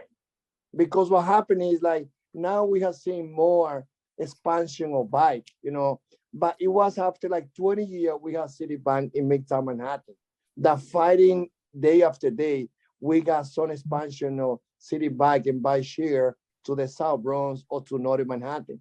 So I just want, to put my colleagues to, to think about it, that as we advocate, always think about that, this is a epidemic, but it will also take for us to live at those underserved community. Like why we don't have a great waterfront bike lane, in the front of the Hudson River above 125th. Why we don't have it, in the Upper West Side.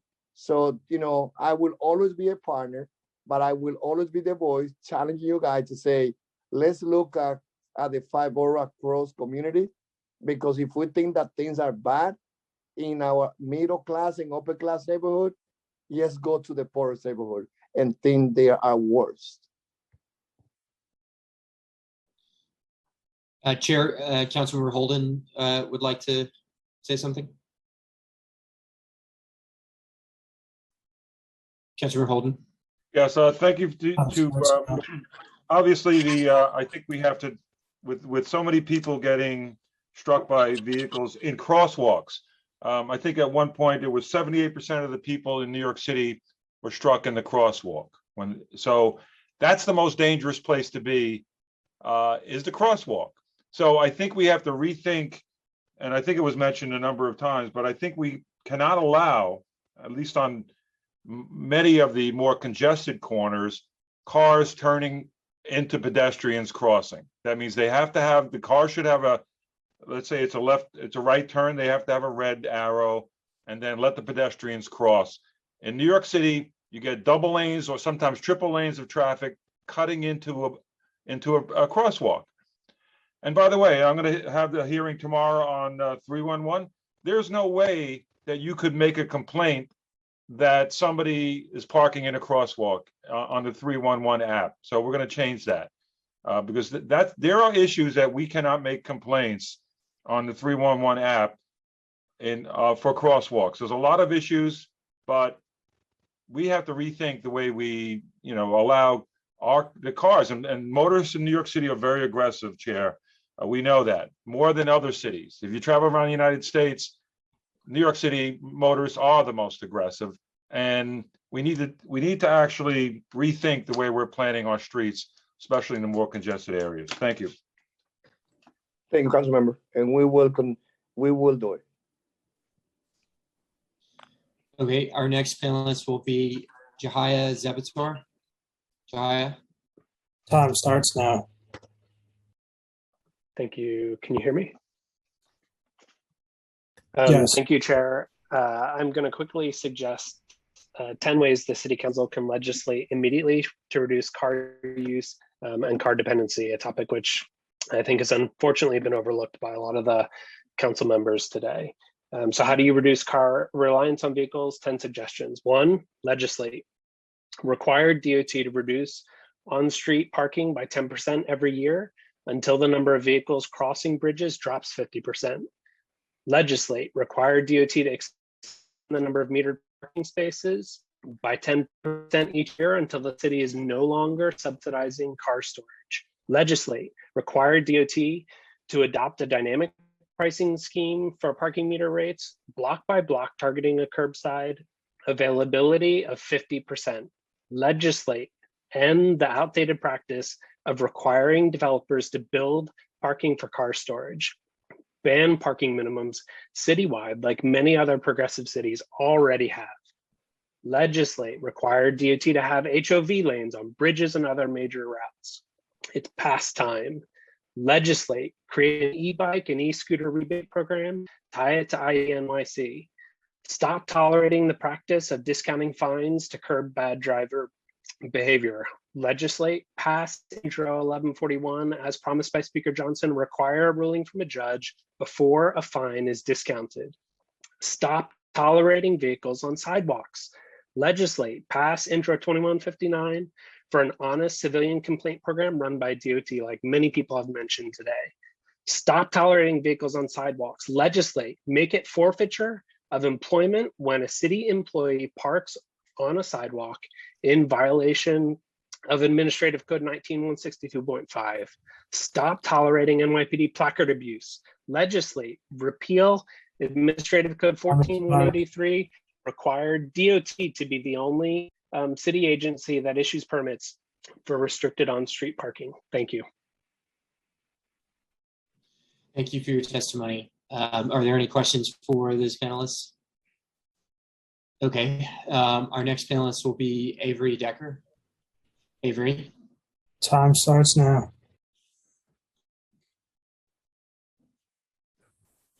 I'm sorry, I just submitted online. I don't have something to say right now.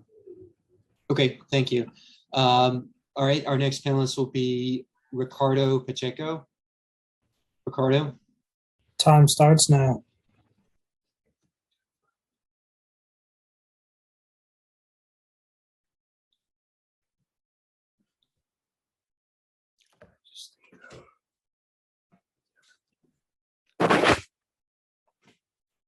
Do we have Ricardo? Okay, we'll come back. Our next panelist will be Catherine Montesi. Catherine. Time starts now.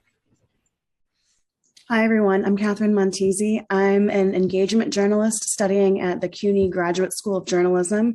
I'm a former museum educator and actor who makes theater for young audiences. And I'm the creator of Dyke Cycle, a queer-centered community bike ride for a community that I refer to as emerging cyclists. people who are new to cycling in New York City, and people who want to ride their bike in the city, and they would do it if they could do it safely. So I'm new to this conversation, but I've been doing a lot of listening, and there's spotty cycling infrastructure, of course, but I really think, and it's been alluded to a lot in this conversation today, equally as urgent is this normalized culture of aggressive, angry driving in New York City. And it has gotten worse since the pandemic, right? Like, and it makes sense. People are frustrated and upset about the state of the world, and they take all of this emotion and they get behind the wheel of a 1 to 2 ton vehicle, often while they're doing something else like texting or eating. And asking human beings who we know are irrational and who are the most angry and distracted they've ever been in our history to just sort of be better cannot be a traffic policy. We can control drivers' behavior. We need to daylight every intersection, starting with every intersection around a school. We need speed bumps on every street to stop drag racing and force drivers to slow down. And we need a permanent physical barrier between every bike lane and every vehicle. Paint is not a barrier, and a tweet is not a barrier. A physical, permanent barrier will prevent drivers from blocking bike lanes, which would eliminate the need for bike lane enforcement, which would free up the NYPD to do the other important work that they need to do. Also, the city does need a large-scale PR campaign that teaches people how to share the road and be good commuters. You know, Councilmember Rosenthal brought up a jingle, and like I saw people kind of laugh, but honestly, it's one of the smartest things anyone has said today. It demonstrates an understanding of how we can use engagement, education, and public art. I've said to my classmates, I wish someone would hire me and my friends to make these Sesame Street style songs, you know, to work. And I know I'm over time, but I've waited a lot of hours. And so I am going to say this one last thing. I'm surprised that in this conversation about traffic and cars, that there hasn't been more talk about climate change. And I want to say getting cars off the road is important, not only because we want to prevent senseless traffic violence, but because emissions from cars are killing our planet and contributing to the climate crisis. My class tonight is going remote in anticipation of rain because it's assumed the subways will flood and people won't be able to get to class. And I just want to remind everyone that recently 11 people in our city drowned in their apartment. So there's been a lot of talk about how we have to jump through certain hoops and there's procedures and these things take time. But if 11 people drowning in their apartment isn't an alarm bell, I don't know what is. Like, we don't have time. We are out of time. Let us work together. Let's make big, bold moves, and let's get a vision beyond Vision Zero. Thanks. Thank you for your testimony. Are there any questions for this panelist? Okay, our next panelist will be Richard Robbins. Richard. Hi, thank you very much, and thank you for holding this hearing. Richard Robbins, I'm a member of Manhattan CB7, but speaking in my personal capacity. To date this year, there have been 382 murders in New York City, and there have been 199 traffic fatalities. Despite there being over half as many traffic fatalities as murders, traffic fatalities are an afterthought. The clear goal of Vision Zero is to save lives. A few things we need. Number one, we need a culture of safety. I think of Long Beach Island, New Jersey, where the main road feels like a 2-lane highway each way. But everyone knows that if you drive over 35 miles per hour speed limit, you get a ticket. We have the opposite. When I drive into New York City to the Upper West Side, coming down the West Side Highway, there are always cars racing and weaving in and out of traffic. This sets a tone of lawlessness. On Riverside Drive, I drive 25 miles per hour at the speed limit. Invariably, cars cross the double yellow line to pass me and go faster. Everywhere, cars speed, run red lights, and fail to yield.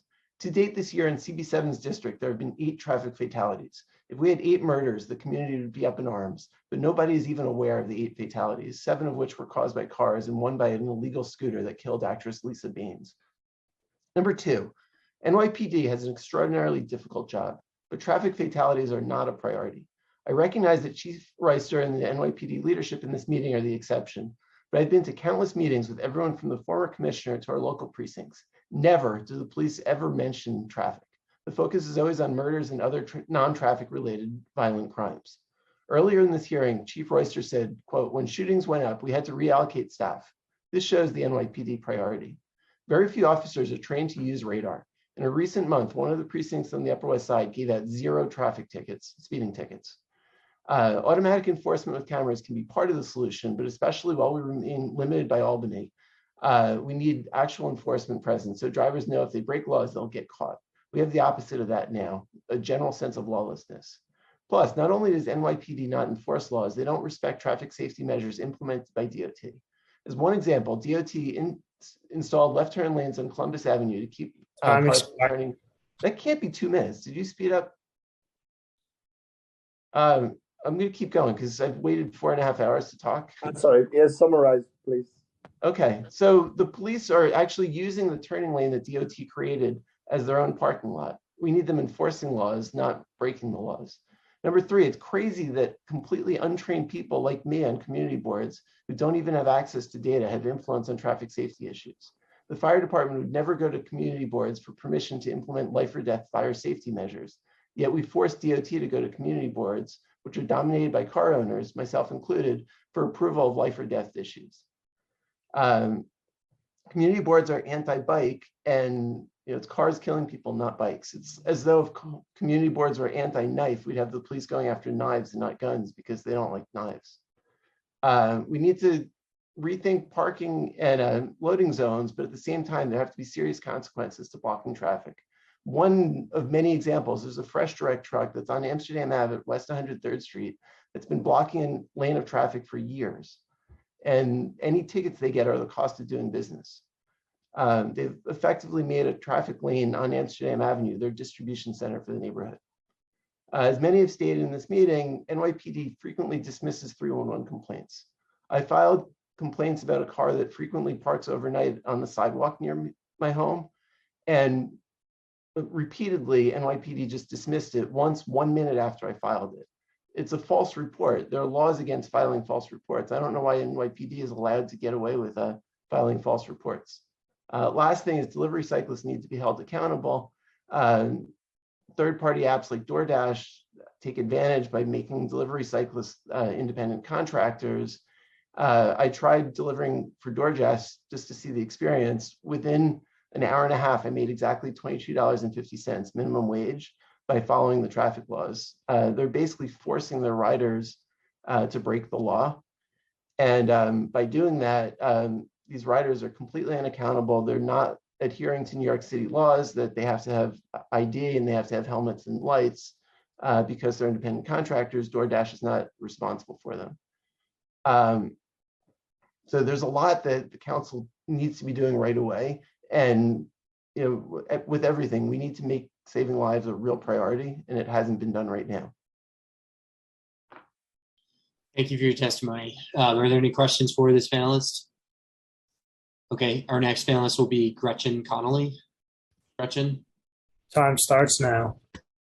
Hi, my name is Gretchen, and I'm a pedestrian cycle driver, and somebody mentioned unicycles. I happen to be a unicyclist as well.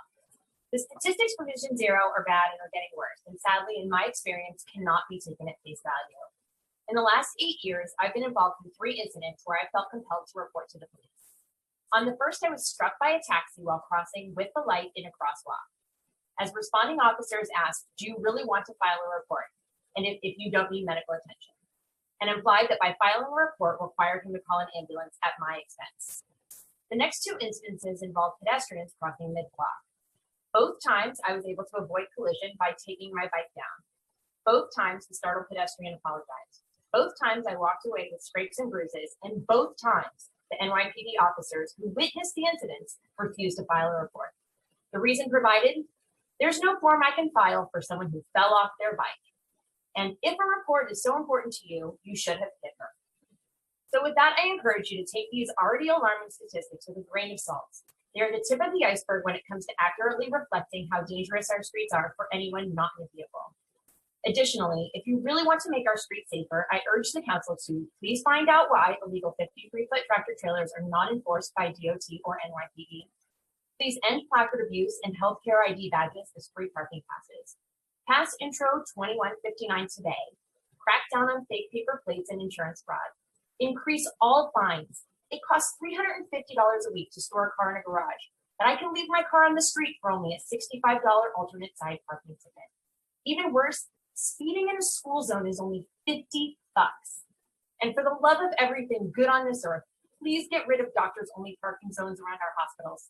Sick patients need these closed spaces more than a surgeon from Westchester and his G-Wagon. Thank you for your time. Thank you for your testimony. Are there any questions for this panelist? Okay, our next panelist will be Choresh Wald. Choresh? Time starts now. Hi, everybody. I'm gonna reread some parts of a testimony I gave in January of 2020 because not much has changed since. Placard corruption by the NYPD is prevalent and consistent. Placard holders are abusing their placards, parking vehicles illegally. The NYPD refuses to enforce the law, and the members of the police force are the lawbreakers. The NYPD sabotages every street safety project by parking their vehicles on it. Parents are endangering their lives and their children's life riding in the street with motor vehicle traffic, although they choose a clean, sustainable, pollution and noise-free mode of transportation. The city needs to prioritize these modes, yet rejects them. The city's Department of Transportation prioritizes private vehicle storage over safety of people using micro-mobility and bike lanes. Bike lanes are not designated in order to preserve parking spots. Less than 25% of households in Manhattan own cars, yet most curb space is designated car storage. Free parking is an impediment to safe streets.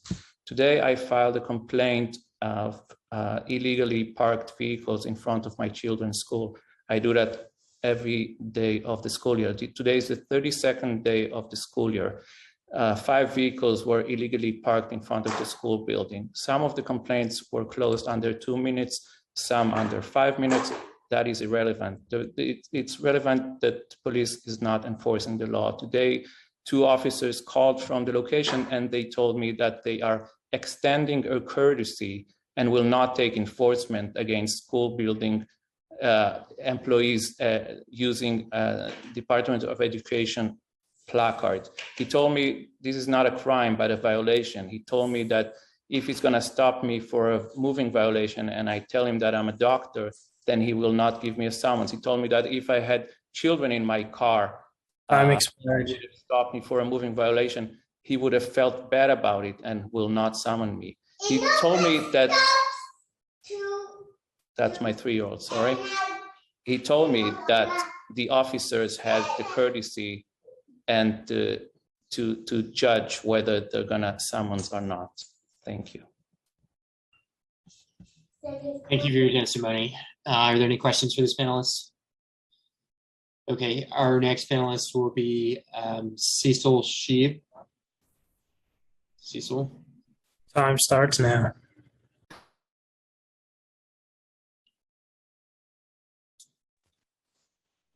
Okay. Thank you. Oh, great. My name is Cecil Scheib. I live on the Avenue B open street in Manhattan. I bike around New York City, all over the city, from going out to Coney Island to going to the North Bronx, from Lower Manhattan, with my 4-year-old. When he was younger, he rode in a bike seat. Now I have one of the ride-along things that attach to my bike seat. New York City is doing so many great things for cyclists. There are so many more amenities. Every year it gets better and better. But I beg the designers, the enforcers, to go out there. And I know many of you ride a bike. There are council members who ride a bike. There's a council member with kids. But I wonder if anyone who bikes with a kid has ever looked at these things. And what I asked the committee today for is to look at the gaps in the transportation network. If you have an intersection, for example, biking out of the New York Botanical Gardens in the Bronx, 2 lanes merging and coming straight as you as you're trying to cross 4 lanes of traffic. The cars have the light and they're turning and you're supposed to cross with them with your 4-year-old behind them. It's terrifying. A bike route is only as good as its weakest link. The metric is not just how many miles of protected bike lane. It's having every turn protected. And I specifically ask, as the safe path along the East River is going to be closed for many years, that the Avenue C be returned to a protected bike lane instead of just paint. As was said, paint is not a barrier. Children cannot bike on Avenue C. And if the goal is for people to get from the Lower East Side to downtown via protected method by going from Avenue C onto Houston, onto Allen, it's not enough to just put them on the streets. You have to look at the turn. Try taking a left turn from Houston Street onto Allen Street with a child. It is absolutely terrifying. We need help out here. If the city wants to encourage these things, this is what needs to be done. Thank you so much for your time. Thank you for your testimony. Are there any questions for this panelist? Okay, our next panelist will be Pedro Rodriguez. Pedro. Time starts now. Hello. My name is Pedro Rodriguez. Thank you for holding this. The NYPD has simply given up on traffic enforcement when it comes to car. It has become an everyday event to see a car parked on the bike lane, parked in a no standing zone, parked in a sidewalk. I've even seen red lights being run even more often nowadays. I see illegal right on red turns. I was actually almost recently hit by someone who was making a right on red turn. Maybe he thought he was in Long Island or something, but that's what happened. And that happened a block away from a school, which is even scarier. I wish it was just lazy drivers, but let's be honest here, a lot of them are just police officers with placards or other city agencies. And a lot of them just look fake, which is something that we other people have talked about. And a lot of them don't even have a placard. I actually see very often a car parked and I don't see any placard, which is weird. I would expect to see one. I live near Queens Boulevard, where we just got a bike lane, and the bike lane is constantly blocked by a truck or a car. I see cops driving by, they don't care. So it kind of just makes me feel like this is not really legal. It's just another parking spot. And many people think that parking violations are victimless, but let's not forget, Madison Leiden, a tourist from Australia, was killed because she was forced to go onto the street because there was a car parked in the bike lane. If that car hadn't been there, she would be alive today. So this isn't victimless. People do die from this. And I wish the NYPD would do better, but let's be honest here, most NYPD officers don't live in the city. They live in the suburbs. They drive in, they illegally parked all around their precinct. I live near a precinct, and the precinct is near a school. So all around the school is illegal parking all around it. They block the sidewalks, and that makes it hard for pedestrians, people in wheelchairs, etc. How can we expect them to actually enforce the law when they're the ones breaking it? The council should instead move towards, or should try to move that responsibility from the NYPD to another agency, maybe the DOT or someone else. And if this is not something that the council wants to do, then they should pass Intro 2159 and allow people to enforce these laws. If the government doesn't want to do it, then let us do it. And lastly, this isn't just NYPD's fault. Every bike lane violation is an NYC DOT street design violation. They design the streets, they allow the cars to be able to park on the bike lane. Every bike lane needs to have physical separation with bollards, barriers, not those flimsy plastic tubes. Those things don't do anything. The DOT should also stop using the antiquated level of service metric. That metric makes intersections dangerous. It discourages infill development and encourages driving, which is the last thing we want to be doing nowadays. Thank you. Thank you for your testimony. Our next panelist will be Michelle Cuppersmith. Michelle. Time starts now. Thanks. Hi, my name is Michelle Cooper-Smith and I live on the Lower East Side. Thank you to the council for holding this hearing. It came in the nick of time. I'm a member of the Manhattan Community Board 3 Transportation Committee, but I'm here speaking in my personal capacity. I joined my community board because of the dangerous conditions for pedestrians in my neighborhood, specifically the intersection of Grand Street and Clinton Street, which is used as an on-ramp to the Williamsburg Bridge. I mentioned CB3 because our committee over the years has heard countless presentations from DOT, along with complaints from neighbors about the dangerous traffic in our neighborhood, and nothing has changed. We also recently heard from a local priest whose church is plagued by drivers with fake clergy placards, which the precinct has only been partially willing to address. In the past 5 years, I've observed increasing boldness on the part of drivers in my neighborhood, and I'm asking the council, the mayor's office especially, and DOT to address our pleas for help. Specifically, please pass Introduction 2159 to allow everyday citizens like me to participate in keeping our streets safe and report traffic violations. I do not trust the NYPD to enforce the laws. I regularly submit 301 complaints only to observe officers drive past the problem, do nothing, and mark my 301 complaints as addressed. This happens when I report cars parked on sidewalks and bike lanes and in crosswalks. Moreover, I frequently observe NYPD officers breaking traffic laws. I would love to show this picture, but I can't share my screen. Just last night, I saw a squad car put on its lights, pull into the bike lane on Clinton Street, and block the crosswalk. I thought maybe it's for an emergency. I saw the officers go into Rite Aid. I went in as myself. I saw the officer at the self-checkout counter buying a jug of water. I followed them out, and when they left, they put their lights on again. They drove through the bike lane into a cyclist that was coming toward them going south and drove over 2 flexible bollards.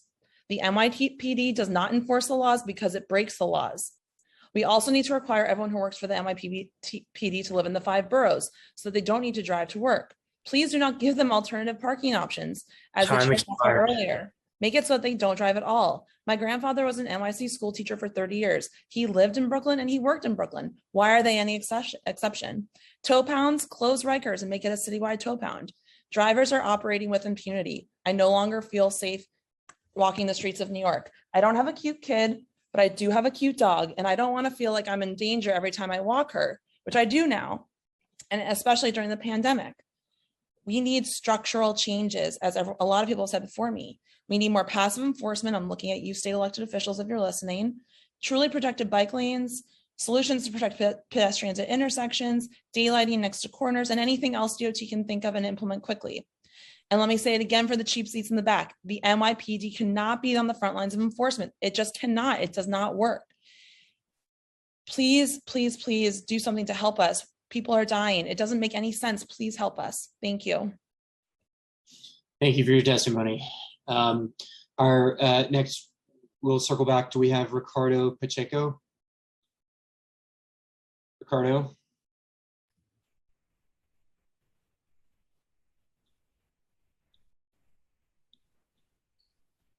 Okay, our chair, I think that's the end of public testimony.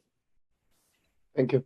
Thank you, Michelle, as the last members of the public and everyone testified today with this important issue. Again, overall, it's about rethinking Vision Zero, but it's also about sharing all the experience that we have in our own communities.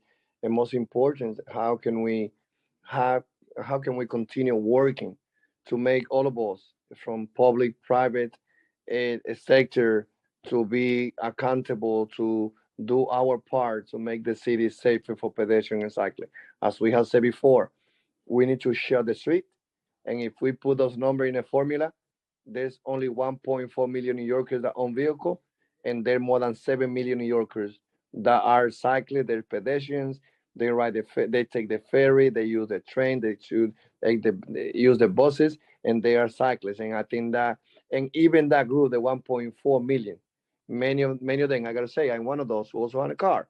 So, but even that 1.4, at some point, you are yes a pedestrian, you are yes a cyclist. So definitely we have this great opportunity to work all of us with one goal, which is to make New York City, this municipality, being the best pedestrian and cyclist friendly.